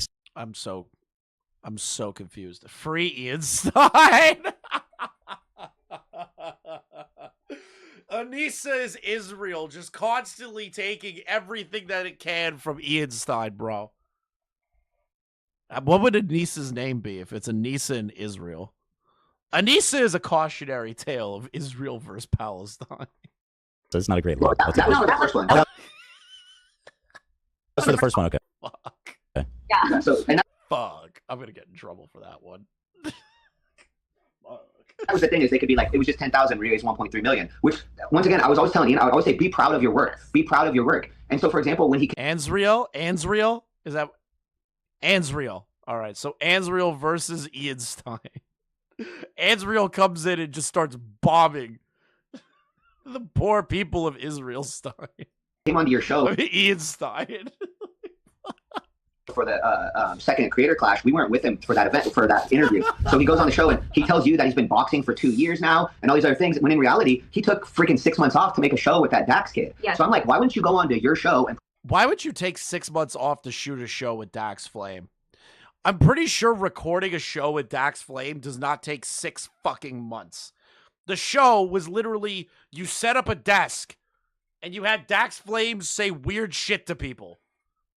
It doesn't take 6 months to put a show like that together. promote what he was doing? Instead, he didn't promote what he was doing. He pretended like he was boxing the whole time. And for me, I'm like, I'm your boxing coach, and I can tell you never once showed up in 6 months. So now it's going to make me look worse if you tell people you're on year 2 of boxing, but you took 6 months off. Yeah. Can you guys spend a lot of time with them? Is there any other creators they specifically didn't like or that they were talking about? We have to tell you guys about how, like, was it the real estate guy? Oh, Stephen Graham. Oh, man. Yeah. He pissed her off. Yeah. Yeah. Well, hold on. Let me pull up. He's the finance guy, right? Oh, he bought in the first one, right? Yep. Super nice. So wait, what did he? Yeah, he just seems like a pretty like. Wait, what? He's a great person. This is a different Stephen Graham, right? Like. No, I thought it was Graham Stephan. Graham Stephan. I'm not gonna sit here and Well, that was kind of it, but and then like. So what happened? How did he piss off Anissa? So he owns properties. No, I'm just well, that was kind of it. But when they did his show, because we went to Vegas to promote the event, and when he went to do his podcast, he didn't have a chair for her, so she was super offended by that. Anissa, you are not important. The fucking narcissistic ego of this person. Anissa, you are not the content creator. You are not the face of the fucking event. Your husband is. Your husband has all the star power, used to have all the star power, I mean. Let me be clear here. You are nothing. You are fucking trash. You are a fucking stain on society.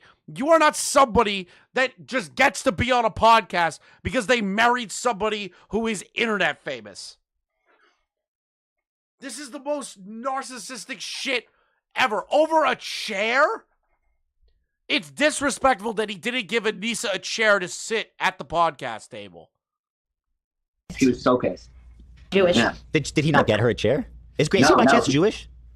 I don't know. What's that? Is he Jewish? Oh, Stephen, good question. Good question. Yeah. They're obviously Jewish. Well, she might have thought so. If you hear. Yeah, she might have thought so. She was so pissed because he was complaining about it, and he had a chair for Ian, but not one for her. BPD in physical form. Dude, Cecil. I picture Anissa as like this omniscient figure. Like they're like a specter. And the specter is made of BPD and vicariously through Ian. True. She had to sit in the back far away, and she wasn't in frame. That's what she does. That's literally all it is. And so she thought that was so offensive that he would, like do a podcast with Ian and not. Wait, let me pull that up. I want to see what the. I'm gonna see. Graham's producer is actually a fan of our show. He's invited me and Lean out to dinner when we were in Vegas. Yeah.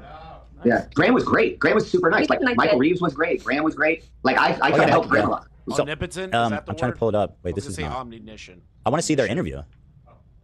The iced coffee hour, is that what it's called? Yeah, I believe so. Okay. Iced coffee hour. I'm just curious what the set situation was like. Oh, look at his dumb ass. I'll beat up. Yeah, hey, all you frugal warriors out there. Welcome back to another episode of the Iced Coffee Hour podcast featuring Graham Stephan and Jack Harlow. We are now up to $136,000 in 80. Oh my god, he's so boring. He has like no fucking energy to like be on someone else's show. Like that bored. Oh god, that's so fucking annoying. Like there's no energy. There's nothing to it. He's just like, hello, welcome to another stream, another video of the Grand Stephan podcast. Yeah, like bro, I'd fucking kill myself if I had that level of energy going on someone's channel. That's insanity to me. 3 cents. Nice. That's a good guess. Is it even? Yeah, 198,000. So let me just kind of heard him. So they have a limited space. It seems like they have like a very specific. I was set. terrible. Let me see. Like even I'm a professional podcaster, so I can look at this and I can say what happened, right? This is not what podcasts are. Okay, listen, I've got Horrible. credentials. You have no credentials. Where does he get off saying that? Speaking of which, Synthetic Teapot, I have something to say about that. I was literally just thinking that. Ian just sounds so bland and boring. Yes. I would hate to watch his podcast. His podcast is the worst in planet Earth. So, Teapot, I have something to share with all of you. How many of you watched the Big Bungie episode of Anissa and IDubbbz, the Big Bungie video before it was taken down by YouTube? How many of you watched it?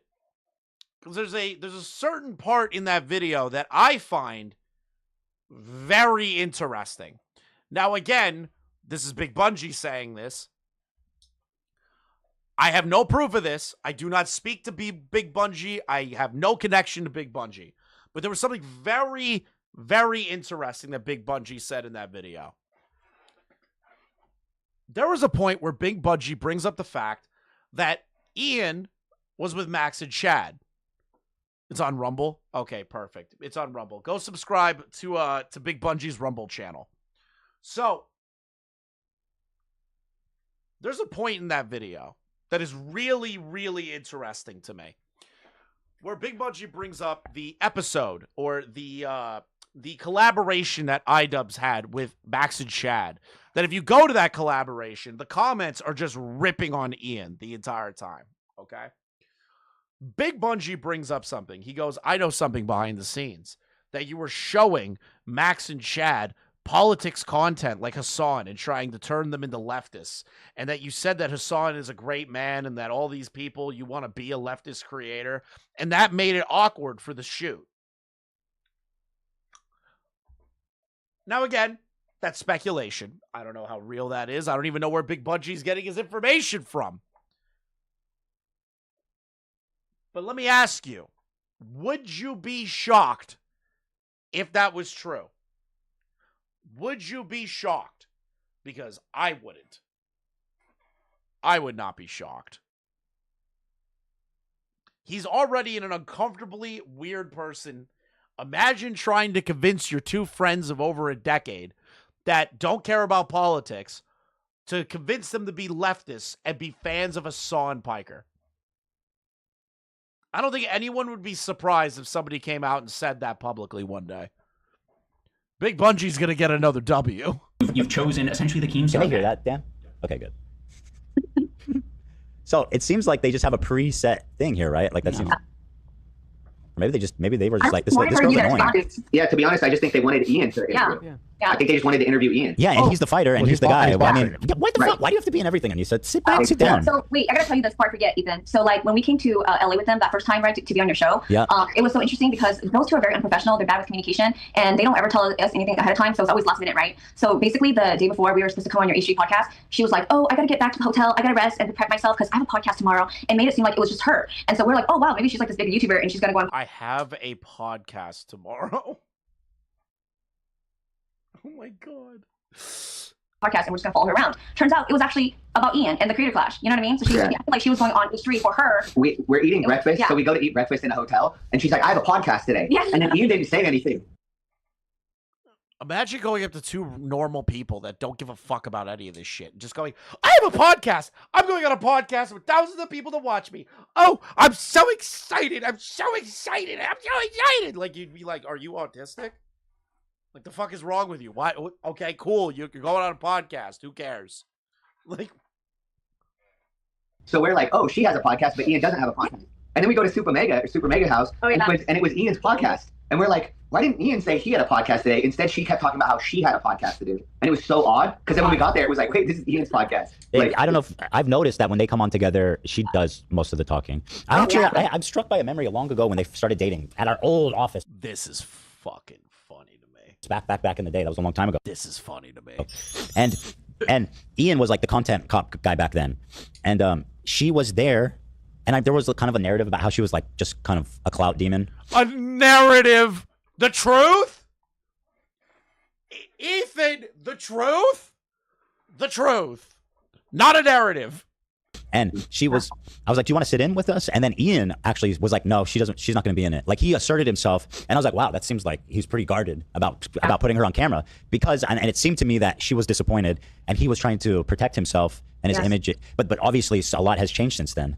Right. Yeah. A lot. Yeah. She Pretty told much me that everything. That is interesting that Ian used to be a lot more of a man before whatever the fuck happened to him. the reason why we moved away from LA was because she had all these friends that wanted to use Ian and just take from him. Oh my And God, so, she's so doing textbook isolating him. Wait, what? Yeah. A lot. Yeah. She Pretty told much me that everything. the reason why we moved away from LA was because she had all these friends that wanted to use Ian and just take from him. Oh my God. Use him and take from him. Ian didn't upload for years. Like, he didn't upload months at a time. Like, what are they going to get out of him? Like, yeah, LA's a shitty place. There are shitty influencers in LA. But, like, who was going to be using IDubbbz? And I do agree that is isolating. Be like, hey, I'm going to cut you off from all your friends. Like, we don't know the inner workings behind the scenes, obviously, between Ian and these creators. Maybe they were trying to use him and Denver cared about him and all this shit. But, like, H3 cared about him. H3 wasn't using him. So I don't get it. God, she's so doing textbook isolating him. Yeah, she's isolating him. And literally, besides me and Michael in the gym, he doesn't have any friends. Wait, And this she is has no actually friends. really She sad. has no friends as well. It's ridiculous. That's why I would feel bad for him. Yeah. That's why I felt bad all the time. I'm like, man, it's just sad. Yeah. And Graham Stephan's a Jew. He is? What? Yeah, I asked ChatGPT. There it is. I fucking knew it. I knew it. No wonder she hates him, right? That's so surprising. The money YouTuber? Crazy. Stop it, Harley. Stop. Okay, Harley. Okay, dude. Let me have fun. I thought that's what podcasting is. We're more than that, Harley. Jewish. Jewish. So Griffin, so that's funny. So that was it. Any other creators that they were all hyped out about? Yeah, for sure. I'm trying to remember who else. I know that they you know what's sad is because they speak poorly about Dad, you know, Nathan Barnett all the time. Really? And, yeah, they do. They just say he's a weirdo. No, not Dad, bro. Dad is the last main defender of Creator Clash. And they talk shit about him. No, poor Dad. And he does crazy stuff. Yeah, but are they lying? Imagine putting your entire reputation on the line to defend an event for people that you care about, and they hate you, bro. But they imagine. Yeah, I think that's okay. I love that. Yeah, I'm joking around. No, I'm kidding. I'm kidding. I mean, well, he's a strange guy. Chris, did you see that BE is gonna do a video on Zach? What the fuck does Zach? What? Why? What does Zach do? Zach just works the soundboard, no? The fuck does Bad Hippopotamus have to say about Zach? Like, he is the least problematic out of the entire fucking H3 crew. Other than Love. And I'll argue AB at this point. So, like, But they didn't sound like they said it in a good way. It's sad because you know why? I see all the heart that Nathan puts into. Thinks he's a Jew. Yeah, he's a Jew. It's not just Zionist. It's Jew. It's a Jew. He's a Jew. The Creator Clash. I see, you know, how much he cares about Ian and Nisa. And so for Ian and Nisa to throw those kind of comments around when we're about to go meet, Dad, it's just like, it's sad because we see him and then his eyes light up. He's so happy that it's Ian and Nisa. You know, but then but he talks so much shit about him all the time. I had a little tiff with Dad, but everything's all good. Water under the bridge. But he seems like a very sweet, interesting yes, guy, but definitely passionate about boxing and putting on a great show for them. I mean, from Creator Clash 1, his fight with Matt was the one that everyone was talking about. Joe Rogan watched it. You know what I mean? Yes. And she was upset. So they used to call him a weirdo. Yeah, but he literally had some of the most viral moments of Oh yeah. So, but another person that I know they didn't like the William Haynes, was it? Oh yeah, the one that fought on 62. Oh yeah. Well, they didn't like his post-fight speech. Yeah. And a lot of us thought it was hilarious. Didn't William Haynes, like, correct me if I'm wrong, isn't William Haynes the guy that they replaced Froggy Fresh with to fight Chris Raygun, or am I fucking it up? I'm trying to remember. Because I remember, I know who they're going to pull up, but I don't remember if that's the guy. Yes, okay. So I remember watching the fight live, illegally, obviously. I won't tell you where, and I was not broadcasting it, so you can't sue me. I don't care. Listen, when he got on his post-fight speech and just started dropping, like, the N-bomb, like, all the time, I started cracking up. I was like, this is great. This is on pay-per-view. I never laughed so hard in my life to hear a black man yell the N-word on national television. We're gonna talk crap about the people who are directly supporting us and our event. This totally won't backfire on us. Anissa and her husband. Yeah, I know, right? Which guy? What's his name? Was it William Haynes. William Haynes, right? From Yeah. SourceFed. You? He said the Is he the Jewish? word at the end. No, I don't know. If he wants. So Yeah. okay, hold on. He's a really nice guy. I love Will. Yeah, he was hilarious. Yeah. So Is that's this what I'm him? This saying. guy seems old. This guy seems like older. This guy was born in no, no, no, 900. he's black. 1900. Oh, not him. Okay. Our Will Haynes is He's big as some of the other people. Only for 60 years or something. That was the thing. He wasn't. I don't think he was as big as some of the other people as far as like his Can following. someone send me a list of this guy? He's losing out on this Google search to someone who died a decade ago. SourceFed. He was on SourceFed. Yeah, he was one of the people that like came out and he on his IG and all these other things. He still promotes the event all the Yes, time. he's very supportive. And so I'm like, a lot of the people that like supported it the most or got the most out of it, like Dad or him, are also people that they were like, I don't know, I don't care for. Is this Right. it? Well, that's because they aren't big creators. Dad doesn't pull in a shit ton of viewers. This guy that's pulling up that they're talking about doesn't pull in viewers. So Anissa doesn't care about these people. It's just a pattern of behavior. Yeah, That's him. That's him. Yeah. Is this Yeah. because it says this is the weirdest post-fight speech ever? Because I'm curious what he said. Hold on. But this speech was given in the ring after the fight. Yeah. I'm gonna skip Did he ahead then- because they're Yeah. talking about Your the life. shit, the dumb- A very good one to be in that booth while that's happening the first time. What just happened? I think it's AI. Thank you, hoes. Like, how can you be mad at a guy going, "Thank you, hoes"? How can you be mad about that? AI I trimming, would yeah. be very good. It's time for me in. So here it is. Okay. It's like cut to William Haynes and he's going to say something nice. Probably. All you hoes mean so much to me. A keto line. Oh, he says the line. I love this guy. I loved him. That was the one time that I was like, holy shit, this event's awesome, is when he did this post-fight speech going, I love all the hoes. Thank you, hoes. I love that guy. Hose. So he said all the hoes mean so much to me. Is that what he said? Yeah. Okay, so he's doing a gag. What does he say? Yeah. What does he say? I came here to take ass and bring names, and I'm all out of bubblegum. I'm here to take ass. I want a bubblegum bitch. It's on pay-per-view. No one cares. Why would you get mad at this? So he said, I want to thank all the hoes tonight. I'd be nowhere without you. And then what did they? Because that seems like obviously it's a gag, right? But also this is a boxing event, and also you're the N-word guy and girl. You guys are the N-word couple. right. So like, I mean, just a little hoe joke. Yeah. Yeah. So Well, what did they say about the speech? Oh, they were super offended by it, and they were like, Gotta "Oh, I thank can't believe the you did that." hoes. Like there was a lot of stuff that it was just kind of in passing. Like I wasn't Wait a ever really minute. taking notes on all the people. Yeah, that of course. talked. And he said Ian brought a bunch of hoes as their guests to the event. This dude was thanking the whores for being there. How could you be mad at that? Yeah, it was just there was so much. Plus, there was a lot happened in those 2 years, and yeah, a lot of it. Like I thought there was gonna be a damn documentary on, so I thought a lot of the stuff would have came out, and it never did. So There was a moment where I thought she was going to get upset with AB, like during the, I believe, second Creator Clash, because she came to the gym one day, and I don't know if this rings a bell, but because I don't know the YouTube world, right? But she said somewhere along the lines of like there was like an AI sexual thing or a video that was done, and I guess like AB either shared it or like knew about it. Of course, Anissa took offense to the chestnuts thing. No one cared. All right. Cutie was crying for fucking crazy shit. I'm gonna be honest, and like drawing more attention to it. Like, come on. And it was can you call it a tasteless joke? Yeah, but it's not like they raped her or pulled the nudes up on stream or anything. Like, they're making out this chestnut thing to be the worst thing humanity has ever done. There's no way that's true, AB, right? And that, yeah. And then she was like, I find that so offensive. Like, I'm gonna have to talk to him. And then I think she's referring to the Cutie Cinderella thing. Did they do anything? Yeah. Was that the bridge too far for her? Yeah, I guess she brought it to the gym. Well, what does that have to do with AB? Imagine going to the gym. Imagine going to the gym and bitching to your trainer and his wife about something that they have no idea what the fuck you're talking about. And going, oh, my old friend's employee made a joke about the deep fake shit. Like, who cares?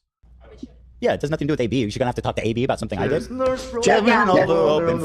Well, she's going to go to AB because she thinks because she's friends with AB that it'll get you to do something because she's too afraid to talk to you about it because she's a pussy.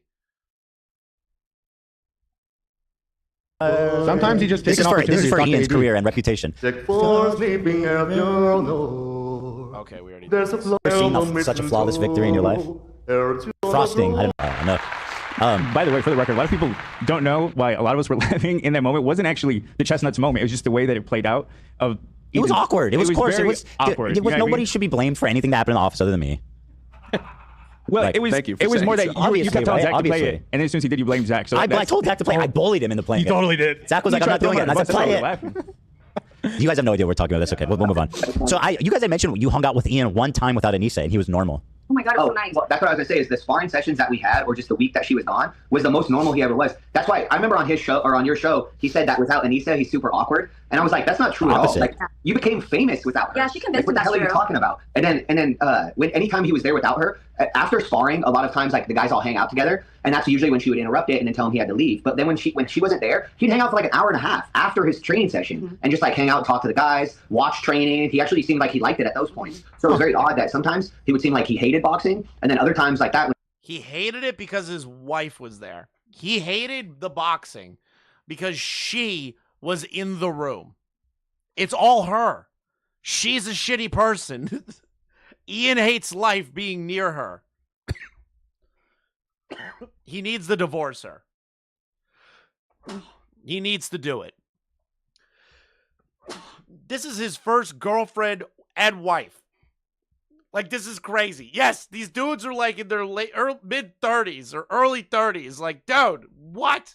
When she was gone, he would hang out for an hour and a half after the session. Yeah, you would see moments of him breaking through and being his true self, and then I would have hope for him. But then she would go and like have like a talking point, and then he would back her. So then I'm just He's responsible for his own actions. He's a complete shitter too. Yeah, at this point, yeah, I agree. It's not like he's gonna change in like 24 hours if he divorces his wife. But like, come on. You know what? Forget it. I don't feel sorry for you anymore, Ian. Well, I didn't know sometimes. She has been waiting for this. She has been waiting for this. Because sometimes he would say that she's the one like keeping him on the boxing path, and then other times I felt like she was kind of the reason that it was hard for him. So it was hard to figure out if he's in charge or if she's in charge. Right. Because some of the times it seemed like, okay, Ian's in charge and this is what's going on, and then other times he would say things and you're like, that's her words. Like that's not your words at all. That's such a bizarre freaking way to navigate the world, man. What Yeah, I did have a moment at the. Sorry. I was going to say she had a moment at the gala, Creator Clash 2, where she gave a speech, you know, and she had gone up there. And I remember she said her speech began with, "When I gifted Ian boxing."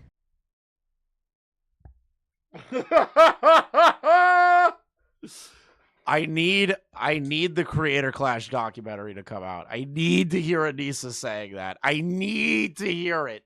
What? And then she went on When to I explain gifted it. Ian boxing? We're always fascinated by that choice of words, and it's something my partner and I, my How do you podcast get partner, it? always. That's That's what we always say. We always do that whenever someone's doing something they enjoy. I'm like, well, ever since I gifted you video games, Wow, you finally what a enjoy weird them. comment.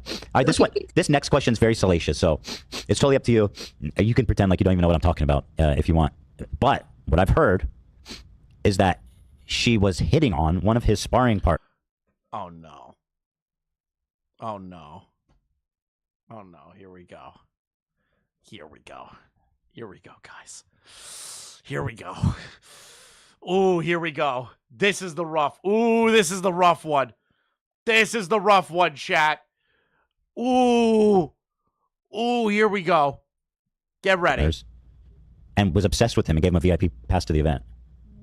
A lot of his sparring partners got the passes, but she definitely had a big crush on one of the guys that would come in and spar with them, because anytime they would spar, she would just be super into it and watch every moment. And then even if he would like beat Ian up, she'd be very into it. And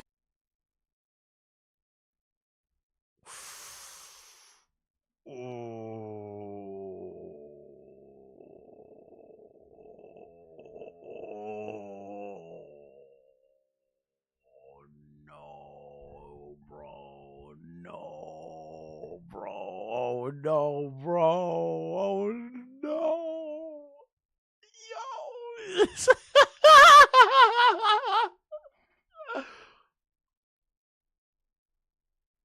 Does she even like Ian? No, because he's not a man. She wants a man in her life.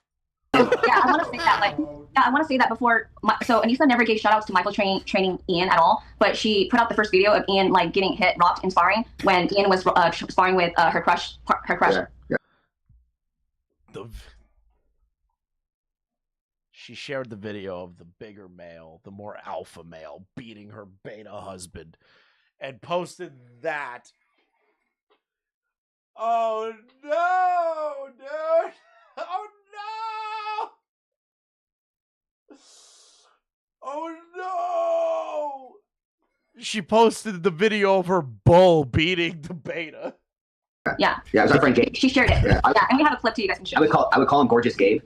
He's a beautiful guy. Yeah, he's got tattoos. He's large. He's tan. He's tatted up. Yeah, I have tattoos. Nobody calls me gorgeous. He has very nice tattoos. Yeah. Oh, they're nice. Thanks. Also, like, we can actually clear it up. Like, they literally did say that when they go get tattoos, they either point at the wall and get one off the wall, or what they would do, they would tell the tattoo artist that if he had a tattoo he really wanted to do, then he could just do it on them. Yes. And so for years, in the mines of Moria, during the early days of IDubbbz, when he started getting those stupid tattoos. Back in the days of old, when people were still sucking up to IDubbbz fucking being retarded and everyone was screaming from the rooftops, IDubbbz dying, he's dying, he's dying. We all said these tattoos were randomly picked at. Randomly pointed at and said, tattoo that shit on my body. And now we have a third party telling us that this happened. I love it. I love the confirmation. Like, all these tattoos meant nothing except to somebody else. Yeah. And I was like, that's so odd to just go in. Maybe Anissa is a I don't know how to pronounce that, and wants to ship her husband in yaoi. Okay. And say, hey, if I'm like, she was putting tattoos all over Ian. Yeah, during his like, what the hell? This is crazy. The fact that their tattoos are like the same. She was putting tattoos all over else. Yeah. And I was like, that's so odd to just go in and say, hey, if I'm like, she was putting tattoos all over Ian. Yeah, during his like, what the hell? This is crazy. The fact that their tattoos are like the same makes me think like, why did he do that? Why did he do all the whole everything around? Just I don't know. And listen, you can make fun of my tattoos all you want, but mine are sentimental. They have meaning. Yeah, it's not. And it's funny because everyone says like, oh, you just picked like a random tattoo out of like the 25 cents gumball machine, whatever. But that sounds like it is what they did. They were just picking something on the wall. That's why I was like, I want to clarify because I always hear people talking about how they chose their tattoo. Like, how many people have gone? How many people in chat have a tattoo? How many people have gone to tattoo shops? How many people hang around tattoo shops? So, like, for me, my tattoo experience, I have two of them, one on my arm and one on my shoulder blade. I really put a lot of effort and thought into that one on my shoulder blade. This one, I was kind of like, you know, I want something like that, right? And I thought about it, and I went to the guy, and I talked to him about it. When you're in a tattoo shop, the wall is covered with the tattoo artist's work, all right? Like stencils and stuff of other people coming in and things that they've tattooed onto other people. They also have basic books with basic American-style tattoos, right? Like eagles and shit like that. The stuff you see on IDubbbz's body. When you want to get your first tattoo or a tattoo in general, you want to at least let it have meaning in like some capacity. Everyone's a little bit different, right? The thing is that when it comes to Ian, him sitting and looking at the reference book, it's a reference book, and going, I want that one, I want that one, I want that one, I want that one, I want that one, is the weirdest shit in the world to me. That's weird to me. I worked at a tattoo shop. Media, how many people came into the tattoo shop, looked at the reference book, and pointed at random tattoos and said, tattoo that on me? I feel like that's not normal. Because anytime I've gone to tattoo shops, and the people that I know that work at tattoo shops, and the people I've seen them tattoo, I've never seen them go in their little books and go, I want that one, I want that one, I want that one, I want that one. I've never seen that before. I've never. It's so weird to me as a concept. They didn't choose their tattoos. They walk in and they say, hey, tattoo whatever you want on them. There's only a couple of tattoos. Also, just tattoo whatever you want on me is also a crazy fucking thing to do. That, like, I'm sure Anissa probably was in control of a lot of hers, but most of Ian's, I think the only one he chose was like the eagle on his chest. Yeah. Otherwise, everything else. Oh, and then she had this. The eagle on his chest is maybe the worst fucking choice that a man has ever done. Story too about how this girl had a crush on Ian at the gym and was asking about tattoos, and I'm like, that story was never true. That girl has like, she's married with children and has her own life. She just also does like tattoos. What's that? It's projection. Yes, completely. Yes. Well, in my opinion, because you've already exposed her for being like the first person that Ian's ever been with, right? Yes. So in my opinion, what happened was. She even told us, she used to always tell her mom, I'm going to be with a millionaire. And so we think that once she used to tell her mom that she would be with a millionaire? How do you know that? Her mom told her that it had to be someone rich. How did you know that? Gold digger! We knew it. Now, again, speculation. This is, you know, little cup of salt, right? Oh! Hearing it from a third party, random third party that was not expected. Hearing the words Anissa's a gold digger, oh, so much vindication. So much vindication. She would tell us that. It was, I remember exactly. It was when we were in Vegas going to the other podcast, and we were inside the Uber, and we were with Ian and Anissa, and Anissa said that like her mom only had 2 expectations for her to marry someone that was rich and also to be of her religion, right? And so she said that Anissa goes, well, I mean, I didn't get someone that was of my religion, but at least I got one part of it right. He's rich. She's not in the religion though. Did she go back to her Islamic roots? Like, did she go back to Islam? Like, I don't understand it. What's going on here? Is her I'm trying to remember. Is her dad Islam or is her mother? I don't remember. So then why would it be a part of the religion if she's not a religious person? Okay, that's weird. First off, that's weird. Second, that is the most gold digger sentence I've ever heard in my entire life. Her dad, okay. And then she like laughed about it, and he was in the car. And you could tell he was bothered by it. I was bothered. Who wouldn't be bothered by that? Yeah, that's so weird to like say I'm gonna just marry rich. I'm going to go find a millionaire, Mom. I'm going to only marry a millionaire. I don't care about love. I don't care about the connection. I don't care about the individual. I just care about the money. That's so sad to me. It's sad. This is on. It's like a fountain. This is awesome.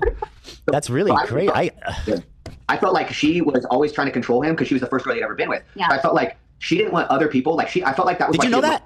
With him. That he you knew that? He said he claimed. Just to verify, because people are like, oh, you're making that up. Chris, she said, I don't get the religion part, but he is rich. Got it. You guys are co-signing. He was a virgin. Well, he claimed he was with one other woman before her. So what Anissa told us was that camp. Yeah. So Anissa told us that Ian had a girlfriend, but he never had sex with her, and that she was a single mom. So he lied. What? Yeah, and that's like he couldn't get anybody. I heard this. So like this. He was dating a single mom? Well, he was something about some sort of MILF at rock climbing or something. Yes. Yes. Rock climbing, Oh, rock climbing MILF with a child, and then they never had sex? Only single player. So hold on. So he says they had sex, but she says they didn't have sex. I couldn't figure it out, but I swear. So Anissa told me directly that like he dated a single mom, and it went. Ian fumbled a MILF is crazy, too. And AB's like, yeah, I totally heard that. That is real.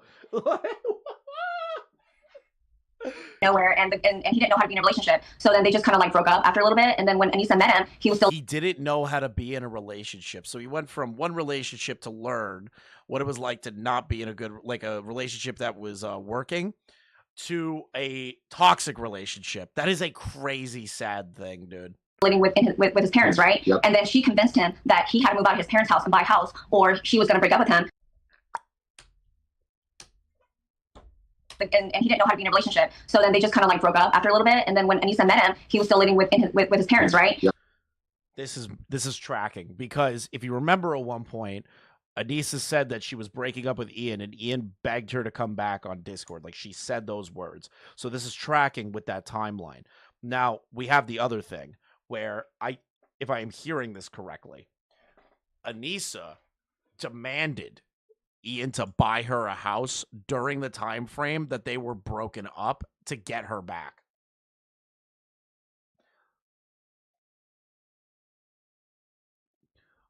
I'm going to tell you something. If my partner came to me and said, and I can't buy a house yet, I'm trying to save my money or something like that, right? And you come to me and you go, you need to buy me a house or else we're no longer together. And I am not ready to purchase a home. You're walking out the front door, bitch. Goodbye. Get the fuck out. Like, you're insane. We're not even married. Like, what is wrong with you that you want me to buy you a fucking house to save our relationship? The fuck is wrong with you? Get the fuck out. Goodbye. Like, how do you put up with that? How do you put up with that as a man or a woman? How do you put up with that? I'm going to break up with you unless you put down a massive down payment on a fucking house. How do you as a man or a woman do that? Imagine the timeline if Ian bagged a MILF instead of a demon. Generational fumble. I feel like he'd be happier with the MILF. And then she convinced him that he had to move out of his parents' house and buy a house, or she was going to break up with him because she needed him to be a real man. Yeah. And so that's when he took his $1 million of money and went and bought that house that they lived in. But also, then you saw on Discord that she said that his room in his parents' house stunk like trash, is what she told her people on Discord. So it's like, no wonder why she wanted him to move out of that house. His room stunk like trash. She wanted him to move out because she wanted to get her claws deeper. I think the stink follows him. It's probably not the trash. But so literally, she was the first person that he'd ever really. You know been what? with. I gotta say something. Toxic gender norms. She was bragging about how she bagged a millionaire. Yes. Yes. That is a toxic gender norm. Completely. Yeah. Yeah. Yeah. Yeah.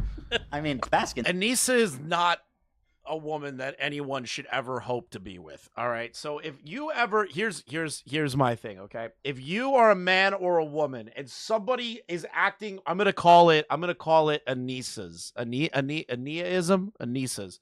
I need to come up with a term for this. I can't just call it Anissa coded. That's just so lame. Jomahism. Animism. I want to give it a word that describes a woman or a man that is going to treat your life like shit and completely and utterly devastate you. This is extortion. If you Anissa find is so okay, beautiful inside jomming and out. out, I feel like jomming out might actually be the method that we're working with here. If you run into somebody that is a jomha type or a jomming out type, run away, break up with them, run away, get a restraining order, because they will actively find ways to ruin your life. Okay. They will destroy you both inside as spiritually as they would outside. So please save yourself. Okay.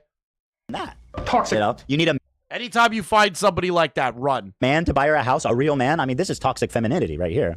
Yeah. I'm the toxic one though. Yeah. Right. Because you're pushing this poor guy who's going to go fight. That was what was crazy to me is I'm like, if I'm the toxic one, why is it when you say something, everyone talks shit in my comments? But when I say something, I wasn't creating any toxic drama. Like all the toxic drama was following him. But yeah, I was the toxic person. I was like, this is crazy. What did you guys think when he dropped that content cop on me right before the event? I was shocked. I was shocked. I was like, because he said he was going to do a content cop. So I figured it would be somebody. There's plenty of people online that talk shit about it. So we were like, oh, it's probably going to be somebody that constantly talks shit about him and his podcast and Anissa. And so then when he did it on you, like I was shocked. I was like, I was really hoping for content cop Kino Casino. It would have been so funny.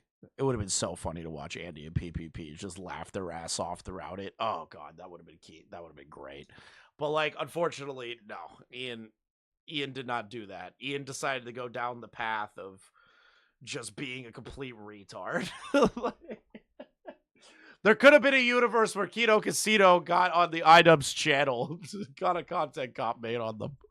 He literally attacked the one person that promoted his event more than he did. That got a lot of fans.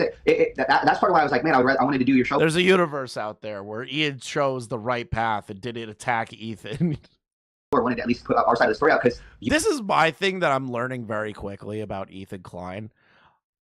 I don't want to be friends with him for us to potentially have a falling out because this dude will just fuck your life up. Like, he's the most petty person on planet Earth.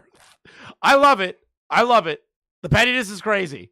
But like, I'd be terrified if I pissed off that guy. You were one of the people that was life lesson. Don't attack the Jews. Most supportive to him. And yet he chose to do the content cop on you. And I'm like, that must have been like Anissa would have made up a story about IDubbbz if he broke up with her. Yeah. I could see that.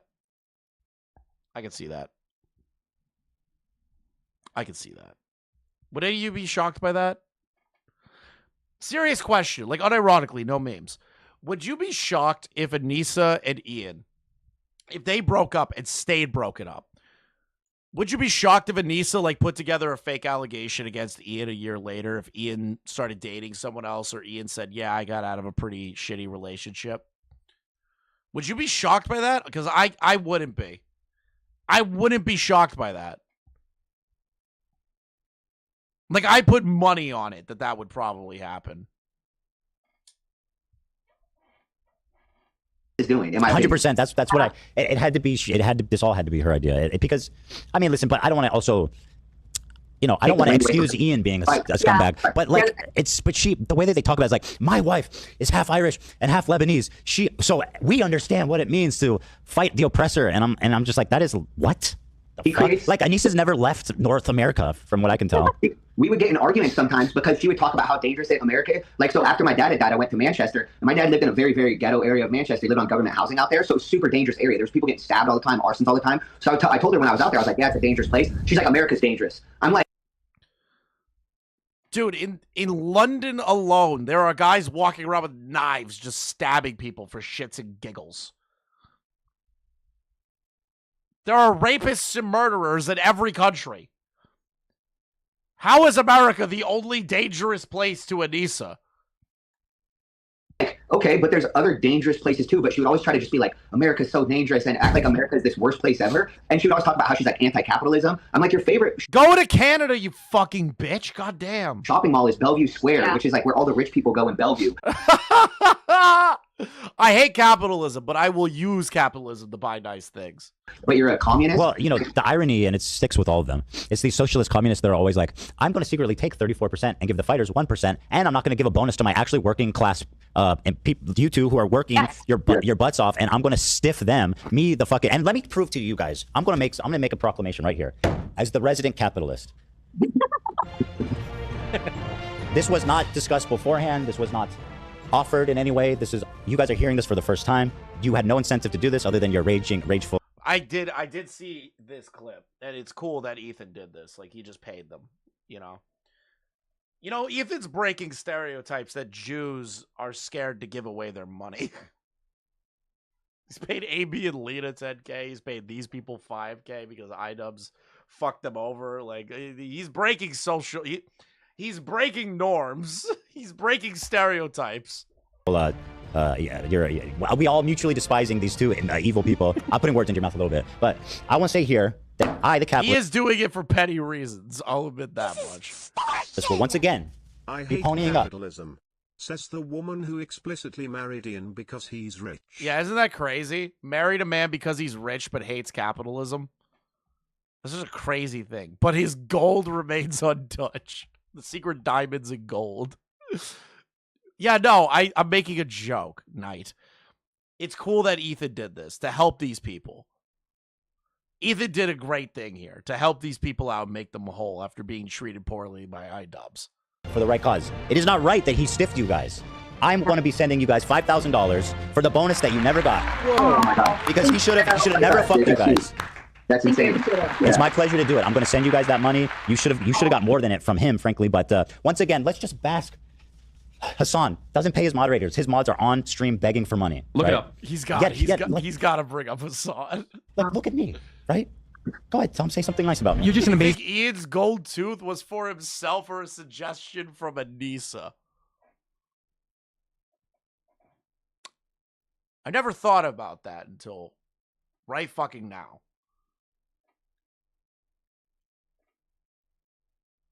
I didn't think about that until right now. That's a good question.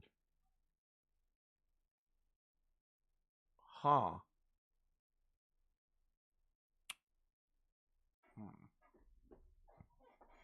I really need to think about that. Give me a second. Just give me like 1 second to consider that option. Yeah, it was her. Yeah. She was the one that said, get a gold tooth. You'll look like a badass. Yeah, she said it. There's no other reason for a man to get a gold tooth in 2025. Person, you look very handsome in the suit today. You're generous with your money. You're just all around good guy, good family guy, great dad and husband. Thank you. Communist never. I'll say thanks for reimbursing me and Lena for her training. Those are nice. The check cleared.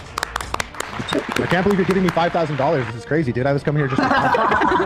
That's nuts. Oh, you said. Sorry, I didn't hear you. You said you were going to give him money too, Harley. Yeah, Harley. What'd you say?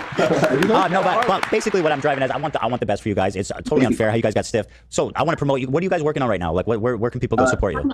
So I'm working on trying to get my own gym going. My business is called Bonafide Boxing. I'm on Instagram on Bonafide Boxing. We're gonna start doing more on the YouTube channel. We haven't done anything for a long time. But everything you can usually find out on Bonafide Boxing. But we are trying to open our own gym.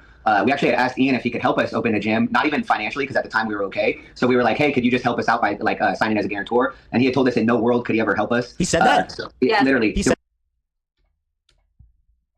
we actually had asked Ian if he could help us open a gym, not even financially, because at the time we were okay. So we were like, hey, could you just help us out by like signing as a guarantor? And he had told us in no world could he ever help us. He said that? Literally. I don't get how you could build a friendship with somebody like this and then decline helping them with that. Now, it isn't his right to turn around and say, well, I can't really help you with that.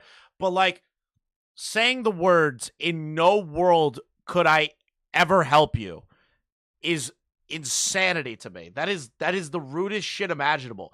Like if he turned around and said, I don't want to do that. I don't feel comfortable doing that. Right? Like that makes more sense to me.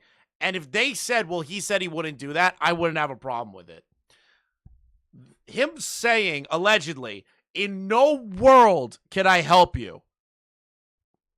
That's an insane fucking statement to make. You could have just let them down easy. Asking them to be a guarantor in the first place is a little fucking crazy. I will admit that much. But, like, Ian could have said it in a very not douchebag way, according to these two people. He said it like in a mean way? In no world. He said, in no world can I help you. Why would he respond like that?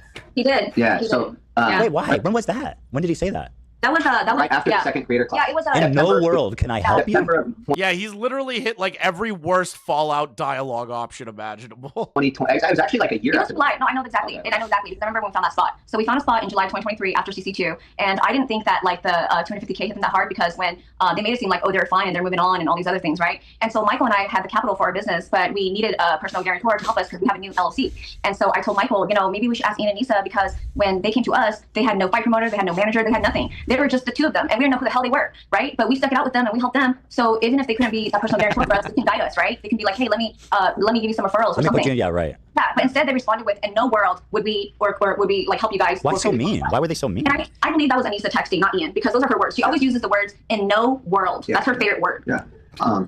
That does sound like an Anissa statement more than an Ian statement. That does sound more like it. Now, again, we don't know. Until I see these text messages and stuff, we don't know what was actually said or like how the tone of it was or like how they asked for this, to be fair. But like, to be real here, all they had to say was, guys, I don't think I can help you. Maybe I can refer someone for you, but I don't think I can help you like this directly. You know, a guarantor is a lot of responsibility. They could have just done that. They could have just done that. I don't know why they needed to be dicks about it. Like, well, Anissa. So should you ever be running an event again? Yeah. Thank God. Well, yeah. But so we were trying to open a gym that hasn't gone through, but we're still working on it. But otherwise, I'm right now I'm working on getting a couple guys into the UFC. I have a couple pro boxers that I'm working with as well. Yeah. So where a couple of my fighters are really close. Actually, one of my fighters was supposed to be fighting on the UFC this weekend, but he got a concussion, so he wasn't able to get into the. Yeah. Yeah, actually exactly like that. But it was a real one. It's a real one, yeah. Yeah, a real one. But yeah, I have a website, bonafideboxing.com, and we do have apparel, like the t-shirt I'm wearing now. We have like mugs. We have coffee mugs and stuff. Some merch. I like the name. I followed this guy for years. It's great. $50 says that all the Hassan defenders and dick suckers are all going to say, well, they were there wearing their merch. Why would they wear their merch? Dude, what are you talking about? They're a small business that got fucked over by Ian. Of course they're going to wear their fucking merch to shit. Every YouTuber in the fucking world wears their merch to other YouTubers' shit. Like, I don't... Look at Cold Ones. Nobody gives Cold Ones shit. Every time they're on podcasts or doing something with other creators, they are wearing cool shirts. Like, Bonafide Boxing is a great name, by the way. I like mugs. I like she likes mugs. By the way, Michael, I know I put you in my YouTube video, but I actually do have footage to make a documentary. Hopefully one day when I find time. But you were definitely in that. So yeah. Well, I appreciate it. Yeah, don't worry. You didn't pay a team to fucking film it and then tell everyone you're making a documentary and then like tell people that are helping you, being like, I'm gonna put you in this documentary. It's gonna be great for you, and then not do it. So you're good, baby. Yeah, there was supposed to be a documentary released on, I believe it was April 16th, per our contracts with Creator Clash 3. I had a guy come out and spend like a full day with me doing all that stuff to capture for Creator Clash 3, but it never came out. That doc never came out. So there's a contract for a documentary back on April. How is Harley pursuing that breach of contract? Or is it because he broke contract after leaving the fight that contract no longer is valid? I assume it's no longer valid due to the breaking of him stepping down from the fight. I assume that's what it was. The footage, there was like a guy they hired in Tampa. It never came out, and it was supposed to come out on the 16th, which did make like the multiple drama-infused videos seem a little bizarre to people that were in the event because the documentary stuff was supposed to come out. But what happens with the footage, the Creator Clash 1 and 2 documentary footage? I mean, essentially that's kind of interesting footage now. It has more... It's more fascinating now than ever before. I'd say. Yeah, I thought I missed the mark. I thought it was too late, but now there's a resurgence in interest. So yeah, there is. I might have now to there split is. it up. It was like super positive, so maybe it's Can like you just can you edit it so it's just Michael? Yes, please. I also have Kate spraying me for spray tan also. Oh yeah, I heard the infamous spray tan. Excellent. He wouldn't break contract if it was going to be negative effects. That is true, Reaper. That is true. I see where you're coming from with that. I see that. I'm just so confused. Like, so do they just drop the idea of it? Like they no longer have to work on that documentary, I assume, because the contract was broken. They're just like, fuck it. It's a wash. We're not even going to do it. This is by the way, this is the biggest expose of the day. You know what I would kill for like the Creator Clash 3 documentary to be about? Israel Palestine. I want them to talk about how the drama affected the event. Put it in the Creator Clash 3 documentary. And here's Ian by himself and a Denny's. Okay. Nice. And it looks like the bathroom is off. Yeah, appears to be real. The bathroom has been sectioned off as a crime scene. My God. And then he's got a bunch of paper towels. Why has he got paper towels? There's big wipes. For big boy wipes. Oh, because he clogged the toilet? Well, this is a whole crime scene. And then he's got mayonnaise and a Coke. What is happening? And he's crying. Ian, what the fuck, man? I just want to ask him if you've always been shitting your pants. I can't believe they have that on the soundboard. Yeah, I don't know. Do you guys know if he ever shit his pants or no? I mean, we found that out through her. So we found out when everybody else did. Yeah. She like that, and so that was during I think that was during when he was trying to raise money for failing the second Creator Clash, and then she like threw that out there. So once again, that's something that we were just like, what the hell are you doing? I'm so glad these normal people that were just like, what are you doing? Why are you telling everybody in the world that your husband shits his pants? Just to summarize, he has bad breath. I just love that. I love that concept. Is that normal people looked at what Anissa said and went, why are you doing this? What is wrong with you? Why would you tell the world? Hold on, I dropped something. Uh-oh. Oh, well. He shits his pants. He's cheap. I don't know if you guys saw that one. She's like, oh, he took a girl to Cheesecake Factory and didn't pay. Yeah, we saw that. And then she goes, I totally believe that. So he's cheap, shits his pants, he's got bad breath, and we're continually adding to the list. But basically, I can only add stuff that Anissa herself has said. Yeah. Well, with all that being said, guys, what a conversation it's been. Thank you guys for spending so much time with us. It was fascinating from beginning to end. And Kate, I'm not done, because Kate, I wanted to ask you. You brought up when we were chatting a bit before the show. I brought up your working on some really interesting activism where you were. Yes, this is not interesting. It's really shocking and sad that you. Okay, I really don't want to be depressed. So the Cliff Notes version of her talking about her amazing activism work, which I highly recommend you check out. All right, check out this section of the stream. Humiliated in front of the world. Go like watch this that by your wife Lamau. Yes, so make sure you go watch this section of the stream, because it's a very harrowing story. So I'll make it fast. Kate was a individual that was sold into child marriage for $6,000 by her family to a 19-year-old when she was 12. She was continuously beaten, abused, raped, forced to have children, and constantly told that if she breaks up with this person, they would kill them and kill her kids. Like horrible shit. And she was sold to child marriage in America, where it was legal in that state. Her activism work is her trying to push bills in these states that have it legal to make it illegal to do that. She literally is going out into the world and speaking to congressmen, senators, politicians, everything to stop this stuff, because she has gone through horrible shit in her life.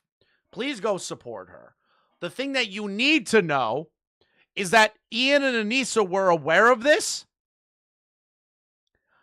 She asked, hey, can you do this one thing for me? Like, talk about it in the event, or could you bring attention to what I'm working on here because we're friends? And Ian and Anissa left her unread for 6 fucking months. From that text message, and you want to know what the text message that Ian and Anissa sent after that? After 6 months.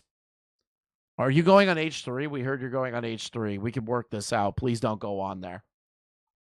They didn't care about this woman. They didn't care about her trauma. They didn't care about what she went through in life. These people pretend that they give a shit about socialism and reform and change in the United States. Ian and Anissa didn't give a shit about that. And they remained silent about it.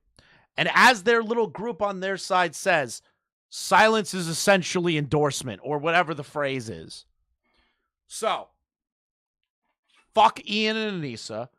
Fuck the people that are running Creator Clash that are still letting it go on. Just cancel that shit already. And fuck the fighters that are defending them. A lot of Pierce. Thank you all for watching. Genuinely appreciate your time today. I wanted to go through a little bit more today, but I'm about 4 hours in, and I got a text message that somebody needs me for something today. I don't like talking about my personal life, so I'll just leave it off that.